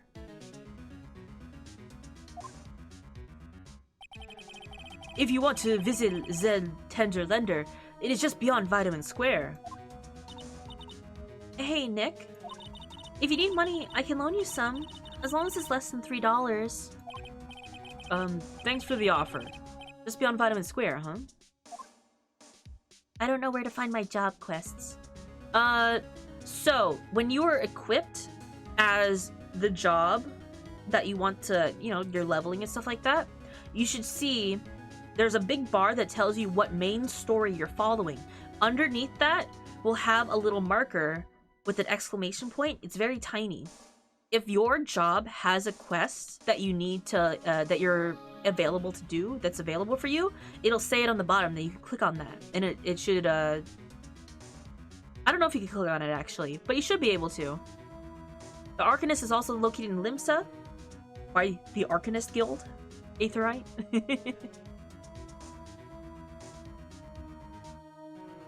Okay, you can click on it? Alright, yeah, I thought so. It's been a while since I've had to do that. But yeah, the big one will be the main story, so you can keep track of where to go for the main story, and the bottom one is for your current job, and that will be crafting and other jobs that you do. Astrophil, hi, thank you so much for your first.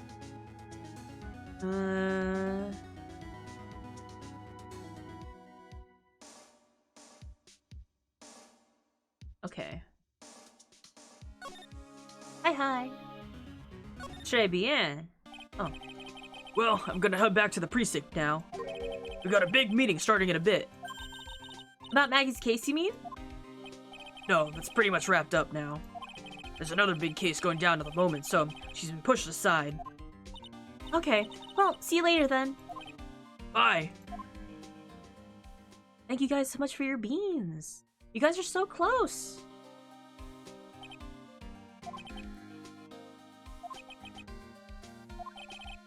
You better get going, detective, or you'll be late. Actually, I kinda got a big, favor to ask. It's a big one. A favor? Yeah, it's for, Maggie, actually.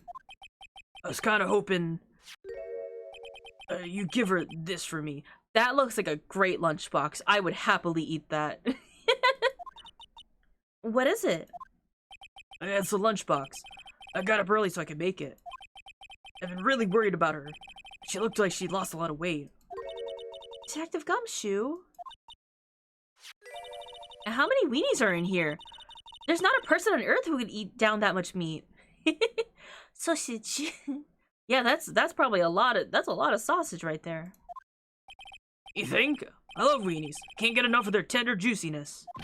So give it to her. It took me ages to make, so please say you will, pal. Can't exactly say no, can I? Don't use lunchbox.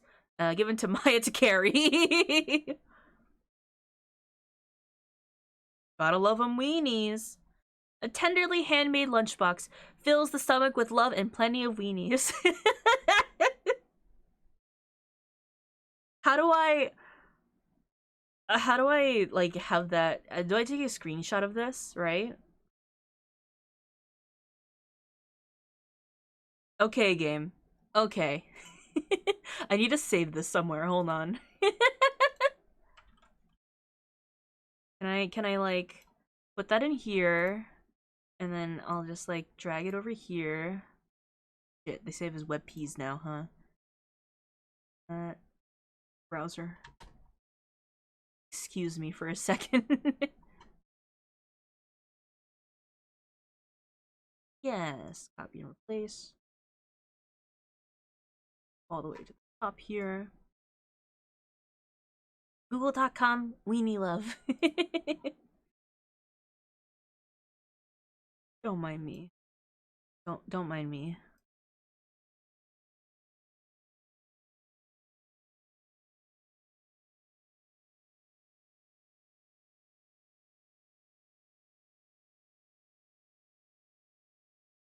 That's fine. We're good, right? Maybe I'll eat it myself if I get hungry. Don't forget, okay? I'm counting on you to give that to Maggie. He's finally gone. Oh, I do have another little reminder. Well, it's on the top of my head, so I don't forget later. But I may be streaming sometime tomorrow as the start of a grind for MGP. I'll have to get the details because I'm actually not sure. But anyone who's eligible to get MGP, we're going in a 3-week MGP grind so that we can earn up enough for the car mount. Going for the car? Yeah. I have it on my main, but my alt doesn't have one. And anyone else who has an alt who perhaps doesn't have them or doesn't spend as much time in the gold saucer, I can easily get 200k in like 2 weeks. 3 weeks for comfort. You know, no need to push it. So I'll be helping people unlock that. Christ, I don't know if you know this, and you could let me know if you do. Do you have to unlock the event quest to get the car? Or is that separate? Like, do I have to actually do the event quest to unlock the prizes in the gold saucer? Have you swooned to Edgeworth yet? He's not in this game. We haven't met him yet.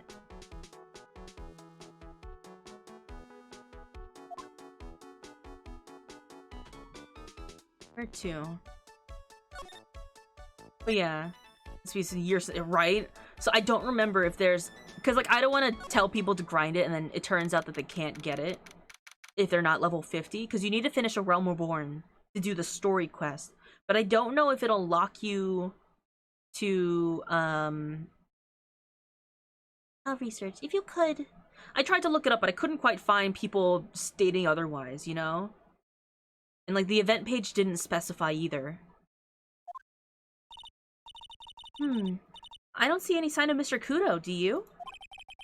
Maybe he went to buy another ton of bird seeds. I was kind of hoping he wouldn't be here anyway. At least, not for now. Besides, any more seeds today, I'm liable to turn into a real phoenix.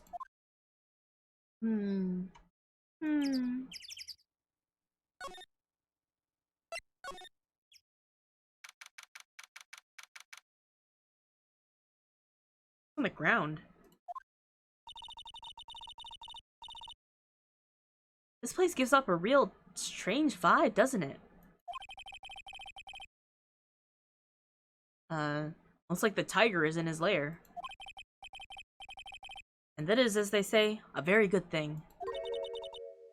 Welcome. Oh. Talk about a creepy voice. Makes your soul want to shrivel up and die. You're here to discuss a loan? No, not exactly. The manager is away at the moment. Wait quietly, please.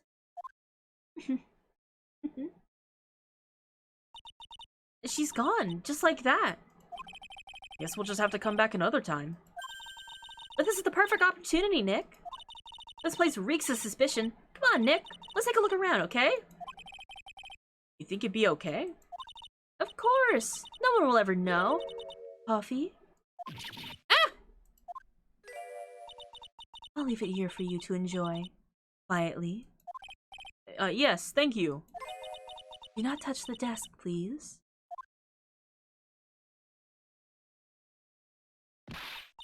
And Nick, let's get out of here. Now she wants to get out of here. A lot of things here. What's this? A punching bag. Oh, what? No way! You wouldn't catch me walking around with a bag like that. What do you mean, walking around? The design's gross to start with. It's way too heavy to be practical. Why's it called a punching bag? Don't people know that messenger bags are in? I knew it. I was right before. Back at Très Bien. Paris fashion is more my thing. I really, really hope she's pulling my chain on this one. Let's see. This round ball thing is called a daruma, I think. I figured I'd read a book or two and be more cultured in case you're wondering. You mean you aren't making stuff up for a change? I bet you also didn't know that no matter what, he'll always write himself. Go on, Nick. Give him a good shove. Only if I feel like dying. Now this yellow thing. This is a Japanese chess piece, I think. It's, I think it's a king? Not that I'm an expert or anything. More like a reversey person, you know? Assuming that she knows what she's talking about, these aren't exactly your typical mobster wannabe items. They're not trophies, are they? Hey! There's a piece of paper sticking out from under here. What is it? Repair bill? Looks like he did some repair work on his car. Does he even have one? 15,000 to replace a bumper light? That's a bumper and a light? That's insane!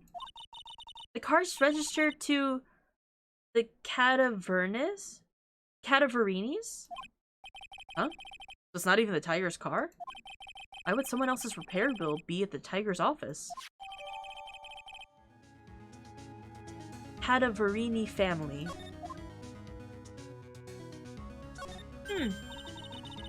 Hey, look at this Parisian-style coat. It's so chic. Looks more like a pimp coat to me. Guess I haven't got an eye for fashion. Hey, look at this. The suit is the same color as the one you wear, Nick. Same color as my suit. Ah! Keep your voice down, Maya. And Nick, you gotta take a look at this. Some cake? Ah! I'll just leave it here for you. Yeah, sure. Thanks. Just wait here quietly. Otherwise... sure. Did you hear that, Nick? Wait quietly, she said. Yeah, sure. I have my eye on you. Only so I can take care of you. Understand?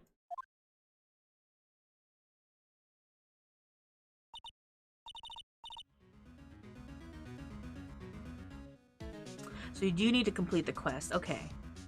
Alright, that's good to know. Alright. Thank you, Thrice. I'll have to keep that in mind.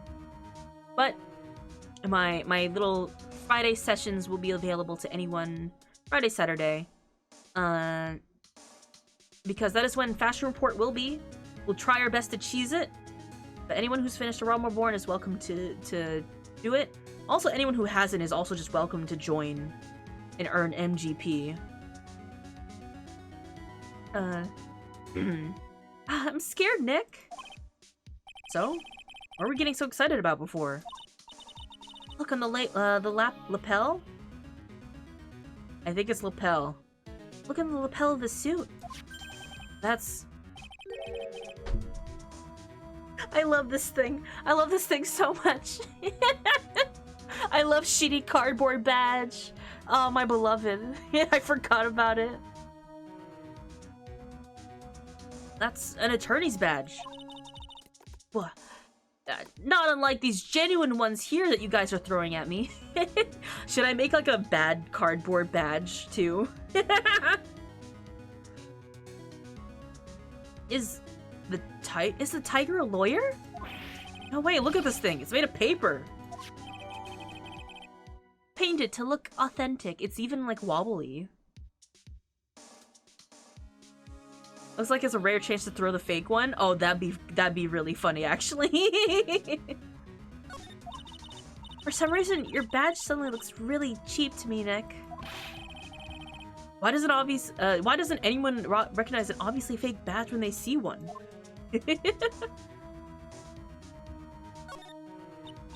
Oh no, someone's dropped the ashtray on the floor. It's gonna be a nightmare to clean up.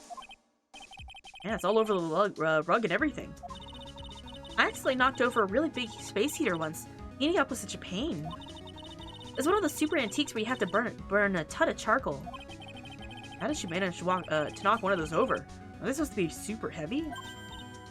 Oh, hey! There's still got matches over here, too. Matches, huh? Places don't give those out much these days. Hey, wait a second. What is it?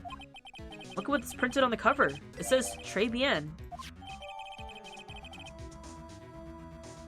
Très bien matches. These matches could come in handy.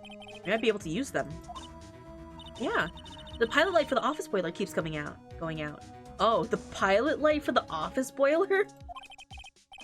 Swing and a miss, Maya. Swing and a miss. There's a CD player on the desk, but the desk is so loud it's a wonder you can hear it. Also, this is like a solid gold desk. The lid's open. I wonder what kind of music the tiger's into. Have you finished the coffee?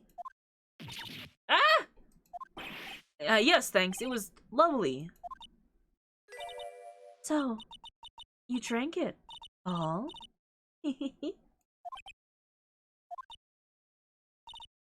Oh.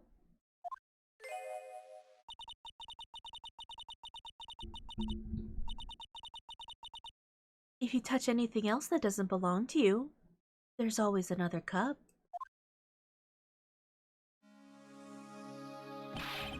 I'm sure it's gold-plated knowing the owner. Yeah, honestly, yeah. That coffee was laced with something. I'm almost sure of it.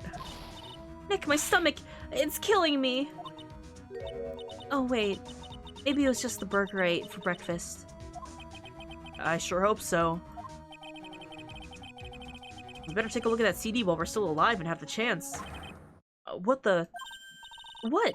It's not the Rocco soundtrack, is it? Claw of the Tiger? It's a demo CD. The artist's name has been handwritten on the disc pen. MC Bomber. What? This must be the CD Maggie told us about. Let's listen to it. I bet it's heavy metal.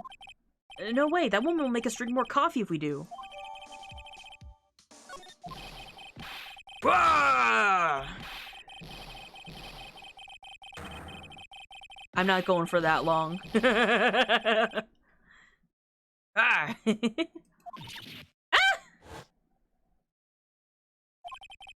Come out from under the desk, Maya. What are you two snooping around my office for? Nothing. We were just... Ah! My precious carpet! You just got ash on my rug. You gotta wash your ugly feet. You gonna wish your ugly feet never came through my door. It wasn't us. It was already... You just want to argue with me? Is that what you doing? You think you can take me on? It's so hard to read him. Hi, Tiger. I'm Step. Twirls hair. I'm gonna flatten you into pancakes and turn you into my new rugs. Thrice, how do you feel about becoming the tiger's new rug? Think Joey Wheeler.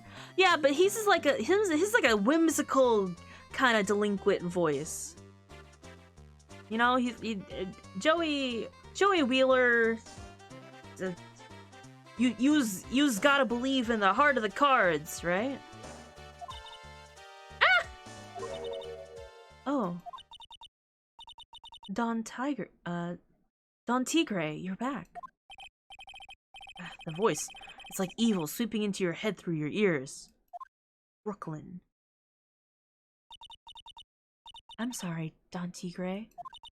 I knocked over that ashtray earlier, and... Eek, has she got a death wish or what? Oh, right. Huh? Forget about it, Violetta. It's nothing. I'd consider it. What? I ain't gonna get mad at you. You're too cute, you hear? That's so unfair. Here, have some cookies. I just baked them. And you'll need some strong espresso while you're discussing your loan.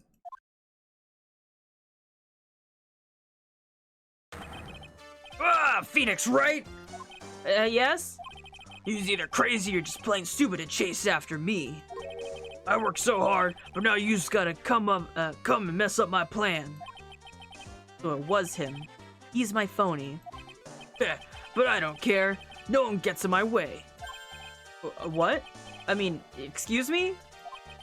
You just gotta left the little girl. You should have left the little girl at home, right? I have a few things I wanna. Gwah! Ah! No question. This is the last time we meet.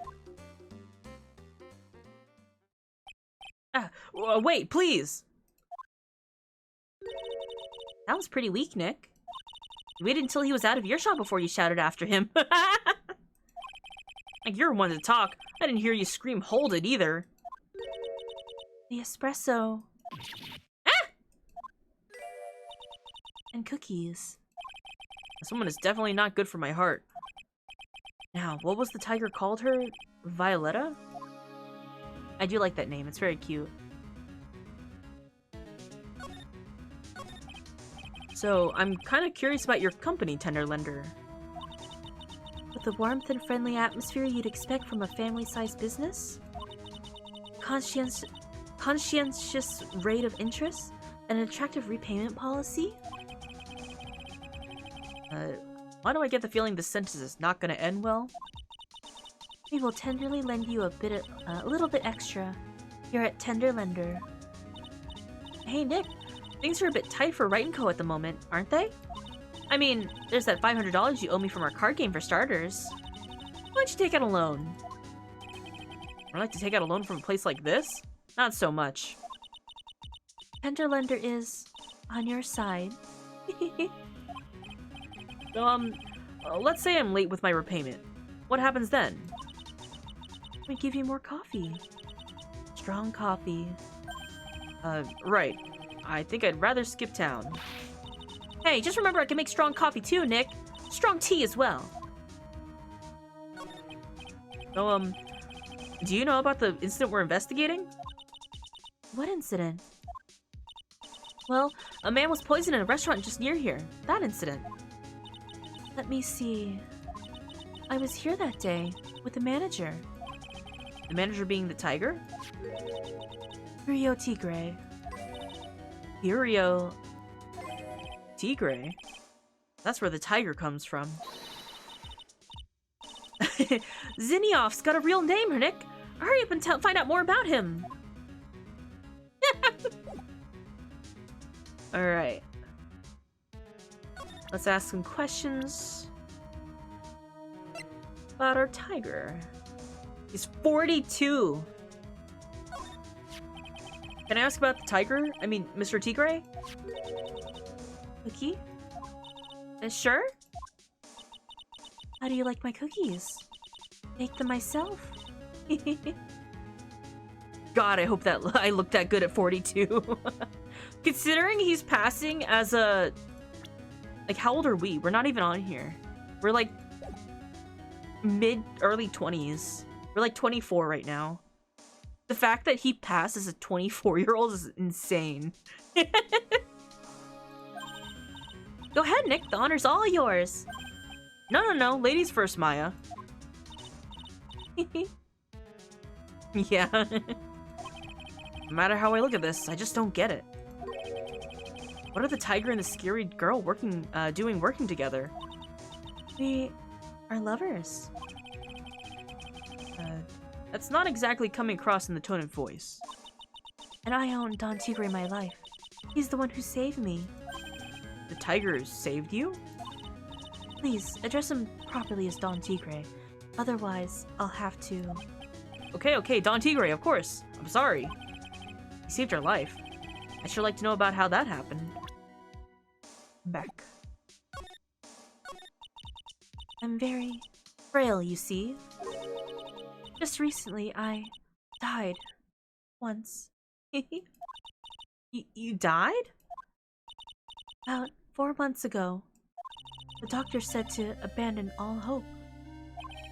I guess they were expecting her to take a boat ride across the river Styx. But Don Tigre, he saved me. He gave up everything. Everything? When I found out what he had done for me, I was happy. No offense, but I'm finding that a little hard to believe.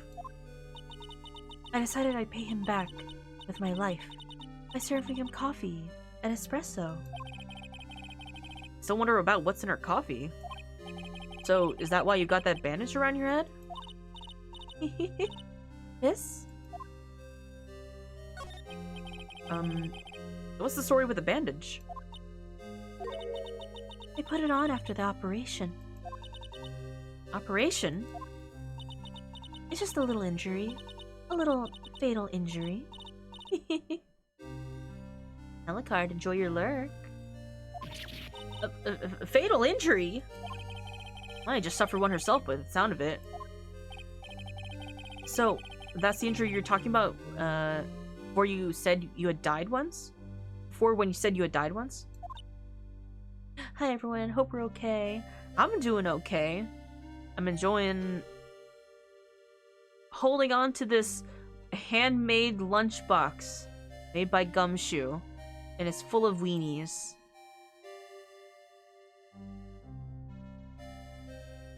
Crooked. Here we go. I hope you're doing good. I think my chat's doing okay. At least it sounds like it.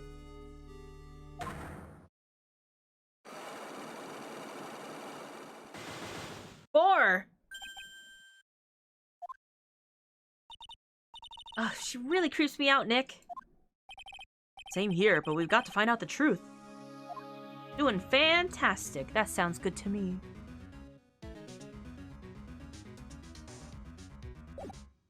Well, nothing we can do right now. I love these pigeons. They're so round and soft. There he is. Old CD's back feeding the pigeons again. There, take this and this. Get out of my park. Like I thought, he's really mad. Come on, Maya. Just keep your head down and let's sneak away while we can. What? Why? Hello, old man. They're touching. Yeah. See, it's really not that bad. It's just like, you know, getting through it nice and steady. Don't burn yourself out. Little guys. They're just little guys, little fellas.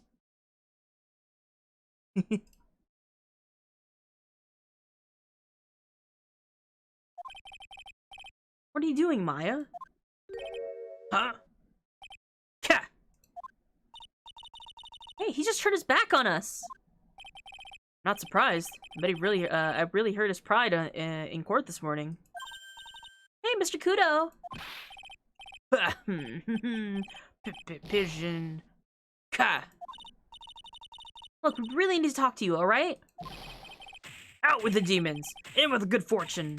Ow! Ow! See, it's shell splinters. Painful. I just knew you were a demon, Maya. It's from beans!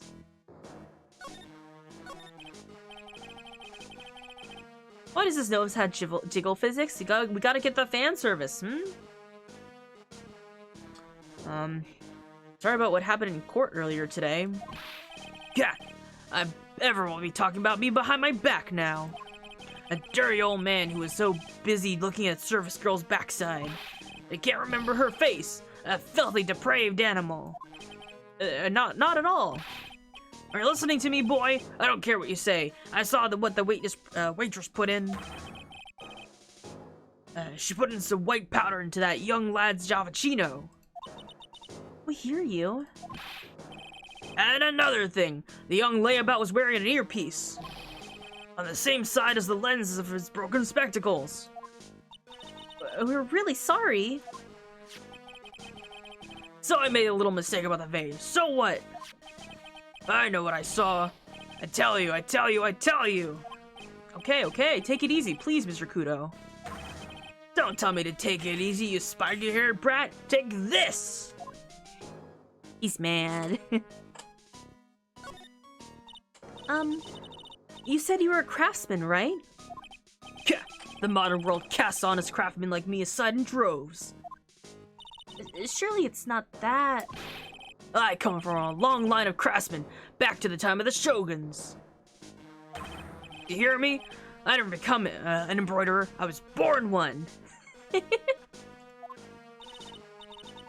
Actually, I'm kind of in the same situation myself. I want to stick my fingers in that dribbling old judge's nose. And scream right down his ear hole. Objection! Oh, so did you want to become a lawyer when you were young? I don't think that's quite it, Maya. I think he's just in a bad mood, that's all. Got a tsunami of frustration inside, it's ready to burst out. I'll let him start rambling now, he might never shut him up. What should I do? Can I just not? I kind of want him to keep talking. What I miss? Why is he so pissed off? So he was our first witness of the first part of the trial. And we basically kind of proved that he doesn't have the best memory. You know, he was very insistent about what he saw, but there was no evidence supporting it. Like, he didn't even see the face of the waitress when he was accusing it to be our client and that kind of stuff. Guess I better let him talk. So there's not much call for craftsmen these days, then. Of course not, you idiot. All I'm good for nowadays is running errands. Errands? Everyone takes advantage of the elderly. Buy some bread, Gramps. Take the dogs for a walk, Granddad. Feed the pigeons, old man. What am I, some sort of 2-bit community handyman? Well... Buy some bread. Now that I can understand. But what's the point of feeding some seedy pigeons?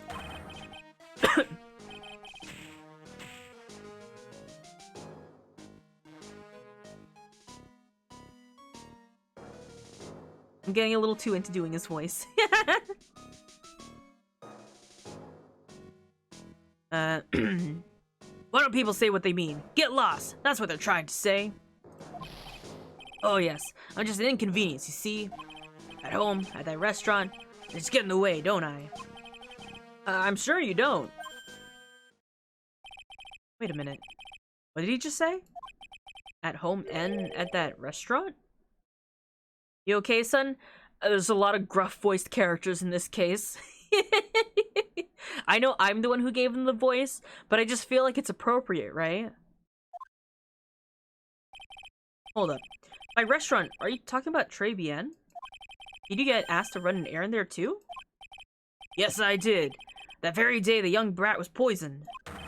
What? I can hydrate, thank you.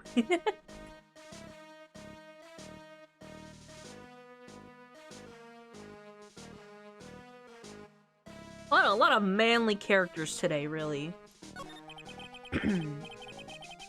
On the day of the incident, what were you asked to do? Imagine if you had a higher voice than Maya.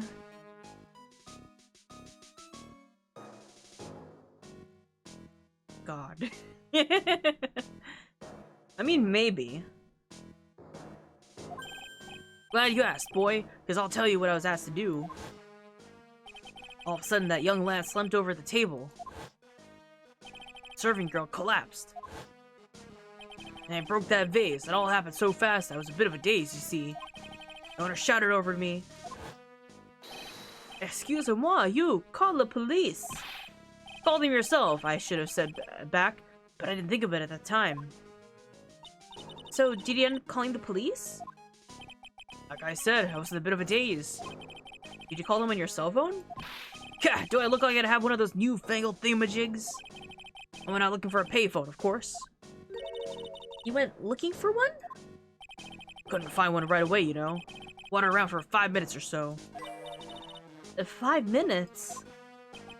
So for 5 minutes after the incident happened? Yes, sir. The owner was at Trabian on his own. Why did you mention this in court this morning? Well, I would have you give me the chance. But you bullied me out of the courtroom. Oh, that's right. We did have the bailiff take him out. Wait a minute. So this is what he just remembered. It's not my fault. You're the ones to blame. Could at least told us before we got to court. Is it really that important that Mr. Kudo was the one who went to the police? What's important is the unaccustomed time, unaccounted time before the police arrived. The victim was dead, and Maggie was unconscious. Which leaves that that man, alone in the restaurant. Mr. Kudo may have been chased out of the place on purpose. What do you mean? Maybe a certain someone didn't want him at the restaurant. He kind of looks like the old guy from Up. The bigger nose is sort of like an old person trait, you know? The features droop a little bit. That's fine. It happens. Ah! Oh, sure. Go on ahead and say I was in the way as usual. I suppose I could have been getting myself covered in pigeon poop instead, hmm? Man, I sure hate this old guy. We need to get more details about what exactly happened. From Maggie and from Mr. Armstrong.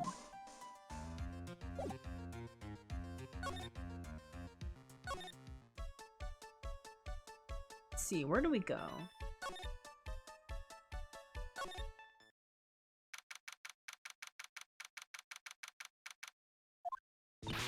Oh, Mr. Wright!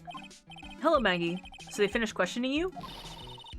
Wasn't it just unbelievable in court today, sir? I'm gonna stay up all night and blog about everything that happened. Weren't you scared? It was pretty touch and go in there. Yeah, but you totally nailed that old man. Well, he was all over the place with his testimony. He's not the only one. Huh? What do you mean?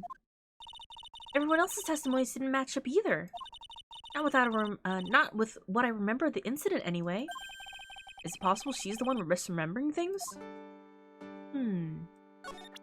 Maggie, I have something for you. I have weenies. Oh, yeah, I've got something you're gonna love. Really? What is it? A lunchbox, just for you. Here. Wow, a lunchbox. Weenies, too. I can't believe it. Thank you, sir. Did you make this just for me, Mr. Wright? Nah, it was Detective Gumshoe. Who else could make such a nice lunchbox for you? Detective Gumshoe? He's really worried about you. Looks like he put a lot of effort into making this, too. I can't accept it. Detention center rules. No gifts allowed, sir. Hey, come on, Maggie. Don't be like that. The rules are the rules. They'll lock you up if you break them. Somehow, when an ex-cop's turned waitress says that, it seems a whole lot scarier. And anyway, I hate weenies. Oh, really? It's all yours, Maya. You can enjoy it with Mr. Wright. But... He's right. It's better than letting it go to waste. What? I guess so. Gumshoe's lunchbox eaten with Maya. Well, how was it? Hit the spot. I love weenies. Oh, good. I'm glad I gave it to you then, sir. No weenies for Maggie. Maggie, you know how you said that everyone else provided testimony that didn't match up with what you remembered? Yep. There's just so many things that don't seem to add up. The biggest contradiction is the other guy saw at the victim's table. He was the one who slipped something into the victim's coffee. I'm sure it was him. But didn't Mr. Kudo testify earlier today that it was the waitress who put some white powder into the coffee cup? Tsundere, huh? Well, less of a tsundere, more that more that she's upset at Detective Gumshoe for not being able to help her in, you know, her guilty trial case. Do you really think it was this disappearing man that did it? Well, he's not the only thing that disappeared. The CD vanished as well. You know, the CD with the writing on it? Oh yeah, the MC Screwdriver album, right? It was MC Bomber, Maya. The name was scrawled in the sports paper as well. They never did find that CD at the crime scene, sir. Or the victim's medication. That's gone missing too. Ouch, my head. This is getting way too complicated for me. You said that you passed out on the victim, when the victim, Glenn L., collapsed, right? Yes, it was so embarrassing. I mean, I used to be a cop. When I came to, the restaurant was buzzing with police. Before I knew what was going on, they arrested me, sir. So between the time of the victim collapse and the time of the police arrived at the scene, you have no idea what went on at Très Bien. No, no idea at all. Why?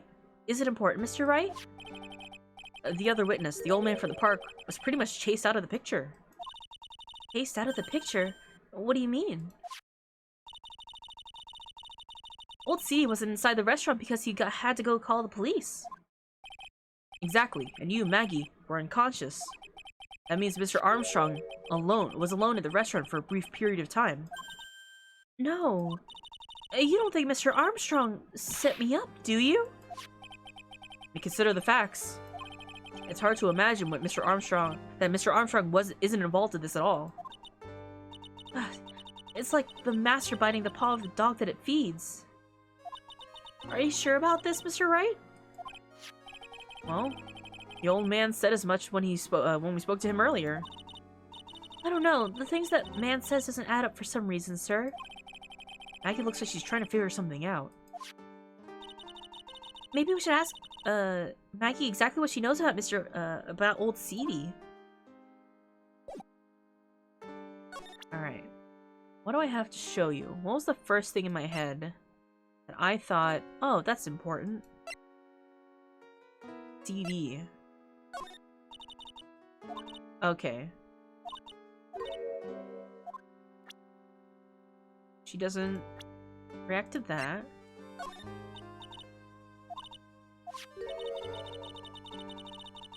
Ah. It feels like forever since I saw a witness as slippery as that old man. He's not really that bad of an old man, though. Still, I feel a bit uneasy. Huh? I thought you just said you felt much better. Maggie? If there's something on your mind, you've got to tell us. Especially if it has anything to do with Mr. Kudo or his testimony. Roger. I'll spill it all and see what you make of it. Is there anything about Mr. Kudo's testimony that stood out as odd to you? Actually, yes. The fact that he was even testifying to begin with doesn't quite... what? Well, when I took the coffee over to the victim's table... It's true there was another customer in the restaurant. Yeah, we know that already. It was Victor Kudo. But I can't really say that it was an old man. Okay, then how about calling him a really old, middle-aged man? No, age isn't the issue. The other customer was a woman. A woman? Are you sure, Maggie? Well, I'm not 100% sure, but I think so. So, what did this woman look like? She was sort of creepy. And she had a cackling laugh. Creepy? Cackling? I don't get the feeling I've come across a woman like that recently. Blue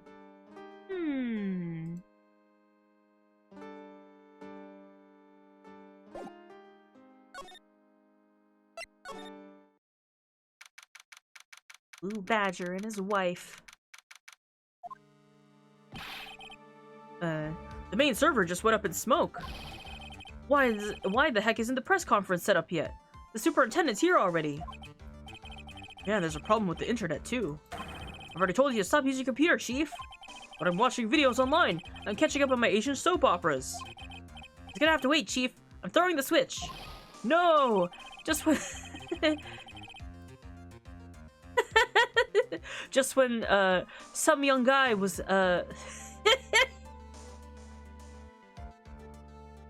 God.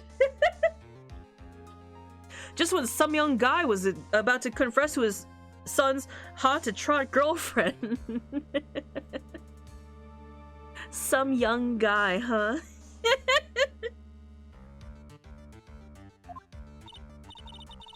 God damn it. Fucking some young guy. Wow, this place is really buzzing.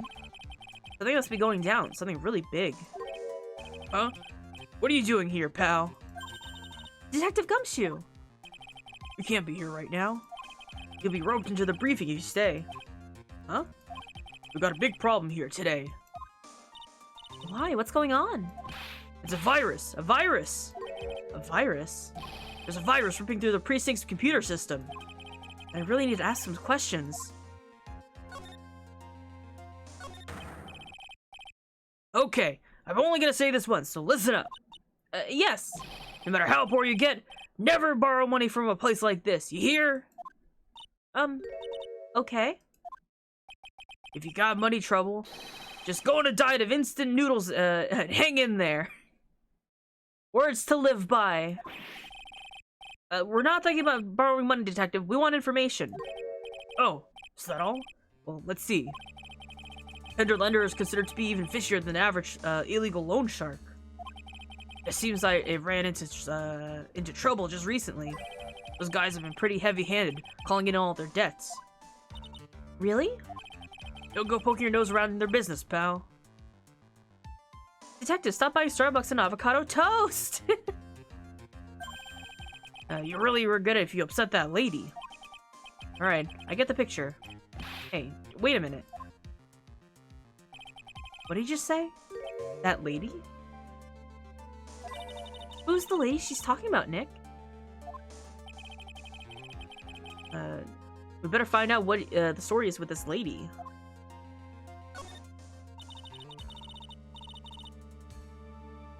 So, what exactly is a computer virus, Detective Gumshoe? I don't know. What? Look, I just go with the flow, right, pal? Here I thought detectives were supposed to be somewhat knowledgeable. What's on that face, pal? You think you know what a virus is? Well, Nick, do you? Computer virus? Sure. I mean, only in simple terms, of course. Really? Wow. You know everything, Professor Nick. Yeah, I'm gonna call you Dr. Wright from now on. Dr. Wright. Hey, that sounds pretty cool. Don't you agree, Dr. Wright? Why do I get the feeling they're making fun of me? Okay, fine. I'm no expert, but I can at least explain the basics to the two of you. Virus is a program that gets inside a computer and causes damage. Damage? You mean it makes the machine go boom and explode? No, the damage is, well, it's all internal. So the inside goes boom, right? Imagine all this case data you've stored in your PC is here in the station. A virus could wipe out all of that. That's the kind of damage I'm talking about. Oh, that's scary. Yeah. What's even more scary is that viruses are infectious. Infectious? Most computers are connected together in the network, right? A virus can move from one machine to another over in the network. The virus just keeps spreading faster and faster. Just like a real virus, huh? But, Nick, why would anyone want to make a program like that?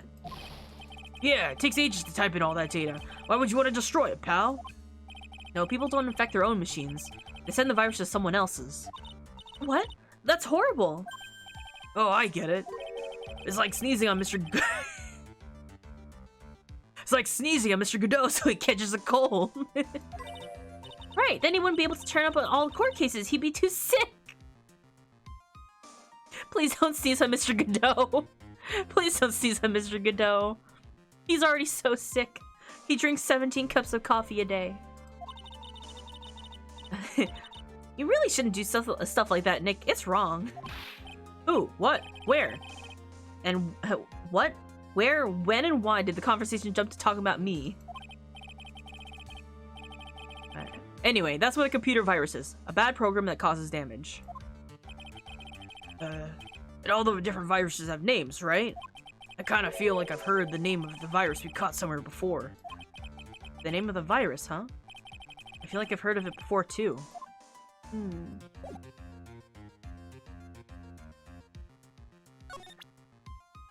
I have a feeling we might have a lead on that. Detective Gumshoe, about this. What? I'm trying to concentrate on Maggie and the virus right now, so I... Ah! This is it! This stupid name! I remember now! Thought so. Here it comes. Don't just nod to yourself and keep me in the dark, Nick. What's going on? It's okay, Maya. You don't have to cry about it. The name scribbled on sports paper and written on that CD. That's the name of the virus. MC Bomber. What? Yeah, the virus that's infected every computer in the station, pal. It's MC Bomber. Can you give us any more details, please?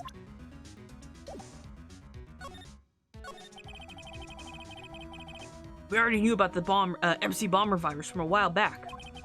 A group of criminals issued a series of demands to the head honchos of law enforcement. They threatened to release the virus if their demands weren't met. Who were they? I don't know. Some hotshots from the criminal underworld would be my guess. And now the virus has been released, huh? Yeah, and every computer in every public office in the city. Everyone's going nuts. They're hopping around like they're dancing at a carnival. All the stuff with criminals and viruses. It almost feels like we're in a sci-fi movie. Apparently, the programmer who made the virus was a real genius or something. Focus right now is tracing the root of the virus in the black market. You mean someone put the virus up for sale? Yeah, because of this one's so powerful.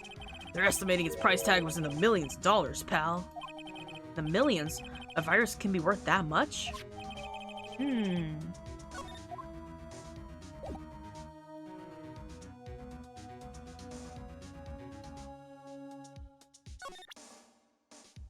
then we had another thing to bring up.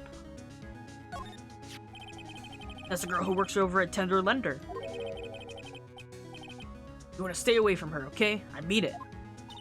She does look kind of unforgiving, doesn't she? That should be the least of your worries, pal. What's that supposed to mean? Could be worse.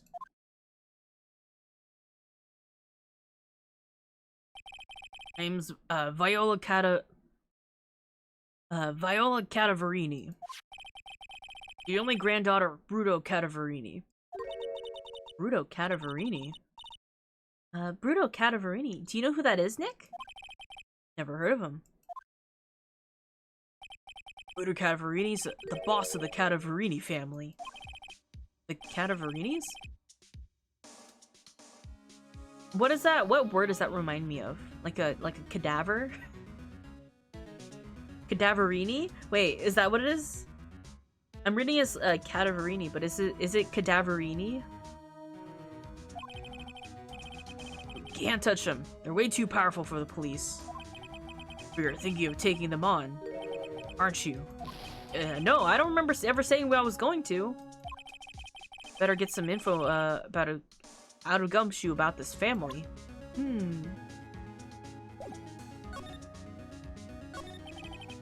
Not sure if I really want to get involved with this, but who are the Cadavarinis? Who are they? Scary bunch of people, that's who.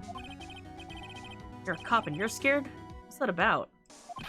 Trust me, it doesn't matter if you're a kid or a cop, these guys are scary. Got some serious clout in the criminal underworld. Can't touch them, they got too much moolah. Moolah? As in... They pretty much control all the cash in the city's black market. Black market, huh? That includes the Tender Lender, I take it. Sure, no one stands up to Bruto Cadaverini, and I mean no one. We being gay up in here? Hmm? Interesting. So, Viola's the granddaughter of some mafia boss then? Yeah, and everyone knows how much Bruto loves his little girl. She means everything to him. So, how does she end up at Tender Lender? I'm announcing my entry. Ah, I see. I don't know, pal. But I heard she and the boss at Tender Lender are pretty tight. Tight? That's what it said in a file I read related to Maggie's case. Sounds like a pretty important clue. Ah, I can't believe it. I almost forgot the most important thing. And that is... You know, the lunchbox. No, the lunchbox.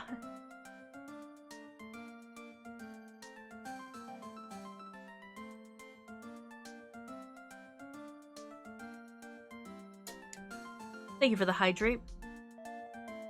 Anytime I enter a building, I want that to go off.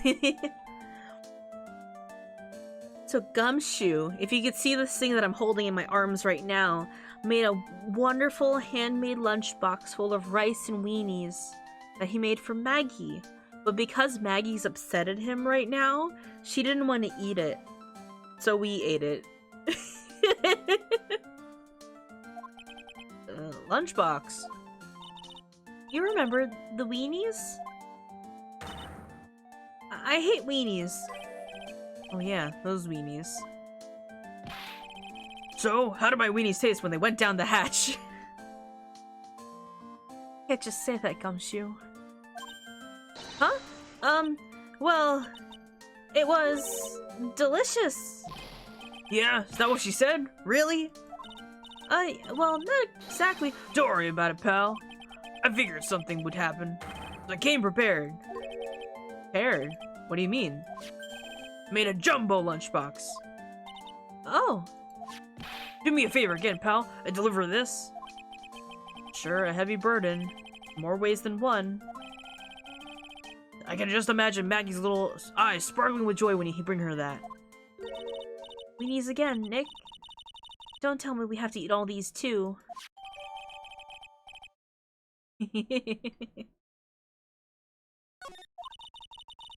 Okay, now I used it right. Yeah. I really can't eat anymore. Well,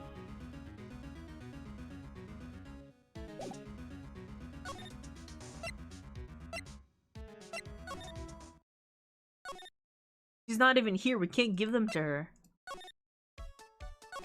Oh, not that.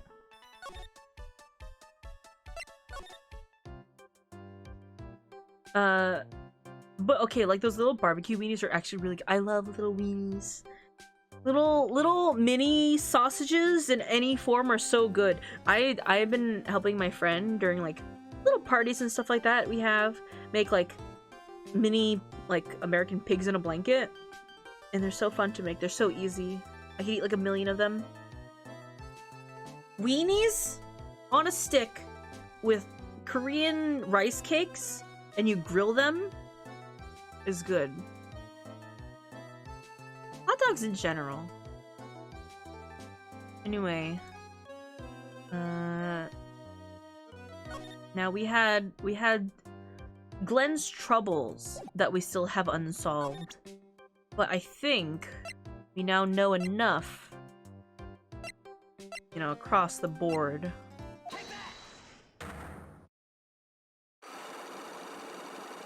Woof. So, how about you tell me what kind of trouble Mr. Elg was in? I'm sorry, sir, but we don't deal with troubleshooting here. Perhaps you'd like to speak to someone in customer service. What's she talking about? I guess I better just take a shot and see where it gets me. Miss Basil, let me ask you something. Did Mr. Elg's troubles have something to do with this? Click, click. What is that? A lottery ticket. There were a ton of these on the victim's table at the scene of the crime. And what is the relevance of that? The victim, Mr. Glenn Elg, had a gambling habit, didn't he? I don't think it's a logical conclusion based on the facts. Everyone dreams of being rich. Even I listen to Millionaire Radio. He's right, it's a bit weak on its own. But Mr. Elg's gambling wasn't restricted to the lottery, was it? Lottery, horse racing, he bought a lot of tickets and lost a lot of times. That's got to have hurt his wallet pretty bad, don't you think? Maybe bad enough to be the cause of some pretty serious trouble, perhaps. No. You were right. Glenn did have a gambling habit. You good people must not follow example, do you understand? Trust me, even if I wanted to, I don't exactly have the money to buy any. But if you win, there's no problem, is there?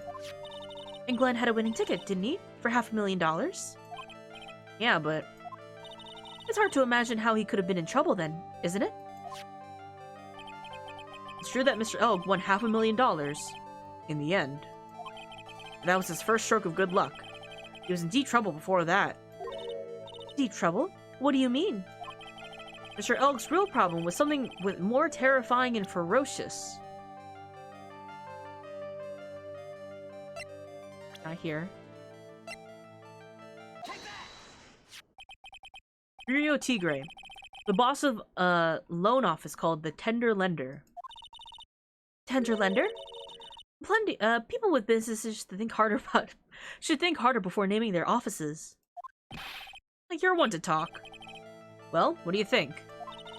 Our firm is doing very well at the moment. I don't think we need to borrow money. No. I mean about Mr. Elg. Do you think Glenn had something to do with Furio Tigre? Yes. I'm sorry. I don't know of any connection between the two of them. Really? Because I got proof that Mr. Elg and the tiger knew each other. I meant to look at the evidence.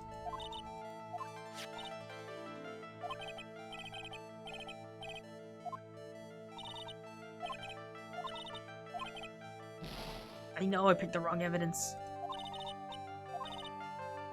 Okay. Evidence! They have to be so close to each other. Here's a calendar. Rio Tigre, also aka the Tiger, is the boss of a loan office called the Tender Lender. This is who Mr. Elg met with on the day of his murder. And the only thing a loan shark would talk to him about would be his debt. No! It's true that Glenn had racked up quite a bit of debt from his gambling habit. About $100,000, I think. $100,000? Ouch. But I heard he won quite the lot. But I heard he won the lottery, so he should have been in the clear. Dame Maggie could get a bit of that good luck. Okay. So the guy got lucky and won the lottery.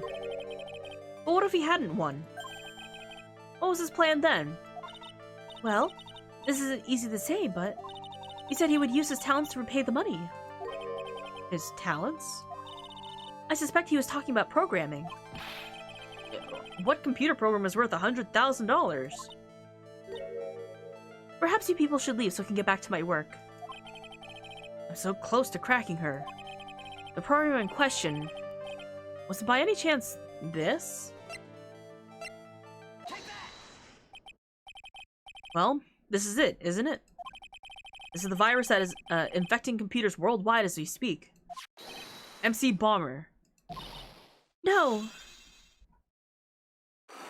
Get those chains out of here. Health back. You can't touch this. Glenn's head had more processing power than any computer, but it had been infected with a gambling virus. Glenn was in too deep. You mean he was in debt? Yes, $100,000 in debt. Not an easy amount to repay. So, he said he was taking on some extra work, something a bit risky. Risky? How? Maybe he was going to become a waiter at Très Bien? A waitress at Très Bien? Where did he come up with these ideas? So it's safe to say that Mr. Elg was the creator of this virus, huh? The MC Bomber virus? Yes. It was a work of genius. In a bad sort of way, of course, but still genius. Something like that would probably fetch him several $1 million in the black market. Conceivable. Gumshoe was right for a change. This date, December 3rd, that is marked on the calendar. That was his deadline for repaying his debts.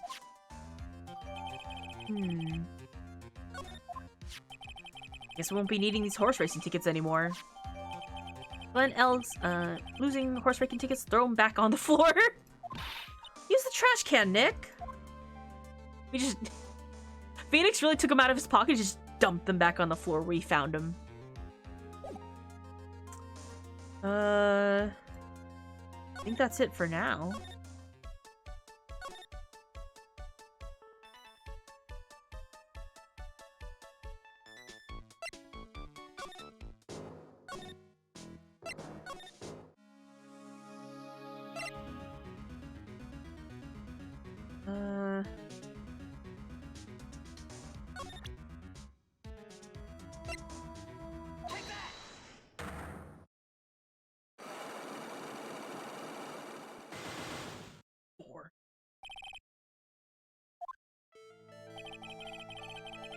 Alright. We're gonna crack this. I also see, because I'm using a guide over here on the side, there is an achievement I can get. Not that I'm really going for them, but some of them do unlock funny dialogue. You said the bandage around your head was from an operation? You also said you suffered a fatal injury to the head, correct? Yes. The operation was very difficult, apparently. Now, by fatal injury, you mean you were hurt very badly somehow, right? Did the injury in question have something to do with this?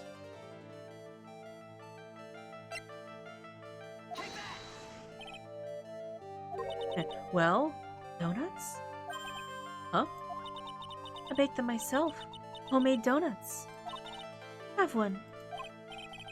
What's inside? Jam and... I'm sorry, but I didn't quite catch that.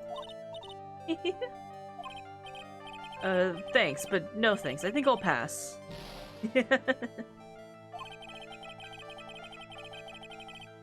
Alright.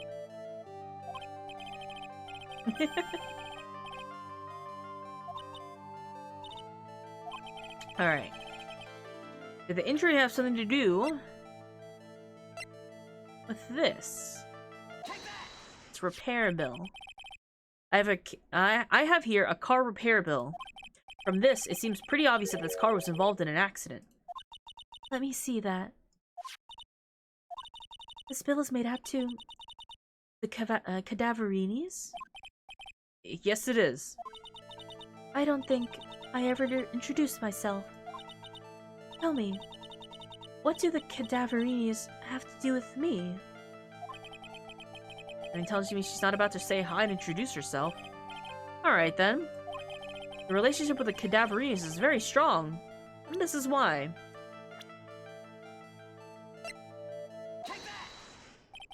And exactly who you are, Viola Cadaverini. You sustained that injury in a traffic accident, didn't you? It happened about 4 months ago. I was driving in one of our family cars when someone pulled out in front of me.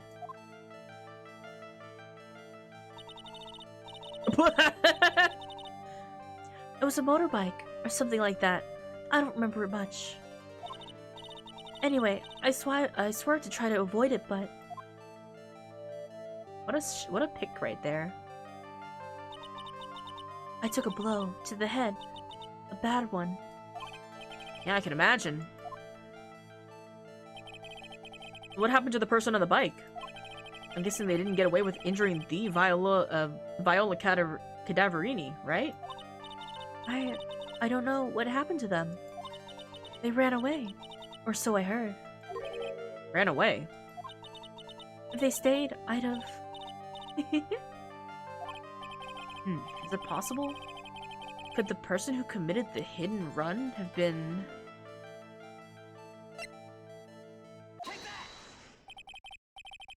It was this man, wasn't it? It was the cause of your accident. It wasn't Don Tigre. I refuse to believe it. We collided. The motorbike and my car. But Don Tigre isn't injured at all, is he? It was the tiger who caused Viola to crash. I can feel it. Plus, one of her locks just broke, so she must suspect it was him too. Sorry, Miss Cadaverini, but I have proof that the tiger was involved in a traffic accident on his bike. He's got his dinky little scooter. It's not exactly a motorbike, but Mr. Tigre rides around on a scooter, doesn't he? And you'll notice that the front wheel guard is badly damaged. Miss Cadaverini, you know the truth, don't you?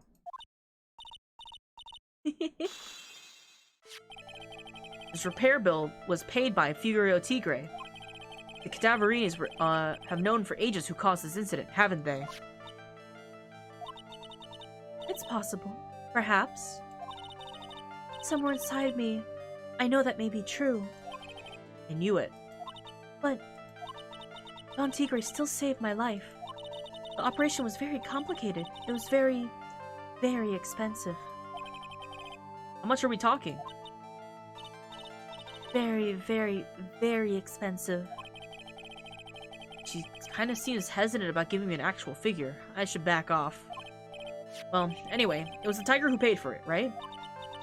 After I recovered, Don Tigre told me.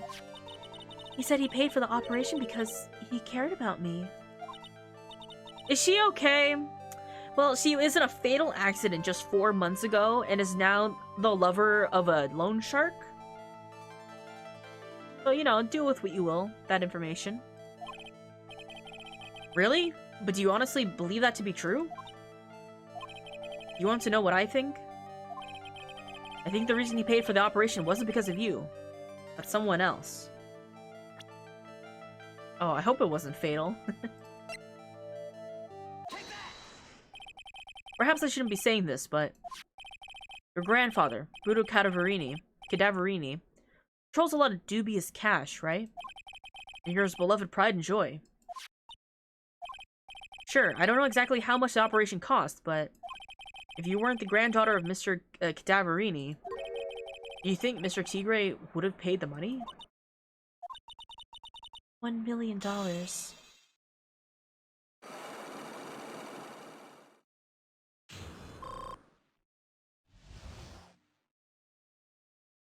$1 million operation.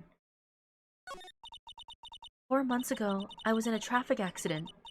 That's why I needed the operation. When I woke up, they told me it was nothing serious. A simple procedure. Oh, really? Well, I guess if she recovered in 4 months, it couldn't have been too big. They said the operation cost $1 million. $1 million bucks!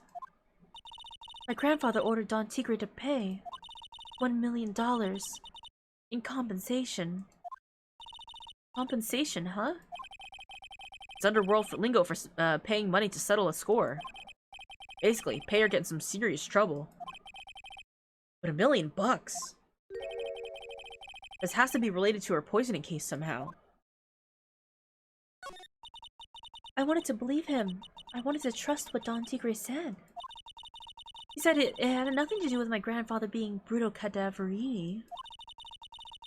I wanted to believe he helped me out because he cared about me, not about my grandfather.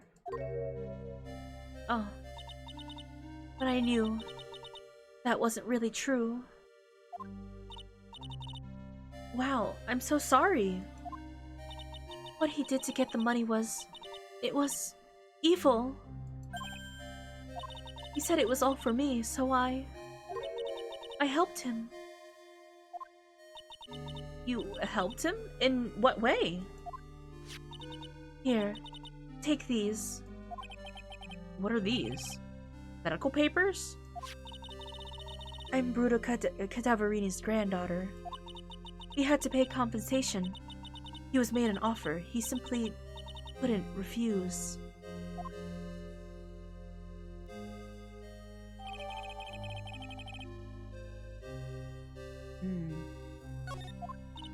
Wow, I feel so bad for Viola. It's unexcusable. Huh? There are two things that I consider inexcusable. Poisoning and betrayal. Only a coward would hurt people using either of these tactics. Is everything alright, Nick? We should get going. Right after we finish our espresso. Yeah. I won't need to convince Viola of anything else. I guess I can get rid of this. Repair bell thrown into the trash. Well, I mean, that still might be important, so just don't throw it out. Alright. Move. Vitamin square. Très bien!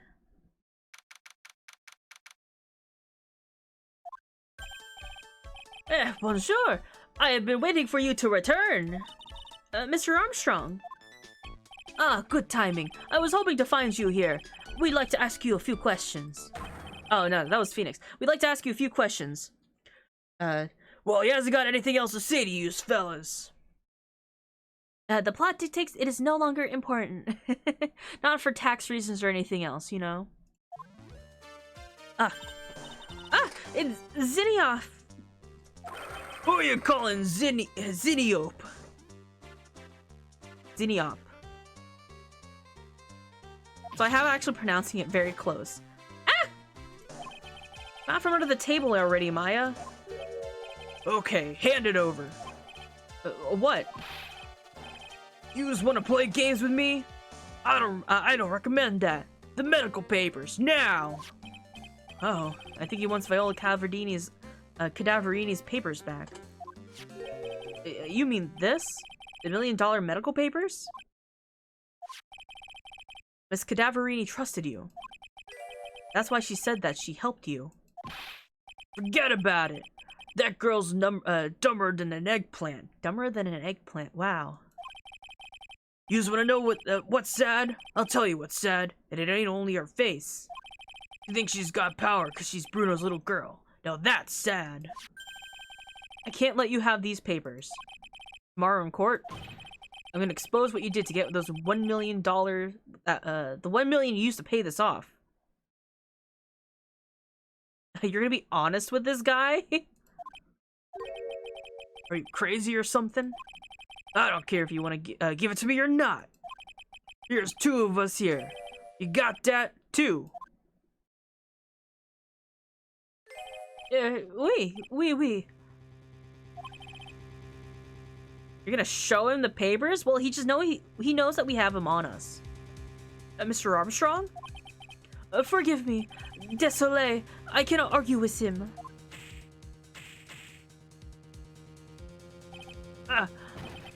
That really hurt. Is that all you's got? I'll be taking those papers now. Armstrong, get that lighter. Wait. Don't take it too hard, Phoenix, right? I was so stupid. I shouldn't have let my guard down. Those medical papers were vital evidence. Hold it, pal! Detective Gumshoe! Detective? You just think you're gonna stop me, copper? Beat it! Wah! Whoa! Come on, Gumshoe, keep it together. You guys, get out of here! Leave this guy to me. But... Go, pal! Take this! If you get hurt, who's gonna look after Maggie, huh? Alright, thanks, Gumshoe. Wait, Nick, don't leave him behind!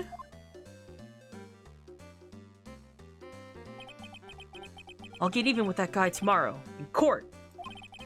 Tender Lender is going down. Gumshoe to the rescue!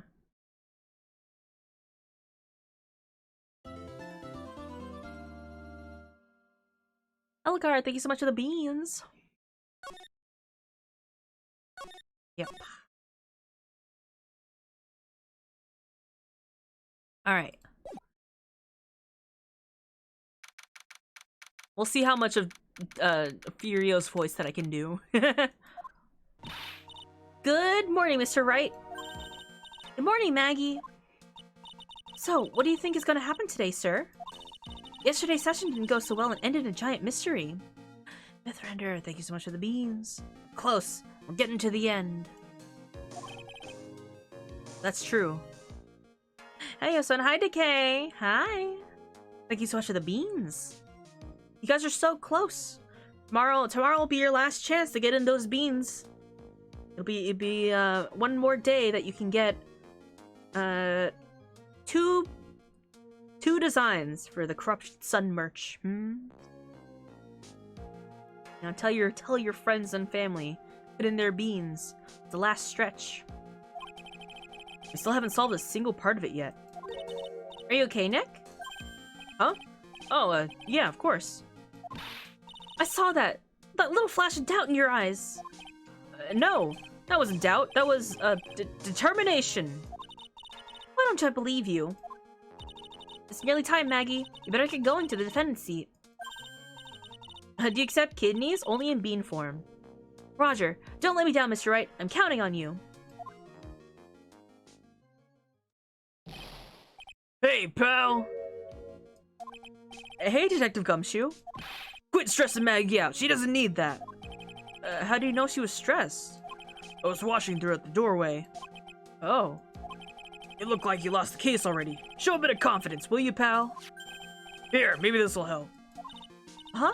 Have you taken up aromatherapy therapy too? Not in a million years, pal. Don't you remember this little thing? Come to think of it, it doesn't look like one of those aromatherapy bottles. This is the small bottle that turned up at Trebian's kitchen a couple days ago. Yeah, we found that. Look at all these little bottles.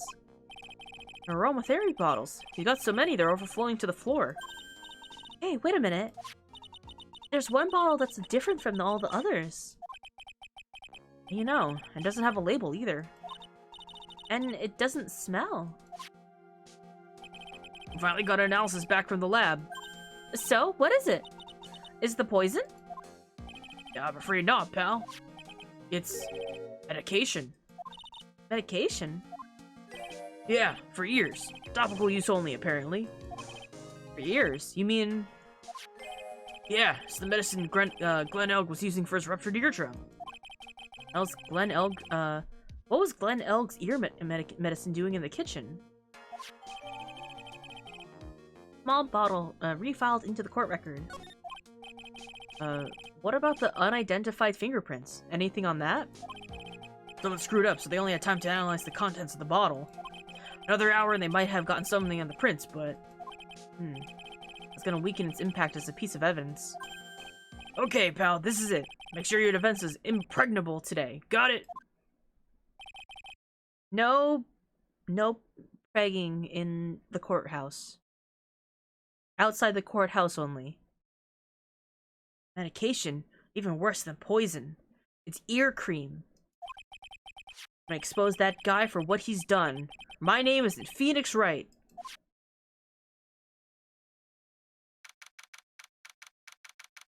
January 8th, 10 a.m. sharp. Courtroom number 4.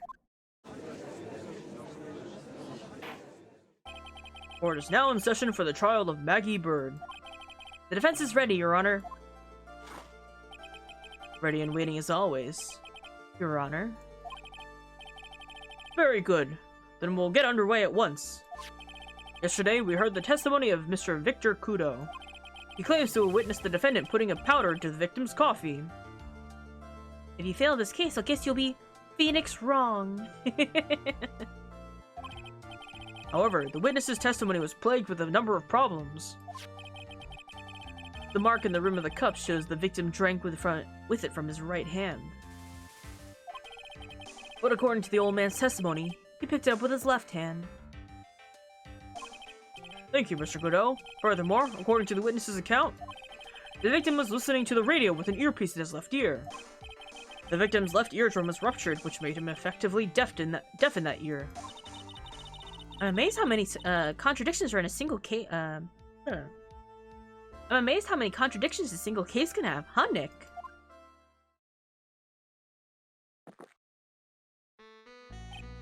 Ah. Allow me to enlighten you, Your Honor. The world, you see, keeps turning, and we must turn with it. You've lost me already, Mr. Godot. Don't let the mysteries of yesterdays mystify you today. Only losers think like that. You've got to change with the times. That's one of my rules. You're implying that you've resolved these contradictions? Rotate Godot! You can do an exclamation point coffee to mark every time he gets a new cup of coffee. You know the answer to these riddles? The old guy wasn't just throwing seeds in here. He was throwing us off a scent. And today I'll prove it. Very well. Let the first witness take the stand.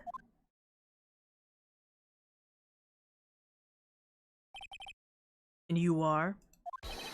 Oh, bonjour, everyone! I am Sean Armstrong, the owner and head chef of La Très Bien restaurant. Enchanté. Forgive me for asking, witness, but are you a woman? Oh la la, monsieur. As you can see, I am le pert and perky gentleman, no? On the day of the incident, you were in Trebian's kitchen. Isn't that right? With you, monsieur. Everything feels right.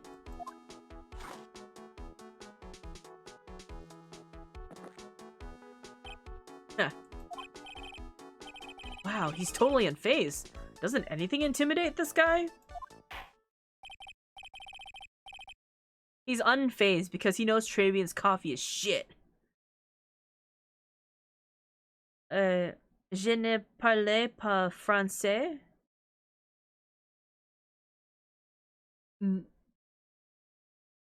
Omelette du fromage. I don't know proper syntax to form an actual sentence. What is like je suis? Hello, coffee drinkers. Hi, Jeff. Please tell the court what happened the day at Trebian. Ooh, Jeff, you came in at the grape. Je suis Napoleon. Yeah, it's I am. Jeff, you want to hear my voice acting for this witness? Oui, volunteers.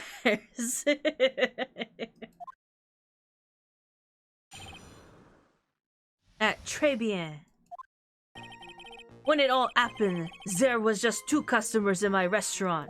I remember I was experimenting with some new art deco that day. Like having a large mirror between la tables, for example. Oui, perhaps that is what la old man was looking at. La cup, la earpiece, and la glasses. It would have been everything in reverse, no? Fucking hell, that's a bicep. This is Armstrong. This is Jean Armstrong.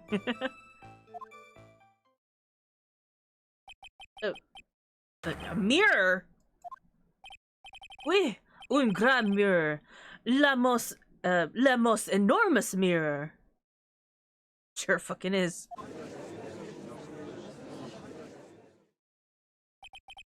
And suddenly, the mystery disappears.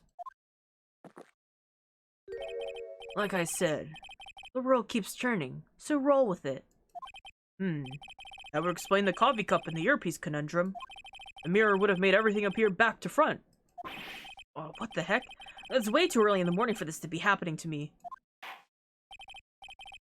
Now then, Mr. Wright, you may begin your cross-examination. God.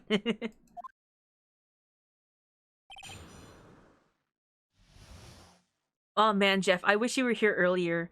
There was a name that came up of like someone was watching an Asian drama, and they're like, but this character, some young guy, he was about to confess to his love, and I lost it at that.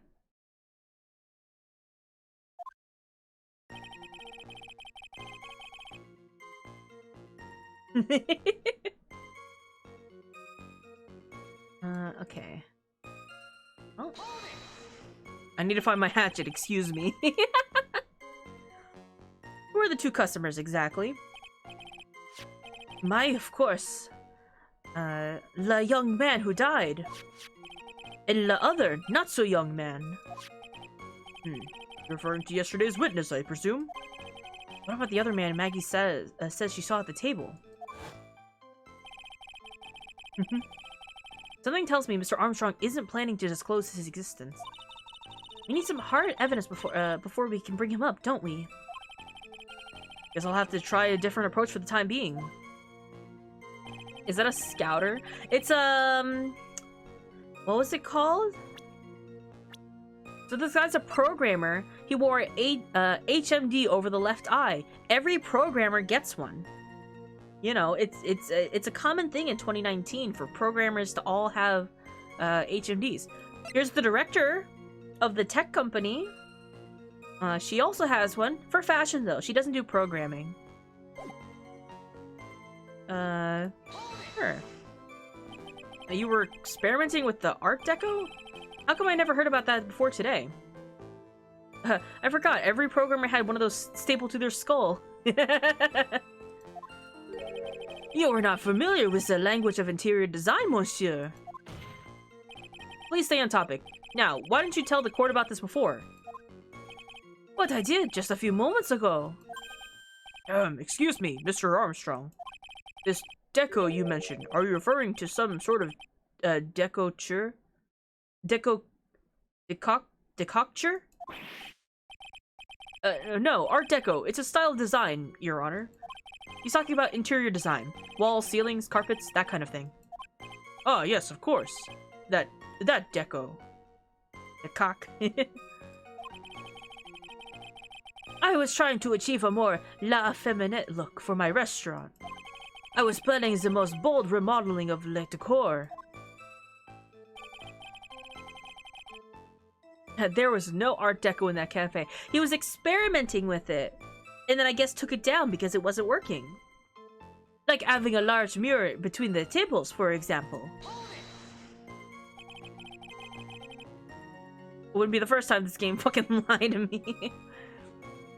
How big of a mirror are we talking about here? Oh, something about 4 meters wide and about 2 meters high. Let's see, if 1 meter is about 1 yard. Only glass in a frame, that's huge. I was intending to install it on the ceiling eventually. The ceiling? Was there a mirror on the ceiling? I don't remember. I know, but I decided not to go through with it in the end.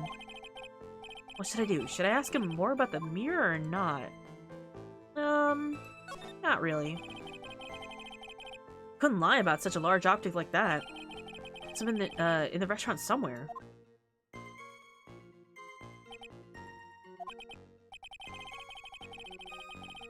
The witness yesterday had seen the victim reflected in the mirror.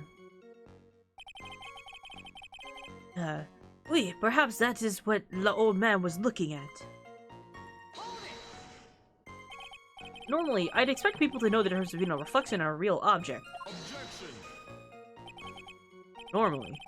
How does normality come into this?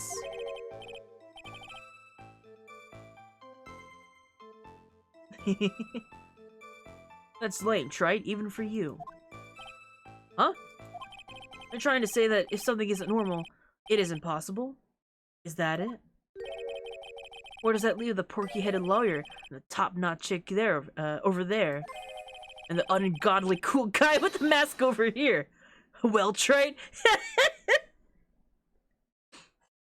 Phoenix, he just called you a bitch. He just called himself an ungodly cool guy.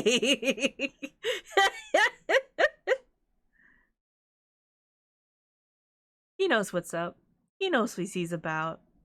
We love that kind of confidence in this house, I feel. Sigma versus Ligma, yeah. This is a Sigma male you're looking at. It's true. Not the hair! I do not have a top knot! Mr. Godot is correct. He is ungodly cool. Lack of normality is no basis for counting an argument. Yeah, logic has won la day. La cup, la earpiece, and la glasses. It would have seen everything in reverse, no? Everything? He would have seen everything in reverse? Kudo's only ungodly aspect is his dorkiness. He drinks an ungodly amount of coffee. Hey Nick, we should take a second and think about what old CD said in his testimony. How did he phrase it again? The boy's wearing the earpiece on the same side as the green lens of his specs. No question, you can lock me up if I'm wrong. It was on his left ear, without a doubt. And he used the same hand to pick up the cup, his left hand. If he saw everything described reflected in a mirror, then everything he said was on the left was actually on the right, huh? That clears up all the problems with his testimony, I guess. Or does it? It's kind of hard to believe everything is the fault of a mirror, but... Do you think old CD saw everything through a reflection? That's not how mirrors work. If he did, it would explain all the contradiction in his testimony. And that just makes the situation worse for Maggie. There's gotta be something in that old man's testimony. We just gotta dig deeper. That is literally not how reflections work. I don't know. The old guy said it was the case, right?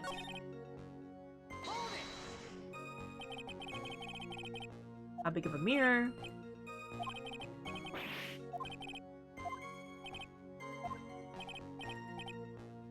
Vulture, thank you so much for the beans. If you really had such a large mirror in the restaurant, someone would have noticed it. Jeff, thank you so much for the beans. We got one more day, tomorrow. And probably same time as my usual stream, 6 PM EST. Be in Final Fantasy. There's nothing about a mirror in Mr. Kudo's or Maggie's Bird's testimonies. Either tomorrow or Saturday. I'll tweet about it later. But... You didn't ask, right, Trey? You only have yourself to blame for such a sloppy work. What? A mirror was delivered to Trey Bien the day before the incident. Really? As Mr. Armstrong testified, he was carrying some design changes. And as it turned out, he didn't actually use the mirror in the end. This just doesn't add up. Even if a mirror was delivered to Trey Bien, it doesn't prove that it was in the restaurant on the day of the crime. If you want to doubt someone, try it, look in the mirror. I'm sure the person looking back at you will be dubious enough. So, the witness yesterday had seen the victim reflected in a mirror.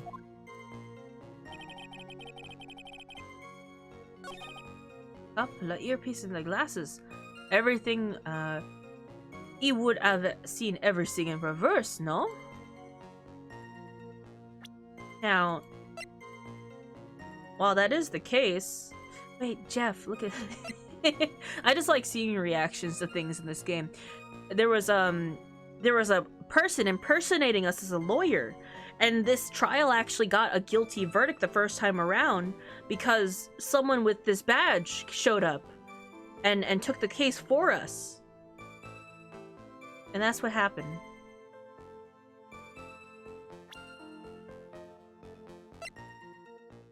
Let's see.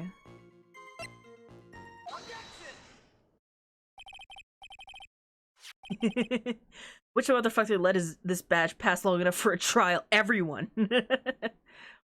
Art Deco, short for the French arts décoratifs, decorative arts in a visual style of arts, architecture, product design, characterized by slick geometric stylized forms by the use of man-made materials. Yeah, I believe parts of the US tried to do it for a little bit and then gave up after a while. I do like Art Deco though. I think it definitely has its appeal, especially with gold. The coffee cup, the earpiece, and the HMD. Let's think back to Mr. Kudo's testimony for a second, shall we? The boy was wearing the earpiece on the same side as the green lens of his specs. No question. You can lock me up if I'm wrong. It was his left ear, without a doubt. That's right, the Empire State Building is Art Deco. We were told the HMD and the earpiece were on the victim's left side. Now, if Mr. Kudo saw all that as a reflection in the mirror, it means both the HMD and the earpiece were actually on the victim's right side. Exactement. You see, monsieur, now that you think about it, it is not so hard, no? Fortunately, that is where we run into a monumental contradiction with the facts. Mr. Kudo really did see everything in a mirror. Why is it that HMD is now on the wrong side of his head? There's a movie theater near me that was built like 15 years ago that tried to do Art Deco and then ended up looking like a... doing it for the logo interior and nothing else. Didn't commit. Order, order! Mr. Wright is correct! If the witness genuinely observed the victim reflected in a mirror, then we can expect the victim's eyepiece to have been over his right eye. Objection. You coffee. How bitter. Trite. You should have a taste of this bitterness. It'll calm you down in no time. Are we talking about your coffee, or something completely different? Ugh. You don't understand the way the witness thinks. How he thinks? You remember this, I presume? He's at the limit. Get him out of here. I broke the vase. Sorry apology. I mean, Mr. Kudo's sworn testimony? Exactly. Yeah, this is the second trial of the day, actually. It's technically a new limit, but we're just counting it up total. You also, guys, you've missed some too, so it would be well over 17. BioShock games? I could see that. Exactly. The old man has one very grievous habit, other than throwing seeds. The more of impression something makes, the more muddle his mind makes it. What's the most striking thing about Mr. Elg? Oh, it's the victim's eyepiece. And that's my point. The old man strikes again. Mr. Elg's HMD made an impression on the old man.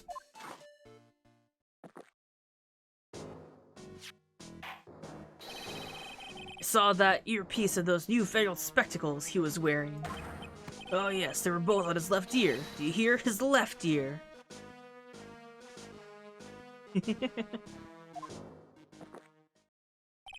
Ah, well, trite. They're just big coffee beans now. His kidneys? Yeah. That's the worst but best impression of Kudo ever. Oh, I really thought he was old seedy for a minute there. Kudo's good. Oh, he like did an impression there. Enough. I agree that yesterday's witness was irresponsibly rash in much of his testimony. Bad luck, Nick. Looks like the boil of a contradiction just found its he just found is just a rash. What a Kudo? Mayor can't be beaten by a handful of seeds, nor can it lie. So, what exactly is the old man looking at? Fill us in, Mr. Armstrong. Go on, tell the court. We're all ears. Oui, I can explain. Please, if you look at the plans of le restaurant.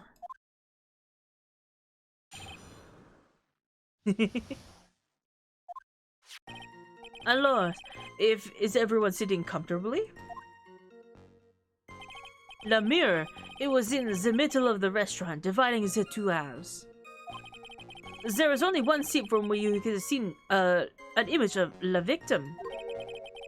That was la seat at the table next to the victims. That was where the old man was sitting. After the terrible incident occurred, I moved la mirror so it was not in the way. What am I wearing around my neck? It's something that we have in our court record, actually. It's Gumshoe's lunchbox, a tenderly handmade lunchbox. It fills the stomach with love and plenty of weenies. He made it for Maggie. Gumshoe has a crush on Maggie, but Maggie's mad at him right now.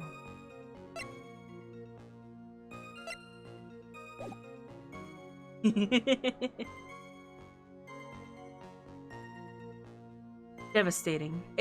We already ate one because Maggie didn't want to eat the other one, and we didn't want it to go to waste, but then Gumshoe handed us a bigger lunchbox. But naturally, I did not touch anything else.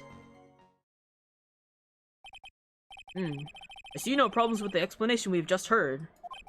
In the table next to the victims, Mr. Kudo could have seen the victim in the mirror. What a naughty little croquette I am. Confusing all the men like this. Don't worry about it. We can keep up, except for the guy breaking out a cold sweat over there again. Ah, I hate that guy. You said you didn't touch anything apart from the mirror. Are you quite sure about that? Volunteer, of course. Only thing he can cook. White rice and pre-cooked sausages. And cup noodle. We confirmed in a previous case that he knows how to cook cup noodle too. Very well, Mr. Wright. Cross-examination, if you please. And really, with a diet of rice, pre-cooked sausage, and cooked cup noodle, what else do you need in life? I had cup noodles today. Bit upscale, but a cup noodles. Man's got mad scurvy. Le Moidah, he was in the middle of the love restaurant, dividing the two halves.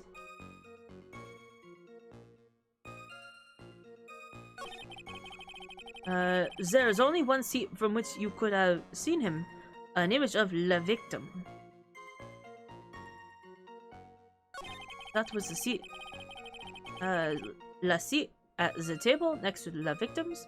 That was where la old man was sitting.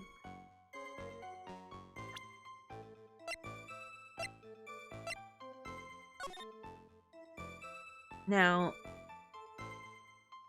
this is the scene of the crime from the kitchen. And I'm wondering...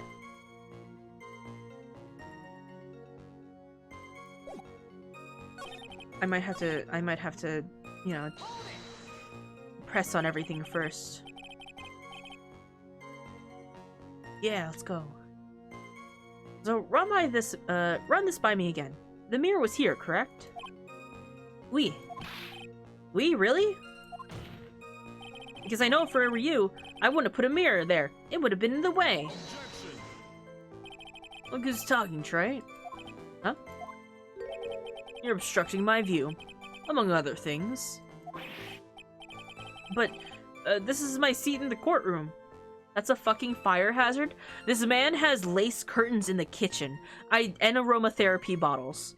I think that's the least of the concern.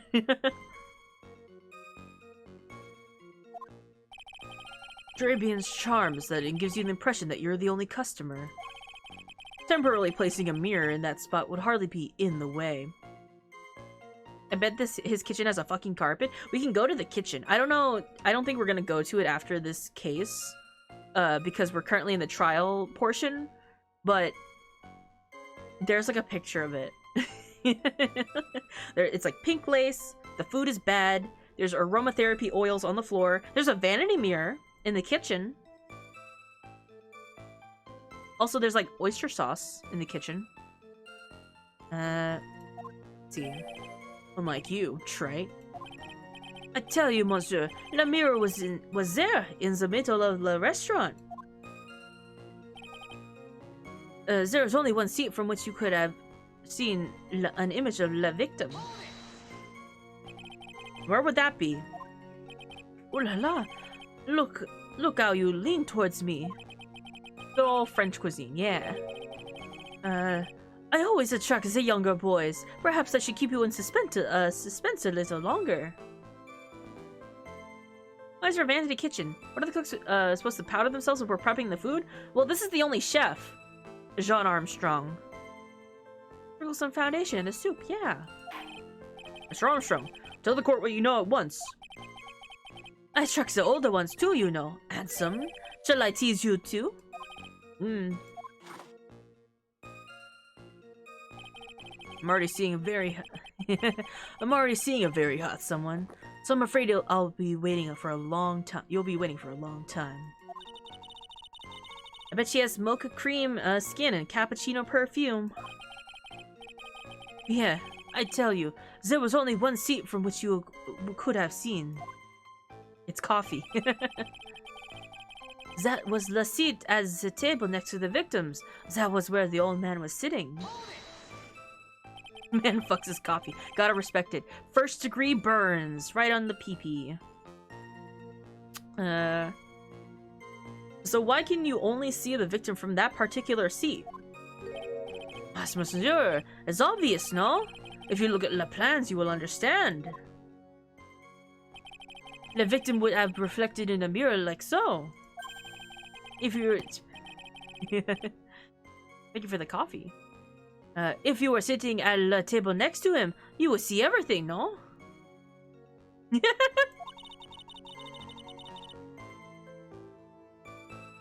There we go. So that's the seat old CD was sitting on that day. When the poisoning happened. The old man was sitting at the table next to the victim? Why does that seem kind of odd? After the terrible accident occurred, I moved the mirror so it was not in the way. Did you move the mirror while Mr. Kudo was off calling the police? Oui, exactement. I carried out of le restaurant then. You moved a huge mirror like that all by yourself? What can I say? I know how to pick things up, handsome. Godot actually laughed at something. Well, given the witness physique, I suppose it's possible. Did you move anything else from the crime scene, Mr. Armstrong? I look like the obliging type, no? But naturally, I did not touch anything else. Is this how I'll be remembered? Your legacy. Are you sure about that? I touched nothing except la mirror. Mr. Wright, is there something the witness said that doesn't match the crime scene? Yeah, there is. I just can't put my finger on what exactly. Ah, suffering from a case of heartburn, right? Oh, I have just this thing for that. An oil with golden myrrh and frankincense. Few drops your coffee and voila. Enjoy. Don't put oil in your coffee. Can't put your finger on something? Focus, Phoenix, breathe. I just need to ignore those two and find some evidence. It is pretty strange though, isn't it? I mean, nobody mentioned anything about a really large mirror. You think someone would have, but Maggie didn't, and neither did old Seedy. Did he just offer the Jesus gifts? The olive oil. Don't drink the oleato. A tablespoon, not even a tablespoon, I think that's too much. A teaspoon of olive oil is considered healthy for you. It's like some extra calories, but it's proven to be a little, a bit is proven to be healthy. But combined with coffee, especially when you're drinking it like just cold, too much oil in your body does work as a laxative in a sense. Unless you're trying to empty yourself out, I don't suggest it. The only logical explanation is there was no mirror inside Trabian that day. I've just got to prove it somehow. Gold, frankincense, myrrh. Ah. How do you know this, son? Aside from hearing from a friend, a friend whose cousin had a very unfortunate 2 to 3 hour session, I just know it as a fact of one, you know, like the saying, like coffee makes you poop. You know, that sort of thing happens. It's a, what's the word for it? I can't remember the word. It's not diuretic. It's like another word, I think. But if you have too much oil, it does kind of smooth out your insides. And so things just kind of go through. It's like those sugar-free gummy bear reviews. I actually know this because of,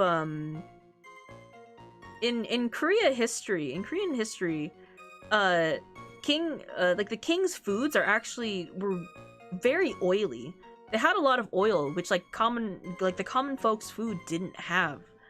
And so, like, if people who weren't used to the king's food did suddenly try some of it, they would just have a lot of stomach problems. Like, that's just a thing that would happen. And the servants would usually be eating the leftover food. Yeah, the zero sugar gummies. Listen, if you need some help, there's no shame in that. Grab a handful.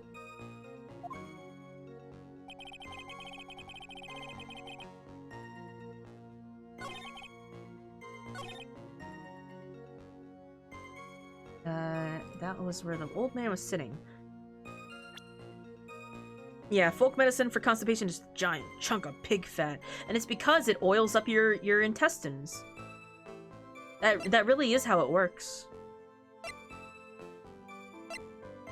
On top of the fact of having any kind of spicy food, your body does try to eject the spice out as quickly as possible. Did I fix the recipe for the gummies? Would you try them, though?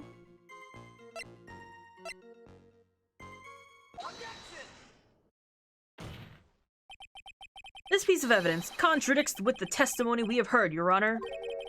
The crime photo? Spicy food also clips here, clear sinuses. It just empties you out. No more weaponized gummy bears. Yes, this photo clearly shows something that theoretically should not exist. What on earth do you mean, Mr. Wright? Should not exist. Huh. Sounds like you're describing yourself, Trey. I would eat them. Now then, if the defense would please clarify its statement. What is something that should not exist in this photo? Right?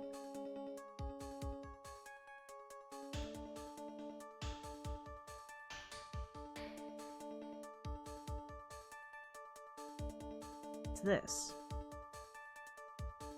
The body, obviously. The guy. It's this, where supposedly if the old man was sitting here... is it the cutlery on the wrong side of the desk? No. The old man had made a statement.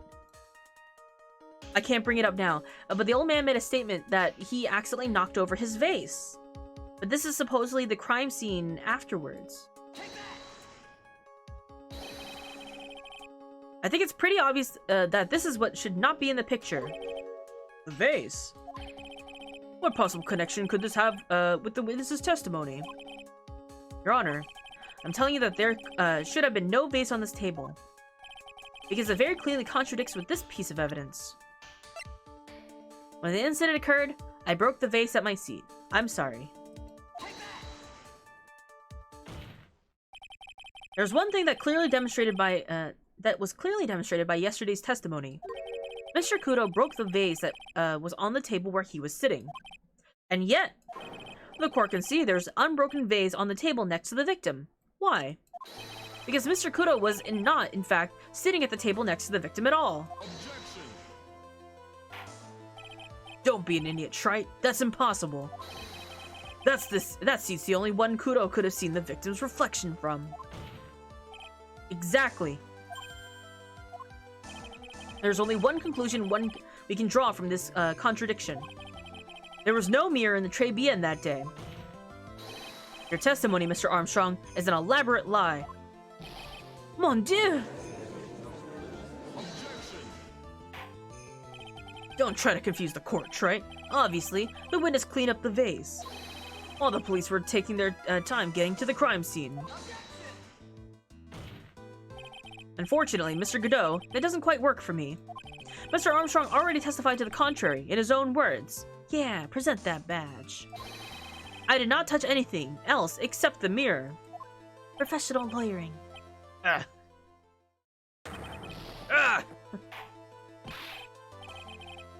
Well, witness, what do you have to say for yourself? I was right. There was no mirror at the restaurant that day. Oh no, Godot lost lawyer HP. He has to drink coffee to recover it. In light of this revelation, we will return back to the original problem. Why did the victim have an earpiece in the ear but she couldn't hear? You only get one shot in life. There's no turning back. If you want to claim that mirror was in there, trite, then this problem is all yours. How do you explain what the old man saw? If I can answer this, then I'll be that much closer to the truth. I can feel it. Are you gonna be okay? Can you really solve this contradiction, Nick? There's more than just this one contradiction, Maya. What do you mean? Remember what Maggie told us? There was another man at the victim's table. And there was a sample CD on the victim's table. It all flies in the face of Mr. Kudo's testimony. I think I know the reason why nothing in this case is adding up. Well, Mr. Wright, let's hear your answer. Yes, Your Honor. The reason behind all the contradiction in Mr. Kudo's testimony is simple. Mr. Kudo made a mistake. Ear doctor made a mistake. This case is riddled with contradictions. Yet, there's one very simple answer that clears them all up. And what is that? The incidents Mr. Kudo witnessed and the incident the victim experienced were two completely different events. What? Yes. The victim that Mr. Kudo saw wasn't Mr. Glenn Elg at all. It was an imposter, a phony pretending to be Mr. Elg. Obviously, unlike the victim, there was nothing wrong with the imposter's left eardrum. That is how he ended up with the earpiece in his left ear by mistake.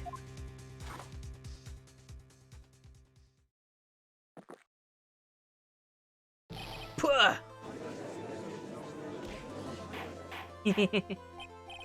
Order! Order in the court! Settle down or I'll clear the courtroom! Quiet, Gramps. Why don't you clear out of here, huh? What did you say? Trite, are you saying that what Mr. Kudo saw was a setup? Yes. Someone pretended to be Glenn Elg and acted out the whole coffee poisoning. As for the express purpose of creating a witness out of one Mr. Victor Kudo. Get real, Trite. Why would anyone want to do that? Isn't it obvious? The thing Mr. Kudo was most insistent about his testimony was... The serving girl brought him a Javachino, but she put something in it. That serving girl, right? One in the defendant's chair. I remember her well. So hard to believe, but... There's one, and only one reason to show Mr. Kudo this fake poisoning. To show Maggie Bird in the act of poisoning the coffee. Are you insinuating that the witness in the old man's story was a fake as well? It's true that there were no other customers in the restaurant at the time, but... It's also true that the chef was there. He would have noticed what was happening. That's right. Well, witness. If your restaurant really was the scene of such theatrics, you would have known about it, correct? Oh la la. This is most difficult for me. No, it's quite simple. All you have to do is testify. You're under oath, after all.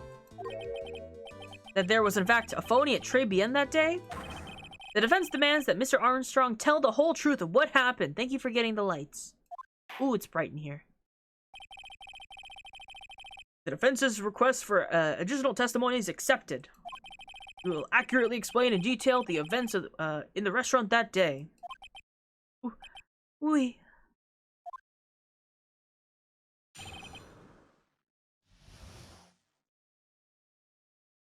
Can't leave your local foxboy in the dark, they'll turn cryptid. I'm gonna shrimp in the dark.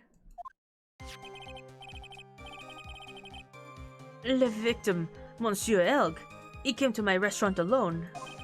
I remember the old man arrived not long after him. There were no other customers.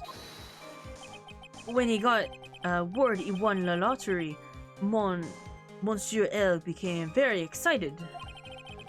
It was approximately 5 minutes later that the poisoning incident occurred. Maggie Bird? Like, what, like a magpie?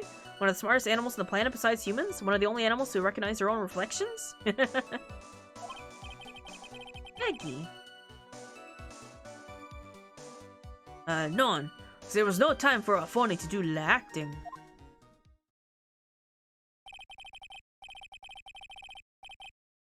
Just so we're clear, there was no mirror in the restaurant after all? Je vous demande pardon. Forgive me, Your Honor. I lied because I wanted this mess to be cleared up quickly. What you have just done is commit perjury, Mr. Armstrong. I will decide how to punish you later. Oui. For now, we will hear your cross-examination. Mr. Wright, if you please. Take that perjury charge a bit too well. But I'm guessing he'll be in more serious trouble after this cross-examination.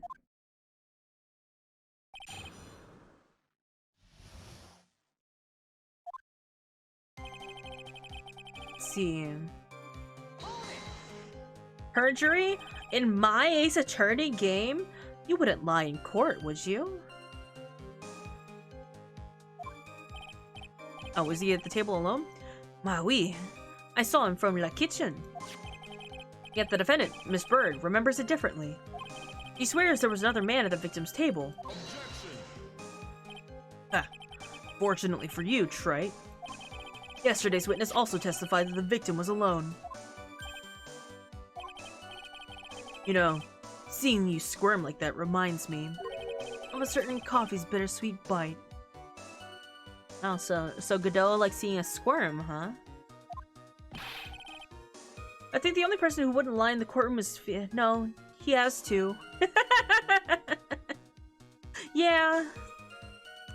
Who wouldn't lie in the courtroom? The judge. That sounds about right. The judge. What kind of coffee has been drinking? It's not coffee, it's love. It's love that's bittersweet. Hearing Maya say that makes her seem all wise all of a sudden. He's been poisoning his own coffee because he can't taste it anymore. he needs that extra kick. The old man arrived not long after him. By old man, you mean Victor Kudo, correct? Oui, he comes often for my special coffee. I drank your coffee once, Mr. Armstrong. It's special, I'll give you that.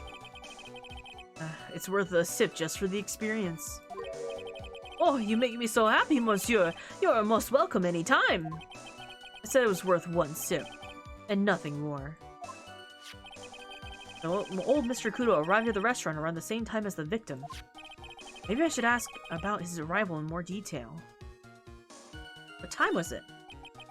Out of curiosity, what time was it when Mr. Kudo arrived? Oh no, I cannot remember, monsieur. I believe we were told by a witness yesterday. Crime was reported at 2:25 p.m. by a kind of scary old man, sir. Does that jog your memory, witness?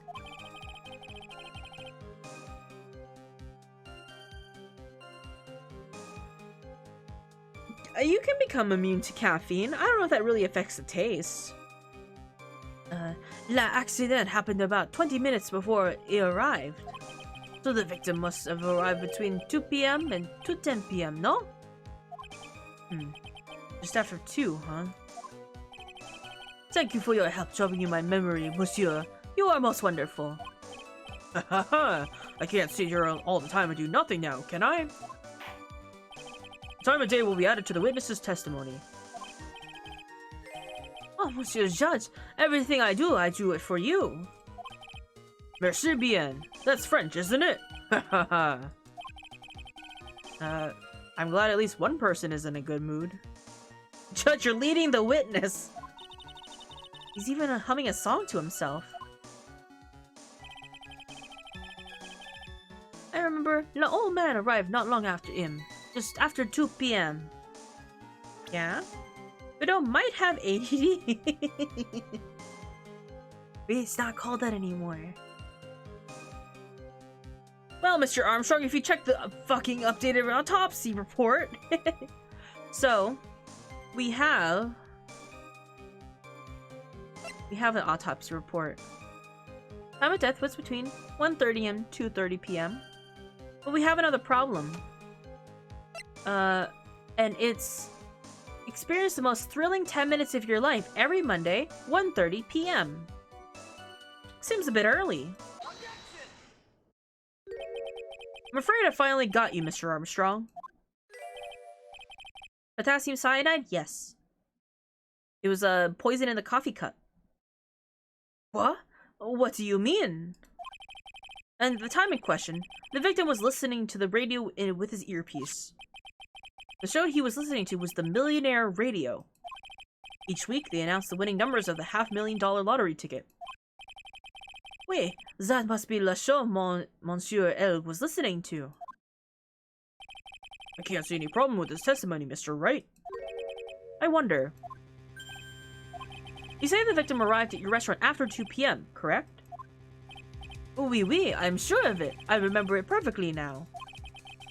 I know it was a time because I had just finished serving the lunch menu. Get to the point, Trey. If you have one. That show is broadcast live at 1:30 p.m. and it claims to be the most thrilling 10 minutes of your life. It's on the air at 1:30? Now, supposedly, the victim made some loud noise when it was announced that he had won. And yet, I don't believe his cry of joy could have occurred after 2 p.m. because the show had already finished more than 30 minutes earlier by that point in time. No! The victim we've been told about has done nothing but the impossible. Listening to the radio with a ruptured eardrum, catching a show that was already over. There's only one conclusion you can draw from these facts. The victim was an imposter, acting out the poison 30 minutes after the real murder. Yes, there were 2 Glen Elgs at Trebian that day. The real Glen Elg, now dead, had been poisoned by the real killer, and the phony Glen Elg acting out the events for Mr. Kudo to witness. It certainly seems that way. I mean, if that wasn't the case, how could you explain the time discrepancy? Objection. Quite a performance, Trike. You were almost on a roll. But sadly, you lack the rock-hard foundation of rhythm to build your song. What is this? Music Theory 101? Who's rock hard? Let's recap. According to your imaginative theory, it's now just after 2 p.m. The phony Elgs are performing a play for the benefit of Mr. Kudo. I explained then where the real Glen Elg is. I believe I had to spell this out for the court. However, who's rock hard, he says. At that time, the real Glen Elg was already dead. That's certainly the obvious conclusion. Objection. Thank you, Trite. That's exactly what I was hoping you'd say. What? Now, I presume you can prove this theory of yours. Can you explain where the missing corpse went to? The missing corpse? According to the old man's testimony, there was only one other customer there. That customer was the phony Glen Elg. Then where did the killer hide the body of the real victim?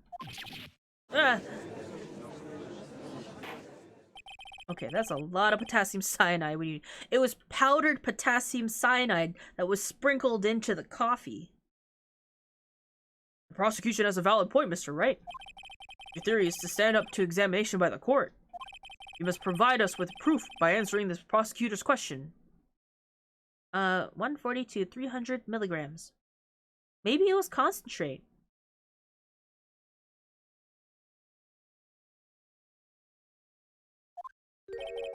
Where did the killer hide the body? Yes, Your Honor.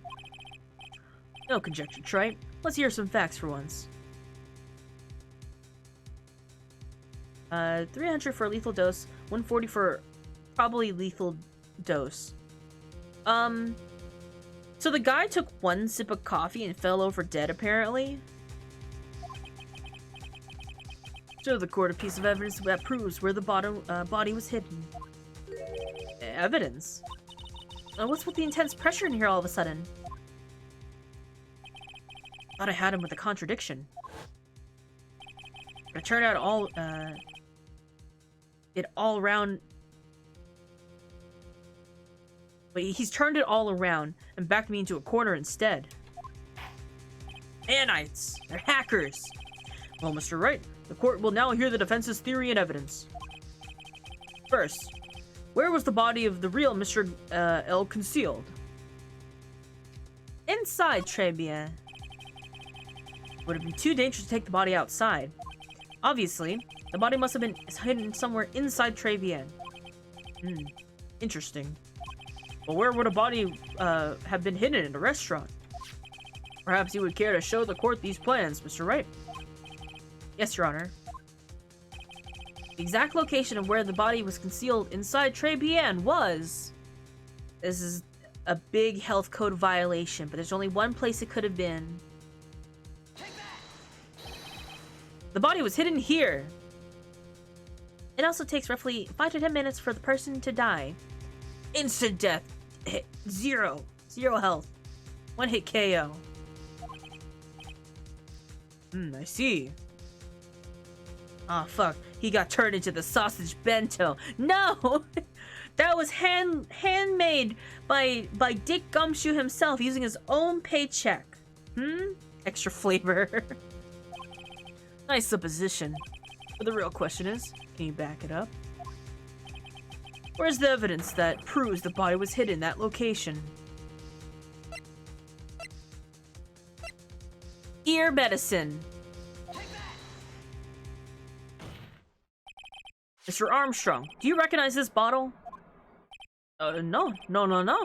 I've never seen that ugly bottle before in my life. I only use the very best bottles, monsieur. The highest quality for me. Thank you, Gumshoe. Where was this bottle found, Mr. Wright? Interestingly enough, Your Honor, it was found in the kitchen at très bien. Eh? Quoi? But I only ever use these bottles for my aromatherapy oils. But this bottle doesn't contain aromatherapy oil, Mr. Armstrong. No, it contains medication. What kind of medication? I'm sure everyone remembers, don't they? That Mr. Elg visited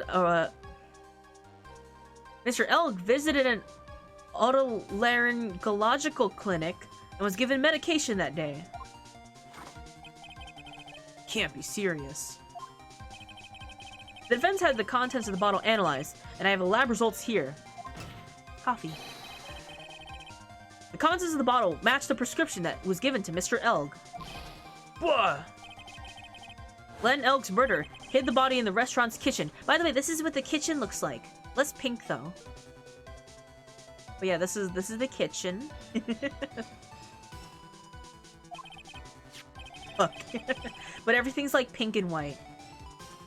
At the time, this bottle fell out of the victim's pocket. What is over the stovetop? No. Oh, it is on the other side too. There's also roses on that side. No carpet. There's no carpet. In shot. We don't know what's out of shot. Mr. Armstrong, when the incident occurred, didn't you say you were in the kitchen? Mon Dieu. Yes, you know what I'm about to say. It was you who hid the victim's body. You also did a fine job pretending to defend my client, Maggie Bird. However, you were setting her up to take the fall behind the poor girl's back. No!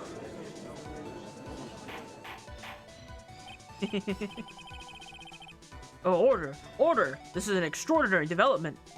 Witness, do you murder Glenn Elg?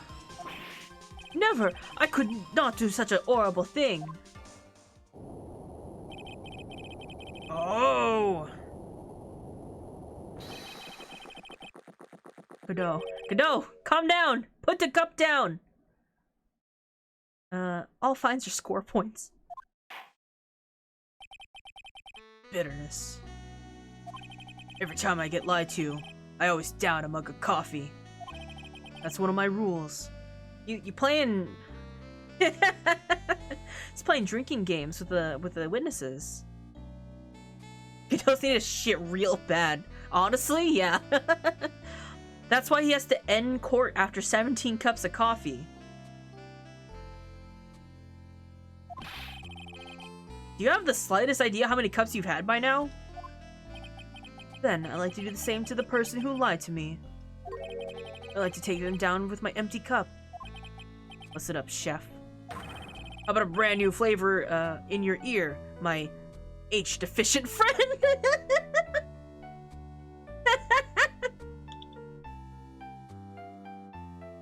A prosecution downs an entire mug of coffee when lied to. Recipe for success. Honestly, it's an excuse to drink more coffee. Je vous demande pardon. Please, you must hear me out. It is a trap. Listen to me. H-deficient? Yeah. Our H-deficient Frenchman.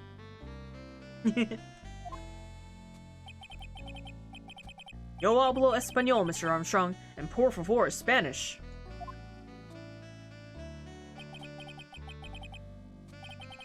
I'm only gonna ask you once. Did you do it?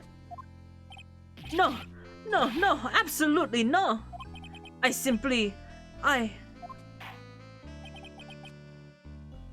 Frank, man? Let's hear it. We got one shot, right, Gramps? Witness, the court will now permit you to make one final statement. If you lie under oath again, Mr. Godot's coffee mug awaits you. As does my gavel. French people can say H. They just like fucking with Americans. Oui, it is clear. What do they always say in the movies? Got a bad feeling about this?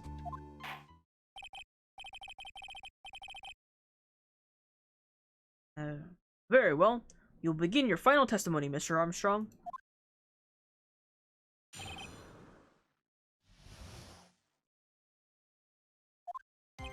That's a Star Wars reference. It is true. I hid the body in the kitchen. A man forced me to do it. I had no choice.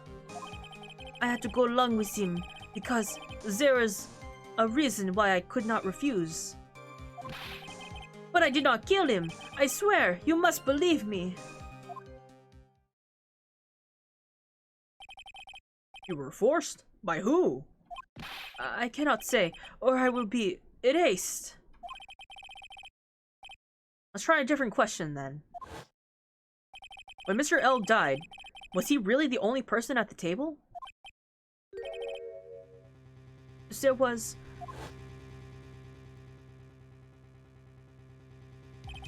another man. I knew it. Now he was telling the truth. You may cross-examine the witness now, Mr. Wright. There's one more thing I need to do. I gotta break the guy. Get him to tell us the name of the real killer. Ah, yeah, spiky hair. Where have we seen that before? Kinda mysterious.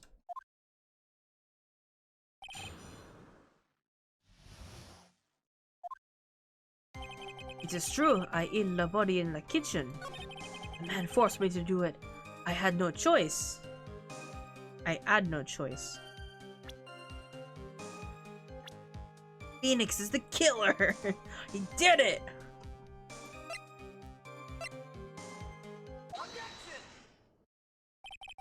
Let's end this dance and ring around the rosy, Mr. Armstrong. This is the man that you've been referring to. Ah! Who is that? I feel like I've seen him somewhere before. Oh, I don't know. Maybe a month ago in this very courtroom? This man is Furio Tigre. He's the manager of a loan office called the Tender Lender. Is that the Akuma to Phoenix's Ryu? No, he's the tiger. He's the tiger to Phoenix's dragon.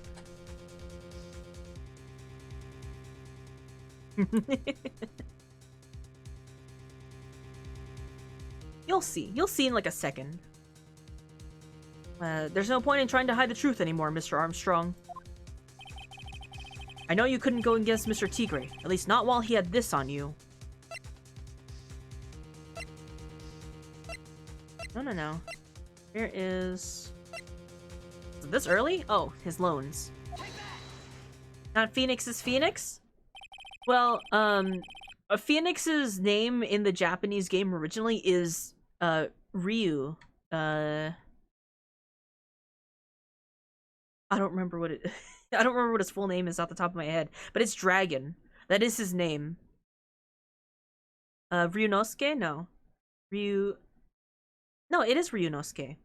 Naruhodo Ryunosuke, I think. Yeah, so he's actually a dragon. But, you know, a dragon in flames motifly translates better to a phoenix in English, I think. I see dragon, yeah.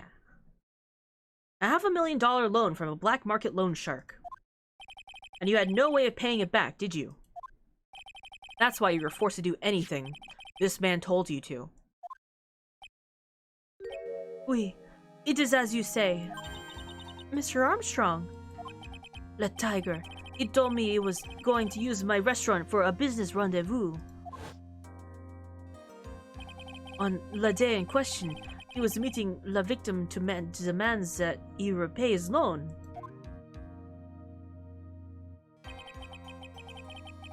I don't know what happened, I don't know why it happened like that. I just did what he told me to. I had no choice. I carried the body and the inconscient Maggie out of the dining area, and I into the kitchen. After that, I tried to forget what I had seen. I think we can now safely say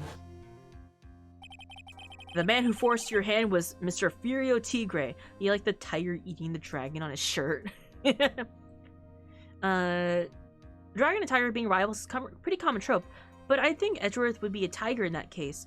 So Edgeworth, Miles Edgeworth, I believe his name in Japanese translates to like a sword. So I guess like more like a sword and dragon.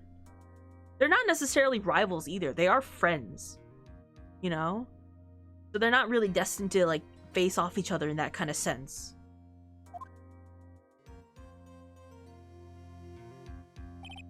I do have one further question for you, Mr. Armstrong. The poison and the lottery ticket that were found in the defendant's apron pocket.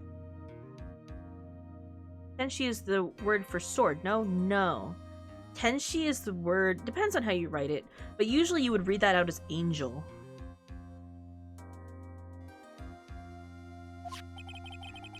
They've worked together really well, so amusingly. Was that your doing as well? No, I knew nothing about that. Making it look like it was Maggie who had done it. I was not. It is despicable. Mr. Godot. You will summon this Furio Tigre as a witness. I doubt that can be arranged today, so you will adjourn for now. Proceedings will continue tomorrow.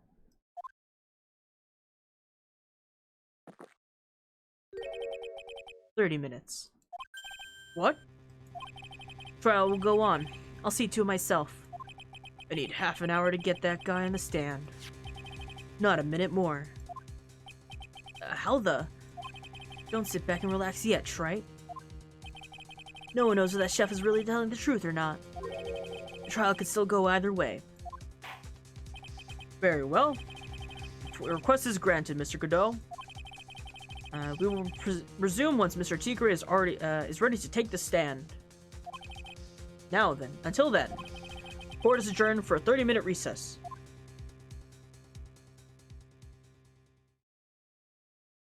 We continued in like a minute. Yes.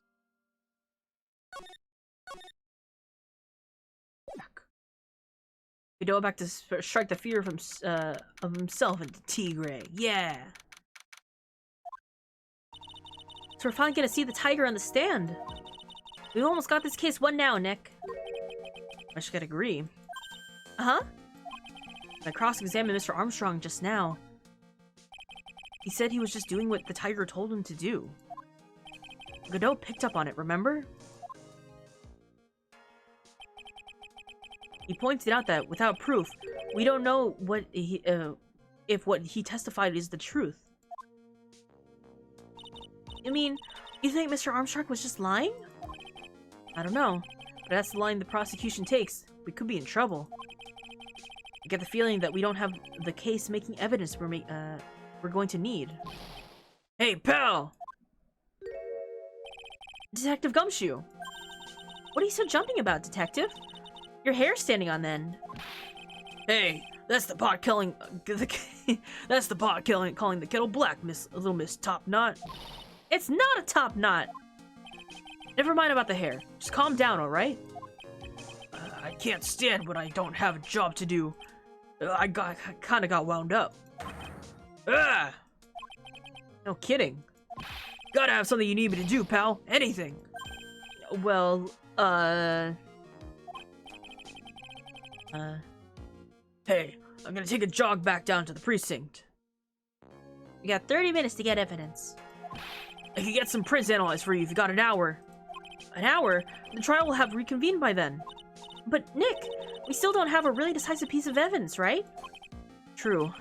That's some kind of trump card to pull out of the bag. We're really stuck. You said you could get some fingerprints analysis done in an hour? You bet! In that case, would you mind checking these prints on this for me? All we got. How fast can Gumshoe run? Fast enough. If you're gonna come back, if you're going back to the station anyway, could you find out whose prints are on this? Oh, hey, that's a small bottle I gave back to you this morning, right? Yeah, I think it's time we solve the mystery of who the prints on it belong to. Sure thing, pal. Actually, that's been on me too. Give it to Detective Gumshoe. Okay, I'll get this off to the lab right away. Just make sure you don't lose the case before I get back. Powered by weenies and rice. True man. This is pretty much the final showdown, I guess. It's time to separate the phonies from the real guys. Let's go. Courtroom number 4. Court will now reconvene. Mr. Godot, did you find this Furio Tigre? I haven't tamed him for you. It was a 3-cup job, no problem. Godot, what did you do in the half hour? What were you up to, huh? 30 minutes was all you needed, right? Tamed him. Guys may name me be Furio Tigre, but come on. Coffee. He's pretty lively. Be careful. He still bites. Very well. Please show Mr. Tigre to the stand.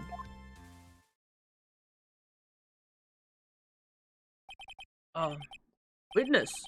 Please state your name and occupation. Ah! Ah! Please don't hide under the table, Maya. Unless there's room for me down there, too. Would you mind? What'd you say to me? Nothing. I didn't say nothing. Honest. You could have guessed that fear induced the bad Brooklyn accent in the judge. I got business to take care of. You hear me? Oh, I thought he fucking unmade her. She just disappeared out of existence. Forget about it. Forget about it. We got the New York accent, right? Like coffee. I have a couple friends who have it too. Water. Right? I got business to take care of, you hear me? Who the hell called me to this hole? Hey, I'm walking here. Coffee. Was it you, Spiky? No, of course not. It was the judge. He fucking booked it. He fucking booked it out of here.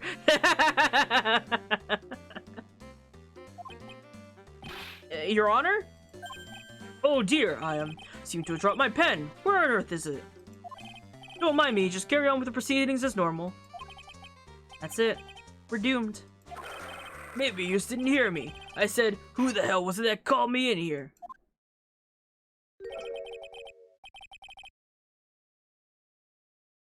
There's no need to shout. We can all hear you. What'd you say? There's no point in struggling. You're caught in a snare. The relentless snare of the law.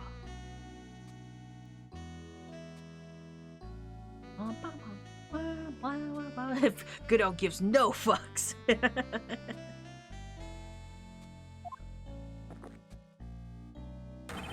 Why do I always want coffee after I go through a case with Godot? I keep seeing him drink the coffee, and I'm like, I could make a cup of coffee. I could go for one. I can't just leave the middle of the stream to make coffee. Coffee beats tiger, good to know. And I'm the one who hauled you in.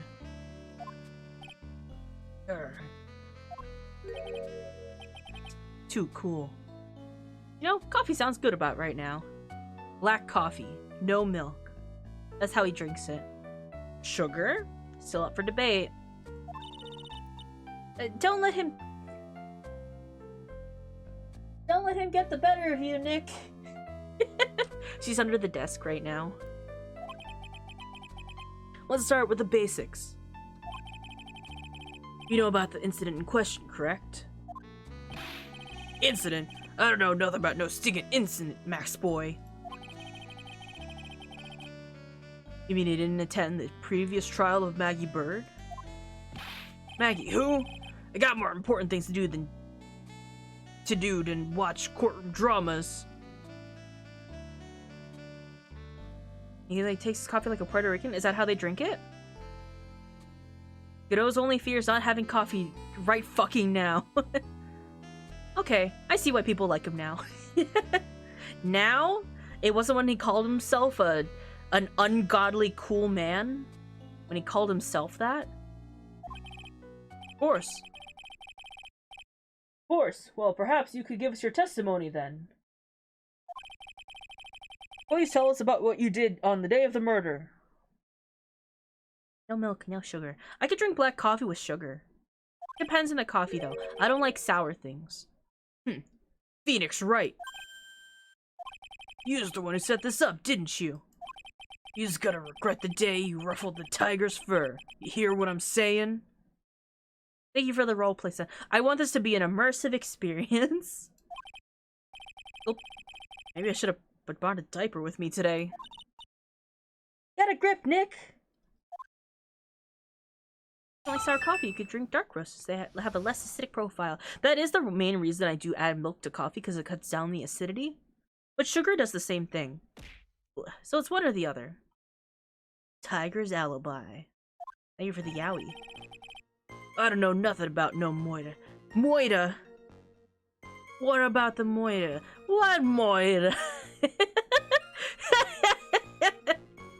He's really going, what Moidah? Sorry, I can't hear you over the shouting, Mr. Tigray. I don't know nothing about no Moidah. Moidah. I was tied up with business in December last year. Spent all of my time in my office. Got whales lined up to borrow cash from tenor to lender every single day. I can't hear him over his shirt. He has a pink, pimp coat. He has a blue coat. He does. I don't have a picture of it, but he did have a blue coat with this lapel pin on it. You know. Good lord.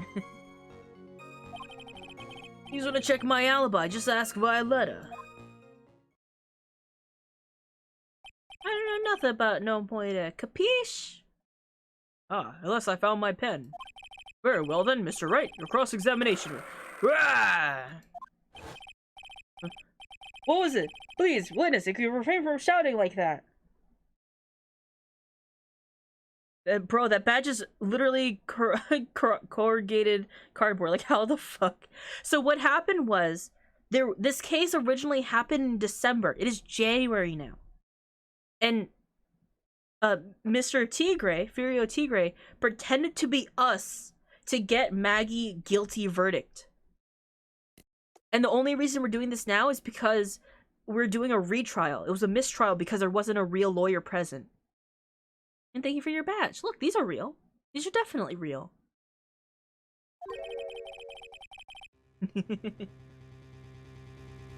I know the kind of games that guys in the blue plays. That lowlife ain't no lawyer. He just punches away at stupid details till he wins. I mean, that is how we win. It works. a lowlife, me? Listen up, smarty. Every time you ask me something that doesn't relate to this case, I'm gonna bill you $50,000, and you's gonna borrow that cash from me. That's one loan contract I refuse to sign.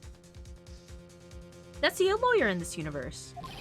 Don't think I'm gonna hurt. It ain't gonna hurt when you tangle with the tiger.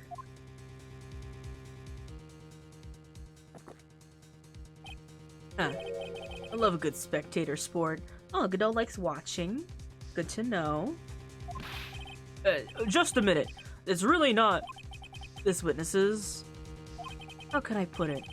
A hungry tiger roaming in the urban jungle. Godot really likes this guy. Godot likes blood sports. Got it. What's wrong, man? Jeff, you too? What? I'm just restating exactly what Godot is putting out. Am I wrong? He literally says he likes witnessing what's happening. Get on his bad side, and I'll bite everyone's heads off. Yours too. Very well. I have no choice but to impose a penalty system here. What? You's better be listening. I said I got business to take care of. Big business. If I don't split now, I ain't gonna catch my bus. Godot's a cuck confirmed. like the one getting? Or doing? There's a difference. The court will impose a penalty for any irrelevant pressing of the witness's testimony. Okay. Keep that in mind as you begin your cross-examination, Mr. Wright. Yes, Your Honor. You can do it, Nick! Come on from under there already, would you, Maya?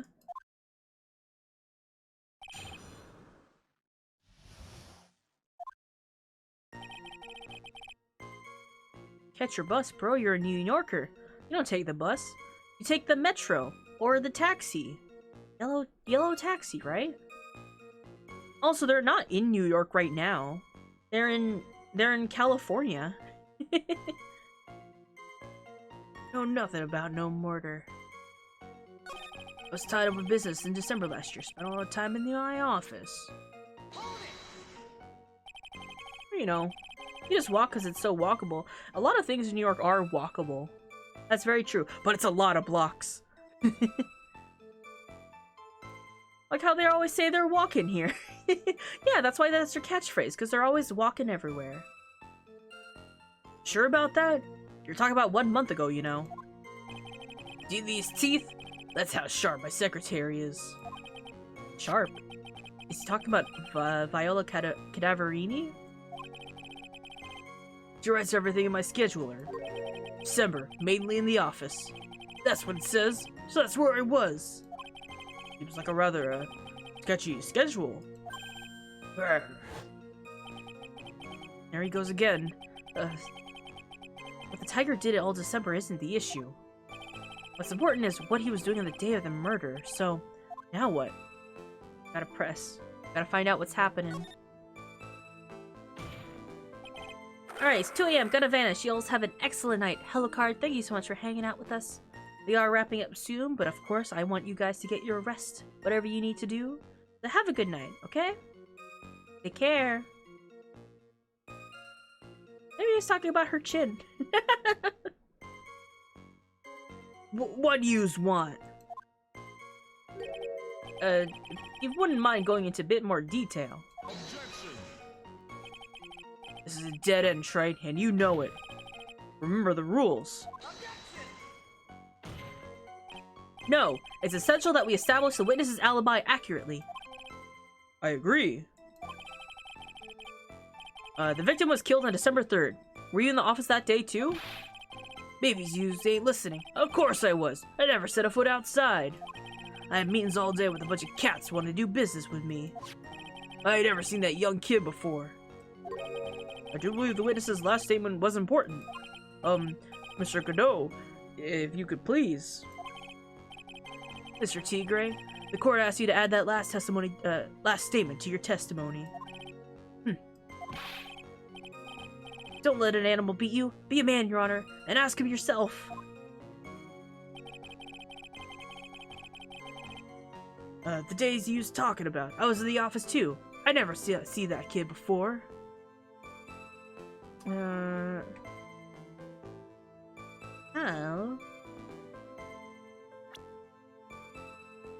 By the way, this is El Tigre's bike.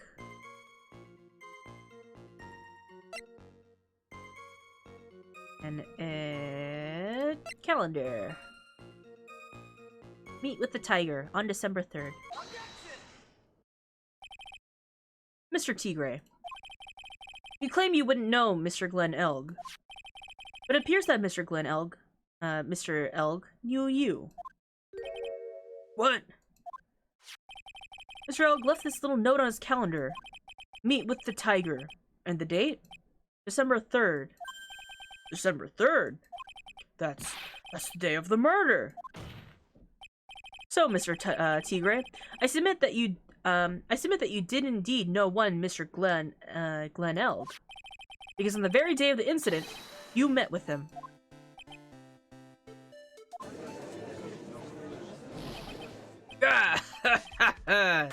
Not bad. He was actually not bad. Sorry? I was just messing with you to see how good you were. Did you hear that, Nick? He said you're not bad. That's one compliment I could do without. Plus, he's lying through his teeth. Witness, please remember you're under oath, unless lies will not be tolerated. You just calling me a liar? Is that what you're doing? Ruh-roh. You're saying that your claim to have never seen the kid before is the truth? Behold, I was merely pretending to be stupid. I said I'm dead serious. You better believe that's the truth. Then I'd say it gives me time. Enjoy another cup of pure black magic. That is while you testify for the court again, Mr. Tigre. Dead something, alright. Oh, yes. Would you mind indulging the court, witness? You never actually met the victim? That's gotta be a lie right there. It's time I nailed this guy. We're gonna nail him!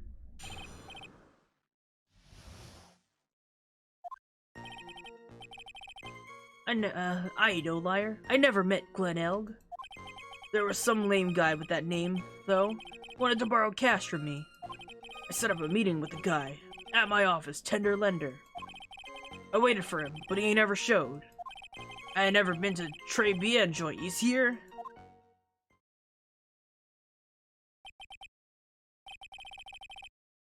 See, it all seems perfectly logical. I'd arranged to meet with the victim, but he didn't show up. I've heard it's pretty hard to keep appointments when you're dead. Very well. You may begin your cross-examination, Mr. Wright. Yes, Your Honor. Didn't I tell you I got a big deal going down today? I ain't gonna make my bus now. I'm gonna have to take the express train. That bill's going straight to you, right? Yeah. Hold on a sec. Did anyone else say anything else about the restaurant? I mean, it wouldn't have been weird for him to have heard the name of the restaurant, but he's claiming he wasn't there.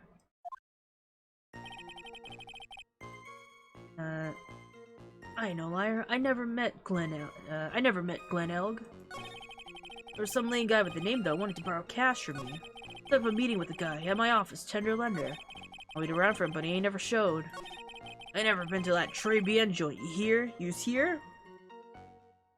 So we can't prove that he's never heard of Trey Bien, or that, you know, if we ever mentioned it by accident. You know, we really don't have anything to prove that otherwise, but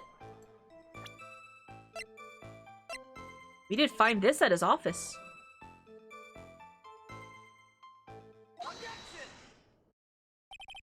Mr. Tigre, is there something you'd like to tell the court about these matches? Matches? What you's talking about? We found them in your office at Tender Lender. They're from that restaurant. Nail his coffin. Hit the nail on the head. When you're a hammer, get nailed. What? If you've really never been to Trey BM before, then what was the book of restaurants matches doing on your desk? You've been stupid around my stuff too, wise guy. What are you, my ball and chain? Ain't no broad controlling me. Order, order. Well, witness, I think it's time you started telling us the truth, don't you? Ah! Sorry, I'm terribly sorry. Forgive me. I ain't no pussycat. I don't go back on what I said. But okay. I was at the joint that day. What? But listen good, alright? Might have been there, but I still never met that kid. Well, well. Looks like an order just came in for another testimony. This close to proving it was him. He did meet Glen Elg that day. And he did put poison in his coffee. I don't think canaries are supposed to be sharp on, that... Canines are supposed to be sharp on a normal human being? People got big canine teeth sometimes. It happens. I've seen a couple people with naturally big canines. He did put poison in his coffee. He must have.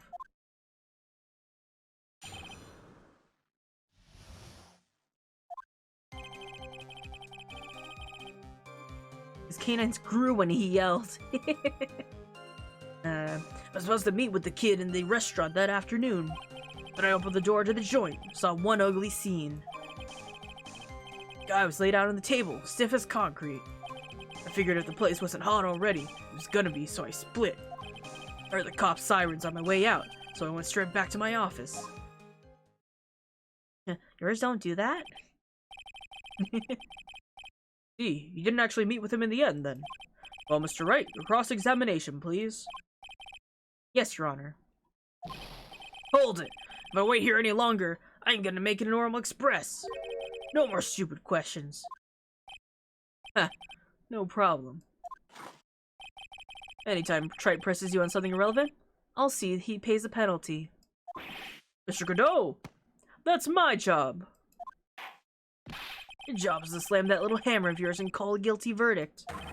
So do it! Yes, sir. Special Express ain't cheap, right? Just so you's gonna know, since you's paying. Oh man. Doesn't the rule of law mean anything around here? No.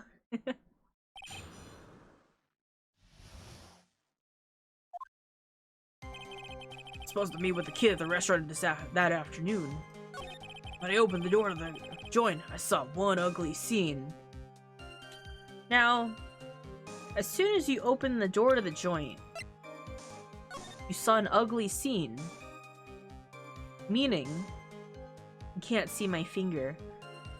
The door is on the opposite of the kitchen. Our victim was sitting at the table with an X. But there's partitions between every seating. Between every table. Dude, it's Cal. He can literally bike almost anywhere. I don't know where he's headed. Out of state?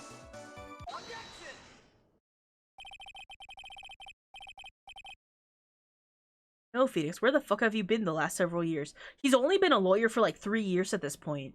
You're something of a loan-collecting pro, aren't you, Mr. Tigre?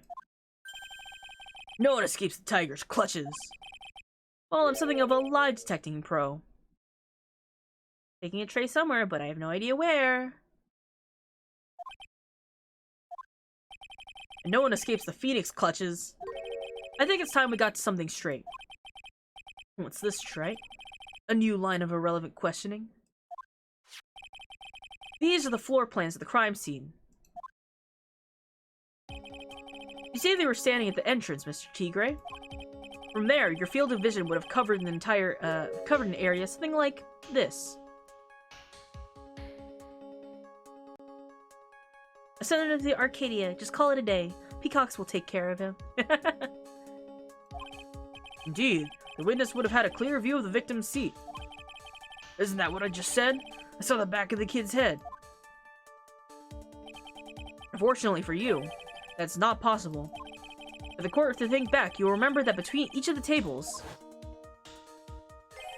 is a tall partition. Why, that's true. Now look at the plans again. The truth is painfully obvious. From the entrance, the field of vision to any customer walking in ends here.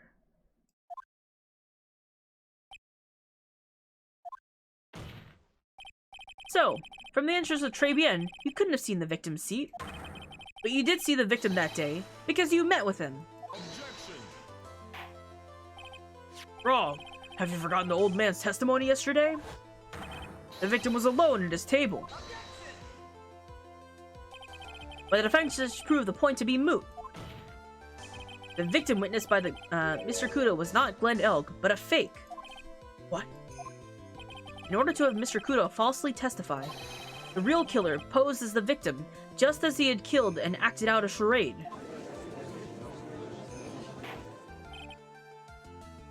Okay, Arcadia looks like a nice place. Might have to visit there sometimes. Peacocks are vicious. That will do. This trial has gone on long enough without the obvious questions being answered. Who exactly was the real killer who impersonated the victim? You say the killer murdered Glenn Elg, and impersonated this victim in a performance for Victor Kudo? In that case, Mr. Wright, reveal the identity of the criminal to the court. Peacocks are just prettier geese, yeah.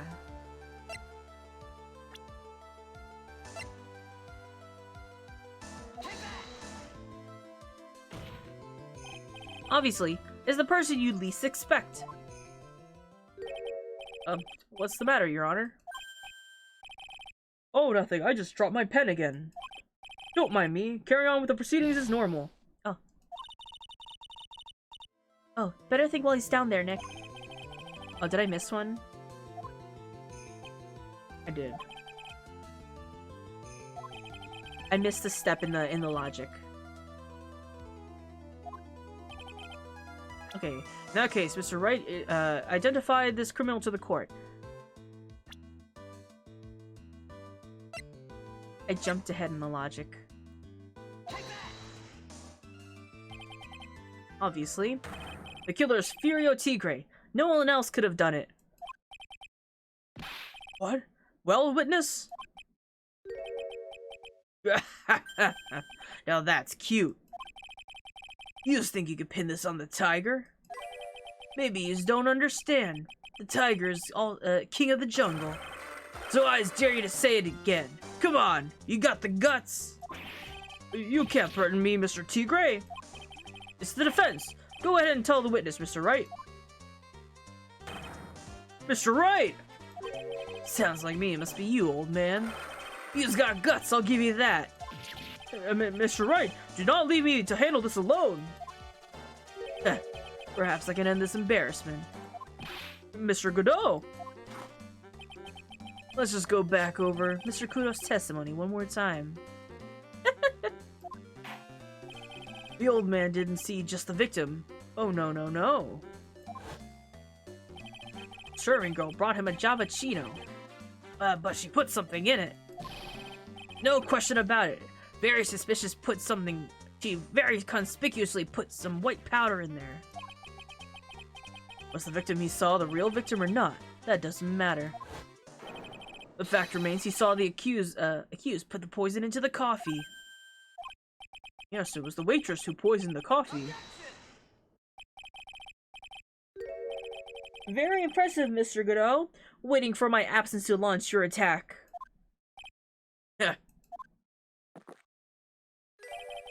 Found your pen at last, Trey? It was in my pocket. But anyway. Mr. Kudo witnessed two people that day.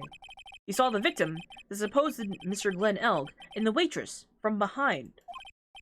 Yes, your point, Mr. Wright. I imagine Phoenix dropping his pen again as he's clambering back up, yeah. Wait, that's serving girl. Yeah, that's where my brain jumped to in that previous question. I think that the conclusion is obvious. If this Glenn Elg was really the killer in disguise, And surely it's possible the waitress was also part of the show. What? You mean the waitress was an imposter as well? The defendant, Miss Bird, fell unconscious immediately after the incident. And someone used her fainting to hatch an elaborate plan to pin the murder on her.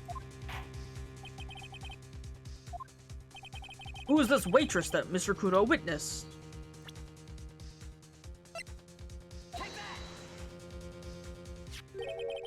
Who is this woman? Her name is Viola Cadaverini. She's the employee of Tender Lender. There were two imposters?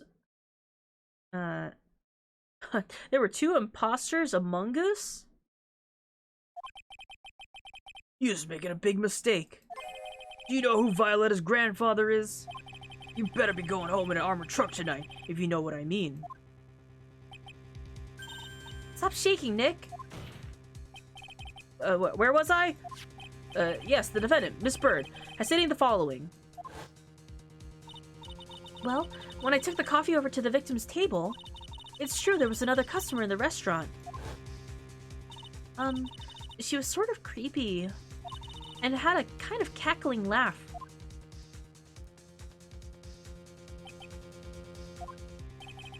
There's just too many contradictions in this case.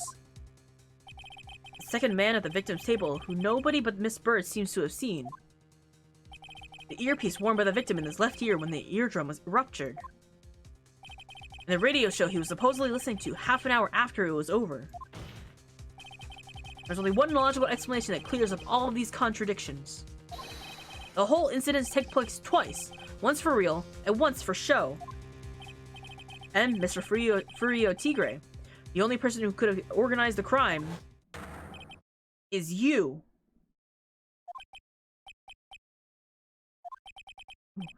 Witness, what have you got to say? That's cute. Sorry? He was alright. I could do with a guy like you around. What do you mean? Okay, I'm in on this game. I'm gonna have to charter a jet to fly me to my meeting now, but I'm gonna give you one more thing to think about before I go. Something to think about? You've got it all wrapped up nice, huh, right? But you've missed out on one real important thing. But that can't be. I was in the joint that day, and I met that kid too. But I couldn't have poisoned him, you hear? Oh, he's gonna bounce out of the country after this. He has a meeting to go to. What? Do you really expect us to believe you now, Mr. Tigre? Ha. What a troublemaker. Troublemaker? Looks like we're gonna need another one for the road.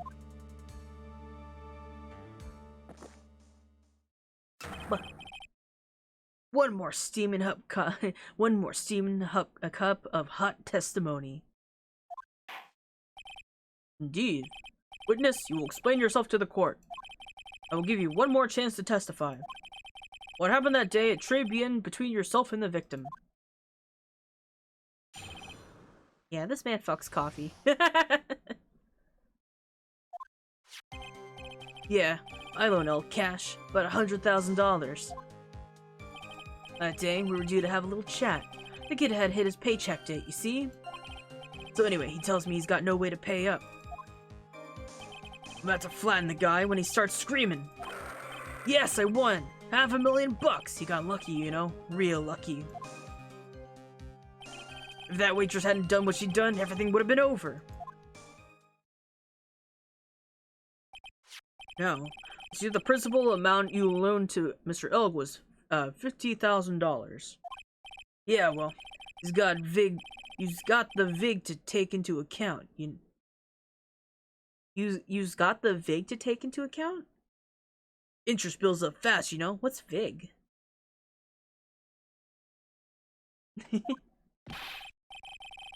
Ryan Bergara is from Arcadia? I didn't know that. That's faster than fast. $100,000 is twice his principal. The repayment deadline was December 3rd, the day of the incident in question. Yeah, he was one lucky kid. Got that $500,000 just in time. So I ain't gonna have no reason to kill the kid. If I ain't got no motive, you ain't got no case. His motive? He has to have one, but what is it?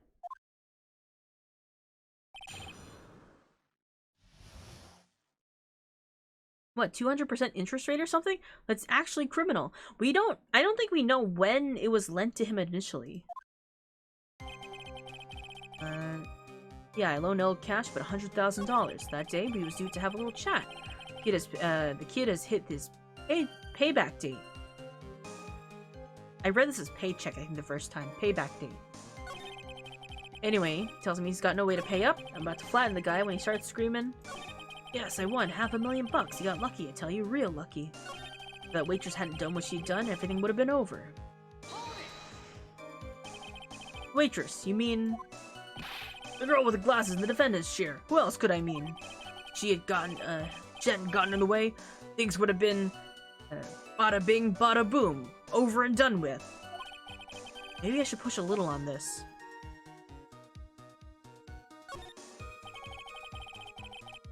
What exactly are you implying that the defendant did? Let me ask Four Eyes about that $500,000 ticket. You wanted that so bad? She poisoned Elle coffee. Likely theory. Your word doesn't hold water lately, Mr. Tigre.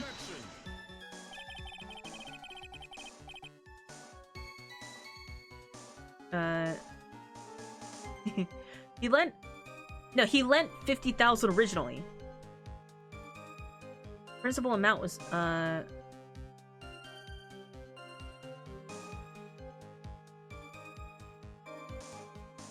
not really sure how loaning works, to be honest. At least, if it actually works in here.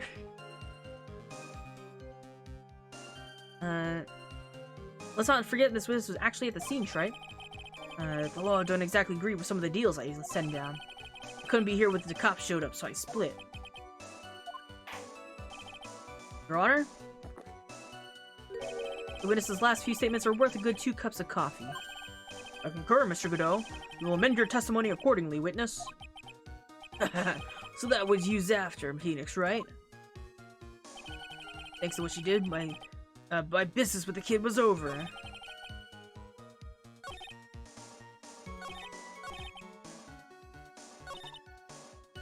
So the Tiger was meeting Glenn Elk to get his money back. If Mr. Elk had just given him the lottery ticket, that would have been the end of it. Yeah, so what's the Tiger's motive? This is the big one. If I don't manage to undermine this testimony, it's all over for us. Why would he have poisoned why would he have to poison Mr. Elk? Why did he loan him the money in the first place, when he knew he couldn't repay him?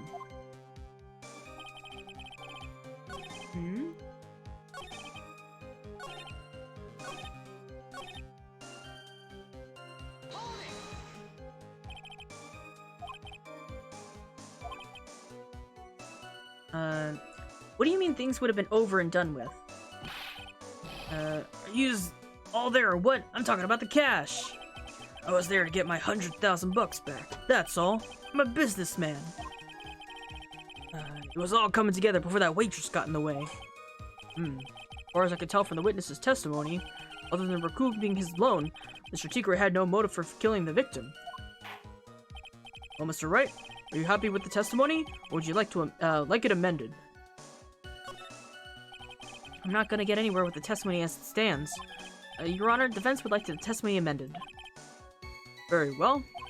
Witness, you will amend your testimony to reflect your recent statements, please. It was after the I was after the $100,000. I didn't have no other reason to kill the guy. Yeah? Now I'm thinking, why would you stop at $100,000, right? Wouldn't it be better if there was more in it for you? So, you know, if he couldn't pay you back just then, he would have given you something a lot more valuable.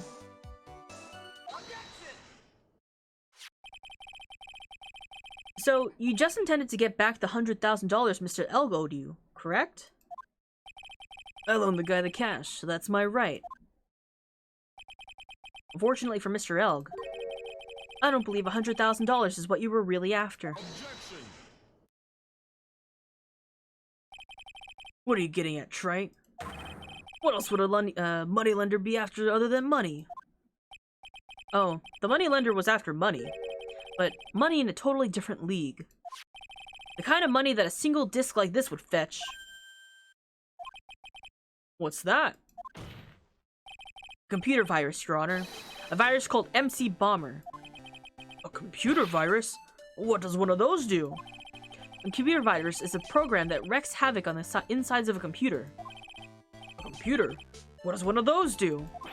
I guess the beard of is the only part of his honor that is from the Stone Age. I'll explain it to you later, Your Honor. Right now, this is a very important point. A virus like MC Bomber would have been worth several $1 million in the black market. Several $1 million? Lending money with no hope of ever seeing repayment normally would be bad for business. But in this case, the very fact that Glenn Elg had no way to repay the money is crucial. What? Glenn Elg was a programmer, a highly skilled programmer. That skill was the collateral Mr. Elg had put up in order to borrow the money. Objection. You trying to suggest the witness motive was to get hold of the program? Exactly. Oh, I thought I was gonna spit take there. The witness may have poor fashion taste, but he's by no means an idiot, Trite. A man like him could get his hands on $1 million without resorting to murder. Of course he could, provided he had time. What if he had needed money right then? When the pressure's on, the luxury of choice tends to disappear. Was the interest accrued with the compound rate or continuous rate? It seems you have a logical conclusion for this theory, Mr. Wright. Would you care to share it with us? Why did Mr. Tigre need money to the tune of $1 million? He had bills to pay. Payment was due last year. In December of last year, you found yourself in need of a huge amount of money. About 6 months ago, you were involved in a traffic accident, weren't you? An accident involving a car and a scooter, in which a young woman was injured. She was taken to the hospital, where she underwent surgery. How much of this do you know? Ah, a medical debt. This is American, after all. Not even his debt. It's someone else's. These medical papers document the treatment of the young woman in question. According to these, her operations cost $1 million. And yet, the payment was due last month. You somehow managed to pay it in full. $1 million? A preposterous sum. Someone should sue these HMOs. No one would pay a bill like that. If the medical association got wind of it, the hospital would end up as dead as a morgue. But Mr. Tigre had no choice but to pay, because his very life depended on it. I don't think insurance covers that. Ah! Order, order, order! You see his life depended on it, Mr. Wright? Indeed it did, simply because the injured woman was none other than Viola Cadaverini. Did you say Cadaverini? Bruto Cadaverini, mob boss in charge of all underworld activities in the city, and doting grandfather to his precious Violetta, also known as Viola Cadaverini. Whoa! Your life was in danger unless you paid compensation to the boss, correct? It makes sense. You were desperate to acquire the $1 million Bruto Cadaverini demanded of you. So desperate, in fact, you decided to sacrifice Glenn Elg's life to pay your debt.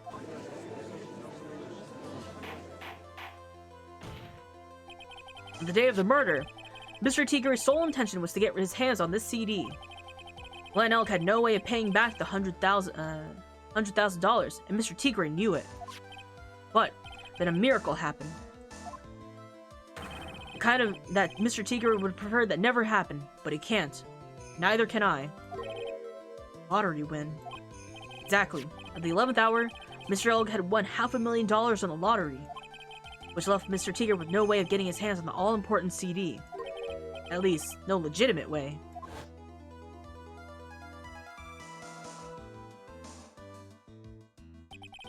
So resorted to illegitimate means. That's crazy. He murdered Glenn Elg and made his next move, to frame Maggie Bird for his crime. Mr. Tiger poses Glenn Elg, while Viola Cadaverini played the role of Miss Bird. And they reenacted the whole thing in order to establish a witness. The witness being the one we heard testify yesterday, Mr. Victor Kudo. Like I said, Trey, that's crazy. No one could pull off a stunt like that. For starters, there's no way the chef would have been kept in the dark about it. But Mr. Armstrong was in on it from the very beginning. Have you forgotten already, Mr. Godot? Mr. Armstrong owed the witness money, too. $500,000, in fact. He had no choice but to go along with Mr. Tigre's plan.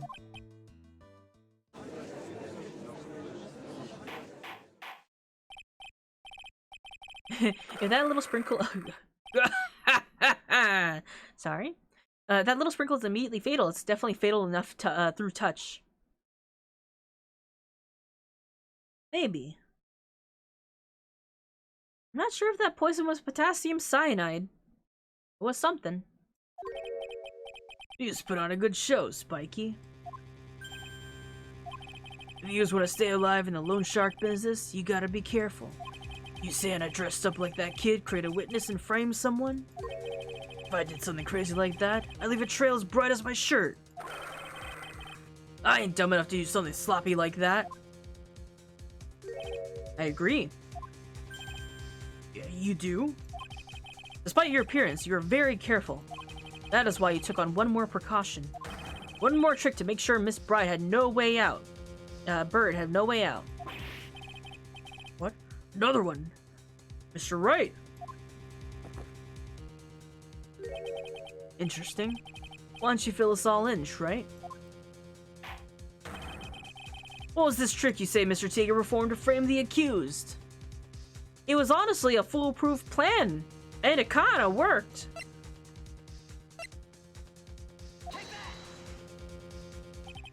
What on earth is that? What an insult to think anyone could be fooled by such a childish imitation. Consider yourself insulted, Your Honor. Foolproof. Mr. Tigre, you didn't just pose as the victim on the day in question. A month ago, in this very court, you posed as me. What? That's the truth. But the witness looks nothing like you, Mr. Wright. Although, which one of these are fake badge, huh? Gotta find out. Now that I think about it, it was you, wasn't it? No doubt it was you, standing in here, this very court, a mere month ago. The Phoenix Wright who put up the most, disreputable, shabby defense I had ever seen. Ah! Yeah, you're right at the end. Can you prove that, Gramps? Prove the attorney who presented the accused here a month ago was this man? Are you prepared to take the stand and testify that it was him? Oh. Hey. Forget about it, yeah? I wouldn't do something like that, not me. You made a mistake, right? It was someone else, huh?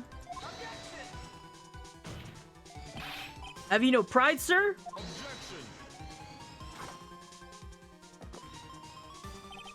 This isn't a matter of pride. In case you didn't know, Trite, here in court, we deal with people's lives.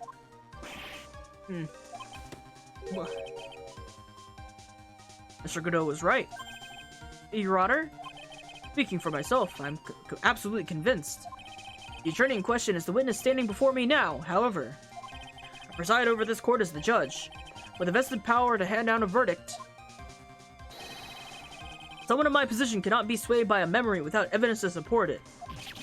No! Why does the coffee look so fucking gray? It's the sprites. I'm sure it reads much better in the sprite work.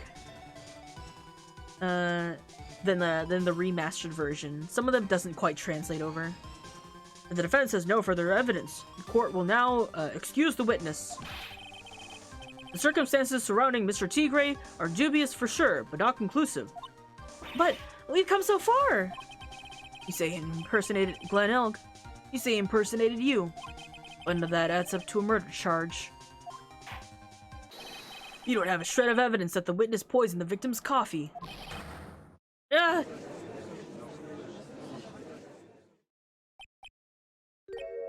Ah! Sucks to be you, right? Don't mess with the tiger, or you're gonna get mauled. You got that? All he managed to do is just chase him around a bit. I was so close to getting him to admit his own guilt. Ah. Looks like I won't be needing a refill. Just one more piece of evidence. But we don't have any more evidence. One more piece of evidence, and maybe I could get Maggie off the hook.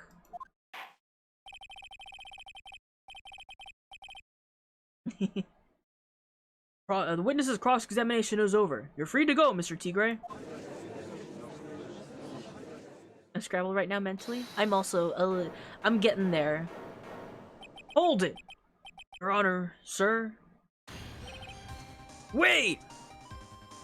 Gumshoe! A detective! Detective Gumshoe!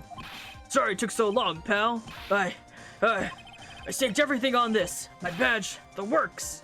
So here it is. My heart's counting on this, too. Well, what is it, detective? He ran. Absolutely. I'm no toxologist, but sounds like,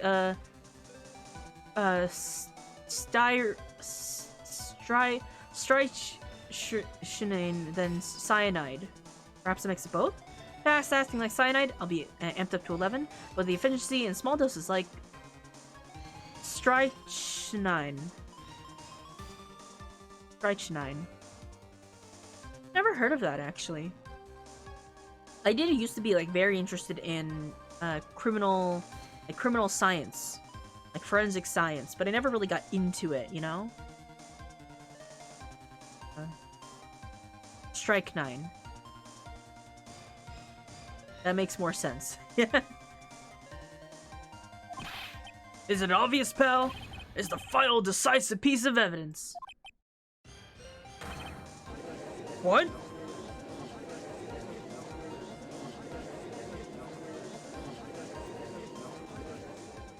Oh, we're taking a break? Cool. It's this funking bento box, isn't it? Yeah, that's the final piece of evidence. Yeah.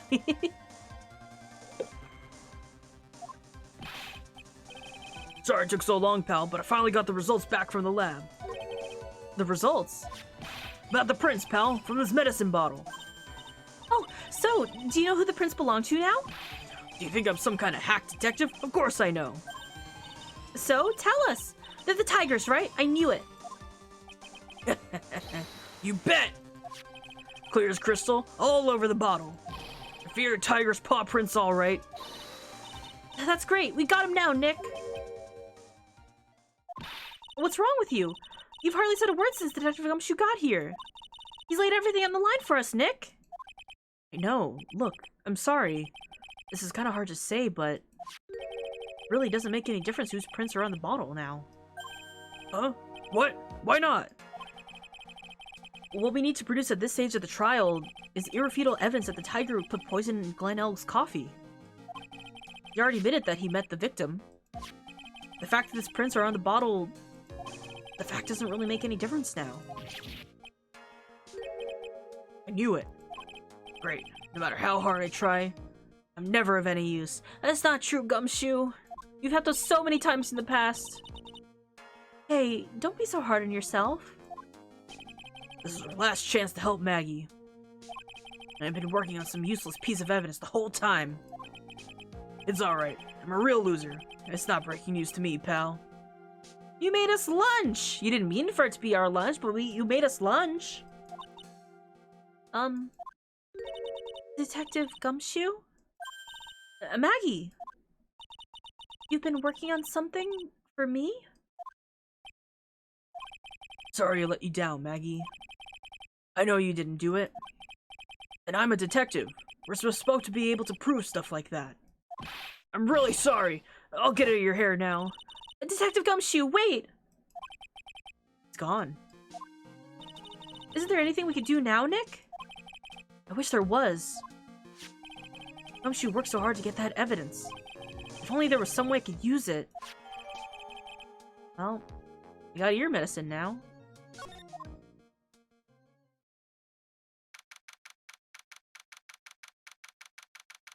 A fucking bento box, I'm calling it. It's gonna be important.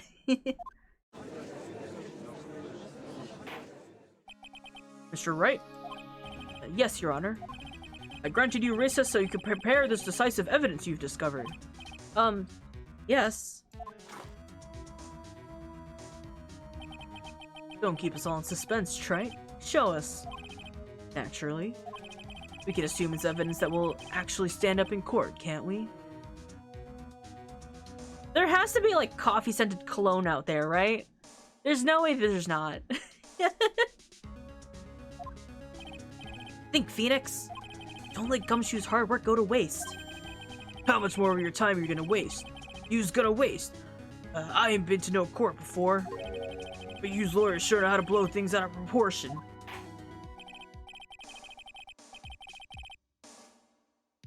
I think there is. To Google I go. Probably.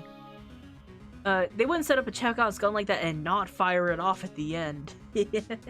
It'll have a use, trust me. No doubt, given the nature of the evidence, it will speak for itself. Nevertheless, you will talk us through it, Mr. Wright. Well, I know I can't prove anything new with this evidence.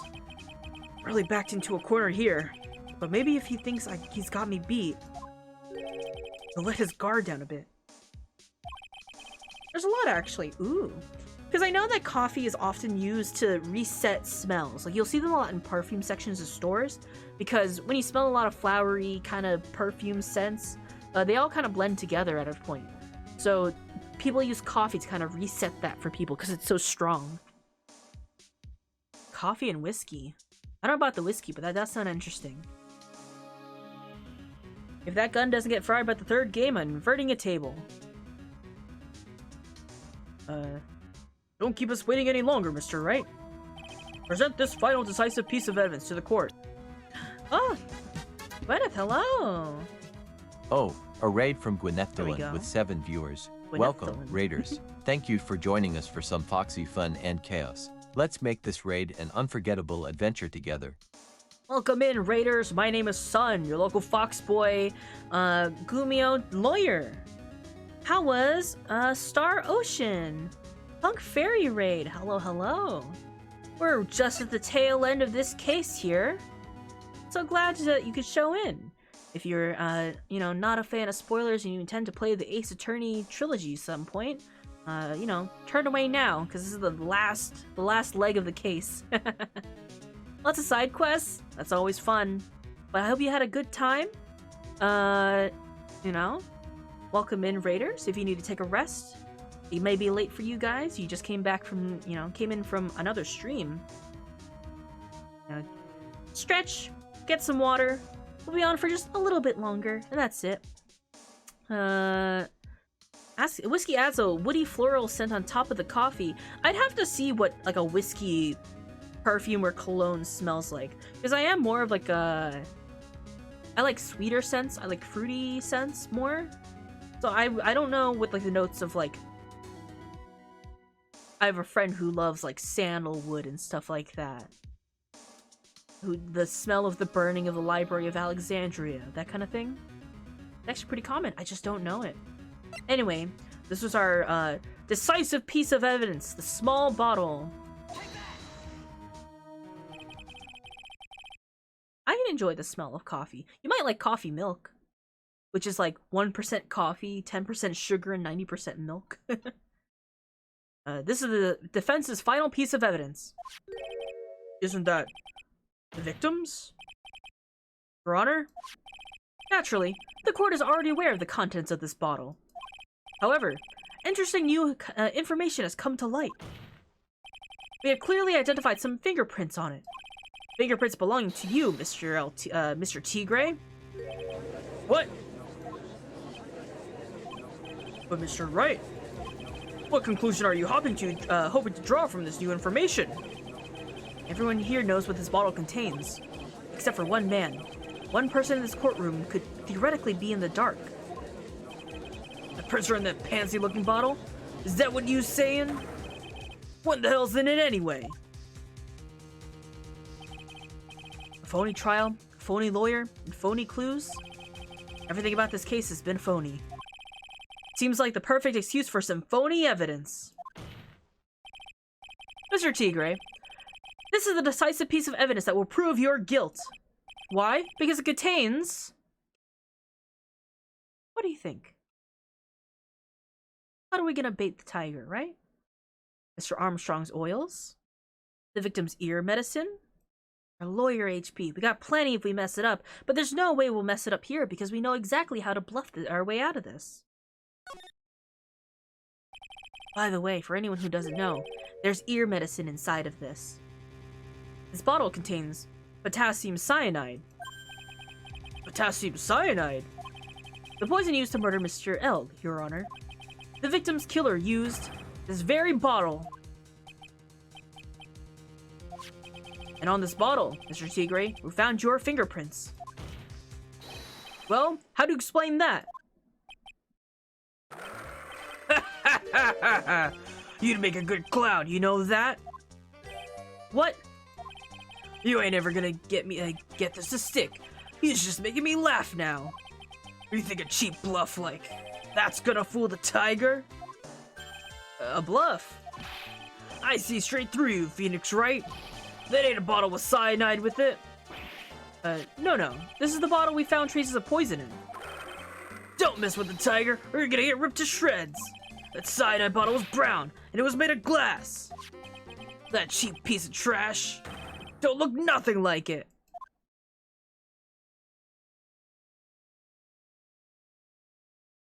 Look at Godot. Oh good, he knows. Isn't it great? He knows what the right bottle looks like.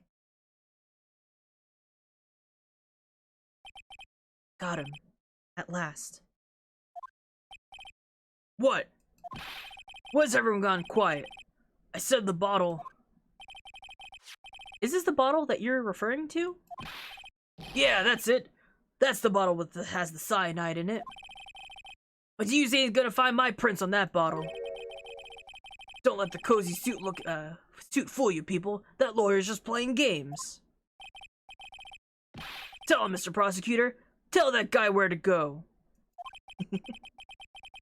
Still haven't figured it out? Don't you realize what you just said? What I said? What did I just say? You were summoned to this court for the first time earlier today. If you really had nothing to do with the murder, you shouldn't have known the little details. For instance, you shouldn't have known what kind of bottle the potassium cyanide was in.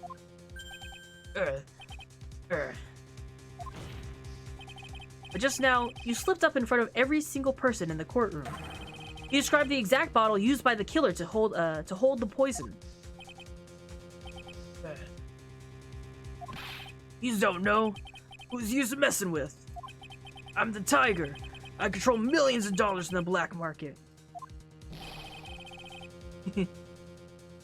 You think I'm gonna let some jumped up suit get the better of me? Got him.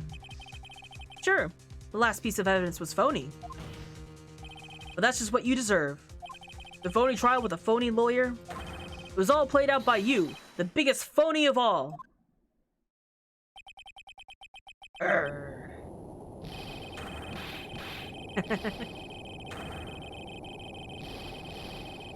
Alright, bailiff, bring out the toffee mallet. Ooh.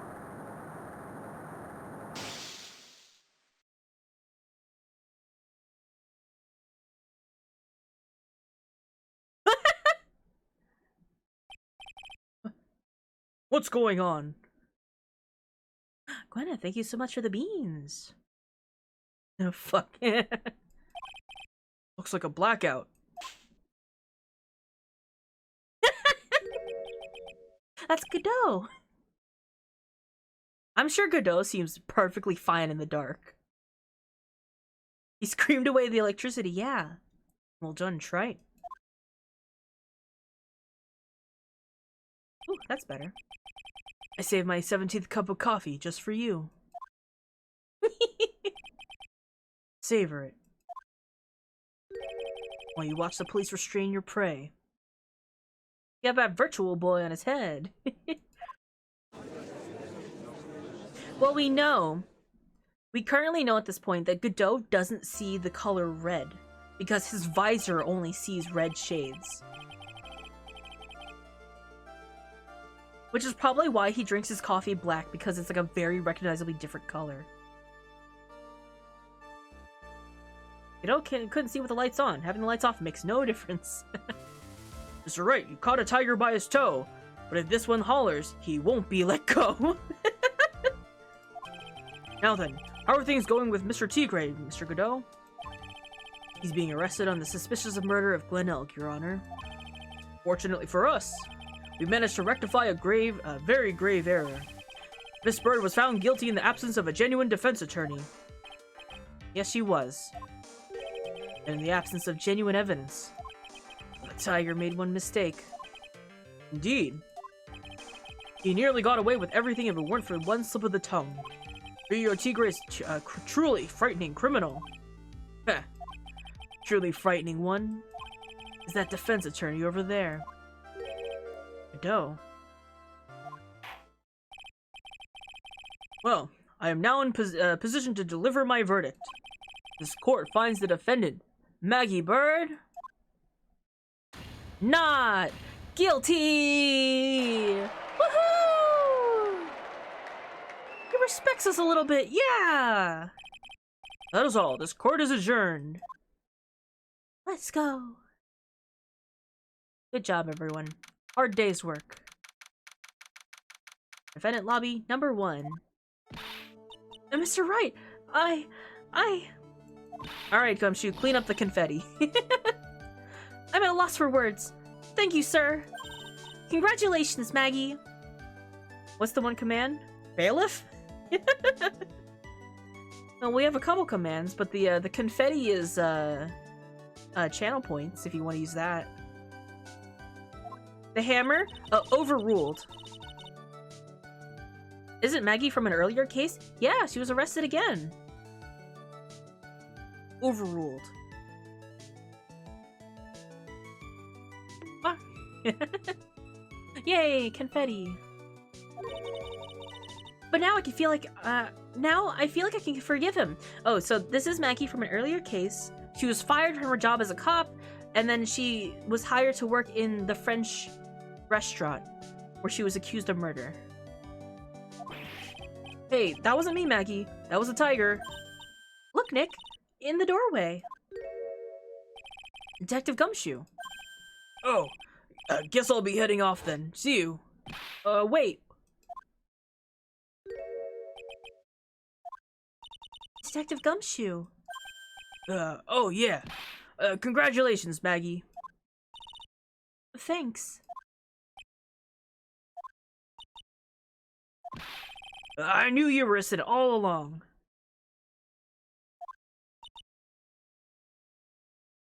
Yeah. Something real quick. Maya's accused of murder like a dozen times. Honestly, yeah. Maya holds the record, probably. Well, why didn't you say anything in your testimony, then? Huh? Oh, well, I was... Well, guess I'll be heading off then. See you around. He just fucking left.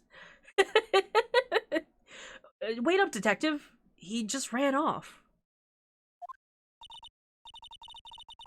Maggie, why are you being so hard on him? He busted his butt for you. It was thanks to him that we got the medication bottle. That wasn't even of any use. But It's only because Mr. Wright used it so cleverly. Detective Gumshoe was just running around in circles. Poor guy. Looks like she still isn't ready to forgive him. Can't you put in a good word for him, Nick? Yeah, Maya's right. I should help Gumshoe out. Clear he needs it. Maggie. You know, Detective Gumshoe's been really worried about you through all this. I wanted to believe that, sir. But on the first day of the trial, he practically gave the judge a free pass to lock me up. He didn't have any choice, Maggie. He's a detective. He has to report the facts.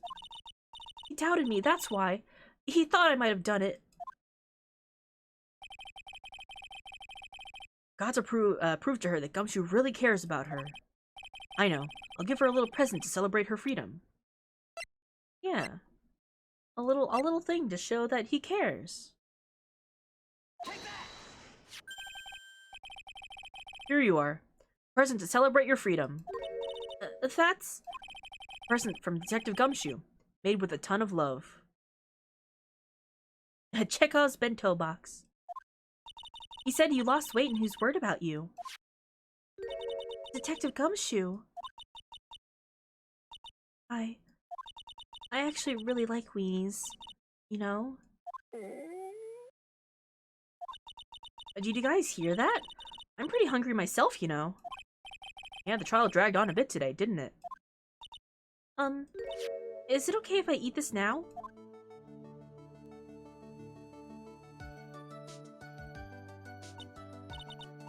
I could go for some hot dog right now. The best combo, in my opinion, is sausages with, like, duck. Like rice cake and sausages. I think that's a good combo. So, how is it, Maggie? It's really good.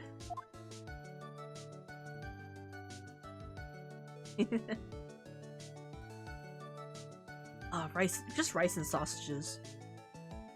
The case of the phone, the false allegations surrounding Maggie have all been cleared up. And who knows? Maybe a whole new chapter of her life is about to start. Stir fry with a little ketchup? Yeah.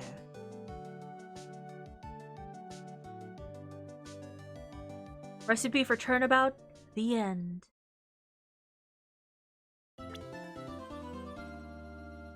It's him! It's the boy! You all were wondering, where is Edgeworth this whole time? But that's him! In his totally normal, usual outfit. That's definitely where he wears today, right? Oh shit, he's alive! I don't know about that. What the fuck is he wearing? It's a question of what was he wearing. You guys want a little preview of what's to come next week? And I can hydrate. In fact, it's the last drop of my water, so that's perfectly fine. Alright, let's head back to another flashback.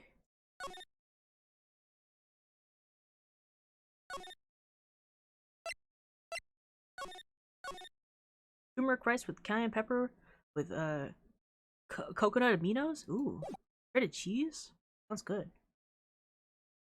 The girl. Let her go.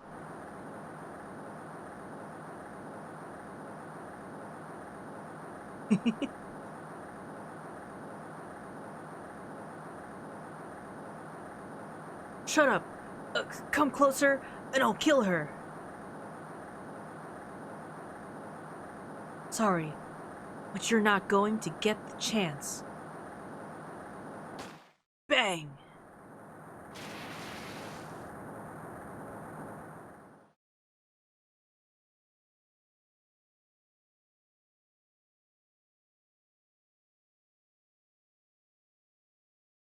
I'm reading through the file of an old court case.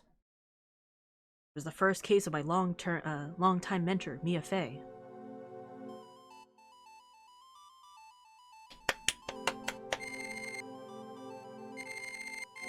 Name: Terry Falls.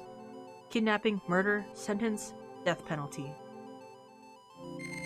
After escaping, Falls met with and then murdered Sergeant Valerie Hawthorne. Recaptured on Eagle Mountain about 8 hours after his escape. Her very first client was a death row inmate who had recently broken out of prison. That was a whole year before me and I ever met.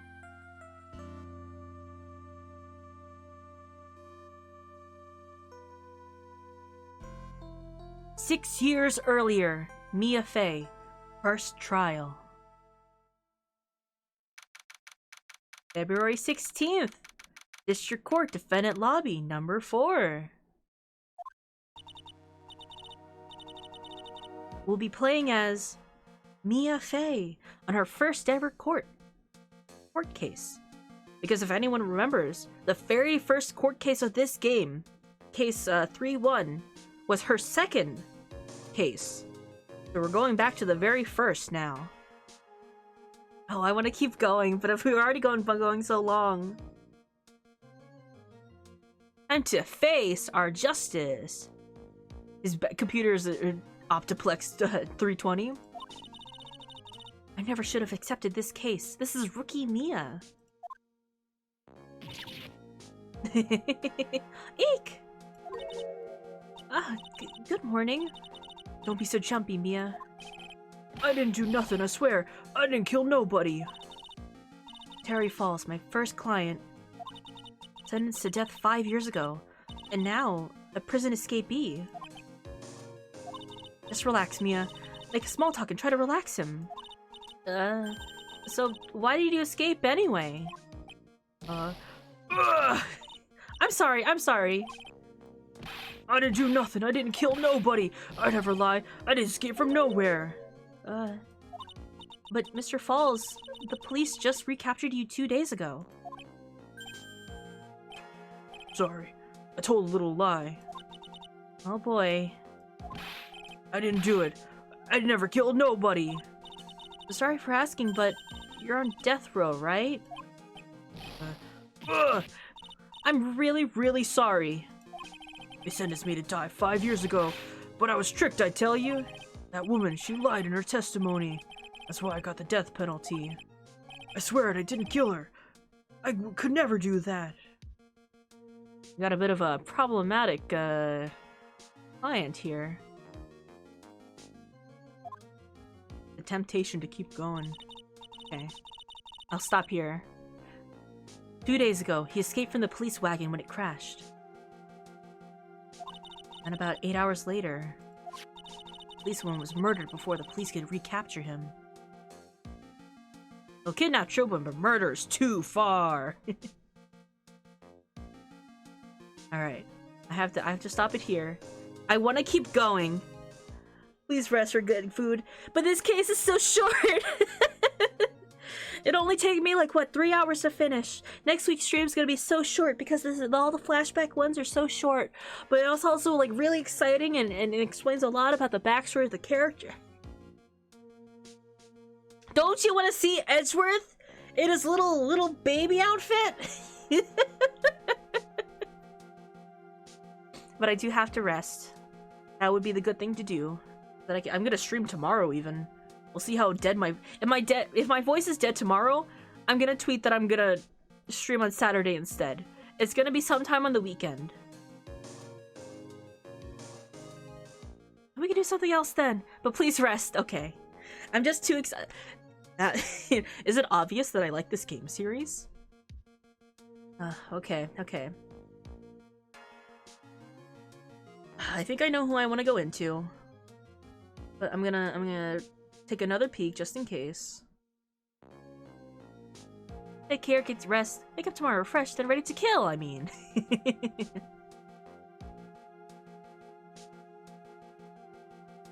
Alright. I think we're gonna go say hi to Faye. Like you stated that during your debut as well. I'm right into Faye Graves. And we're gonna get the message. We're gonna give in the message, what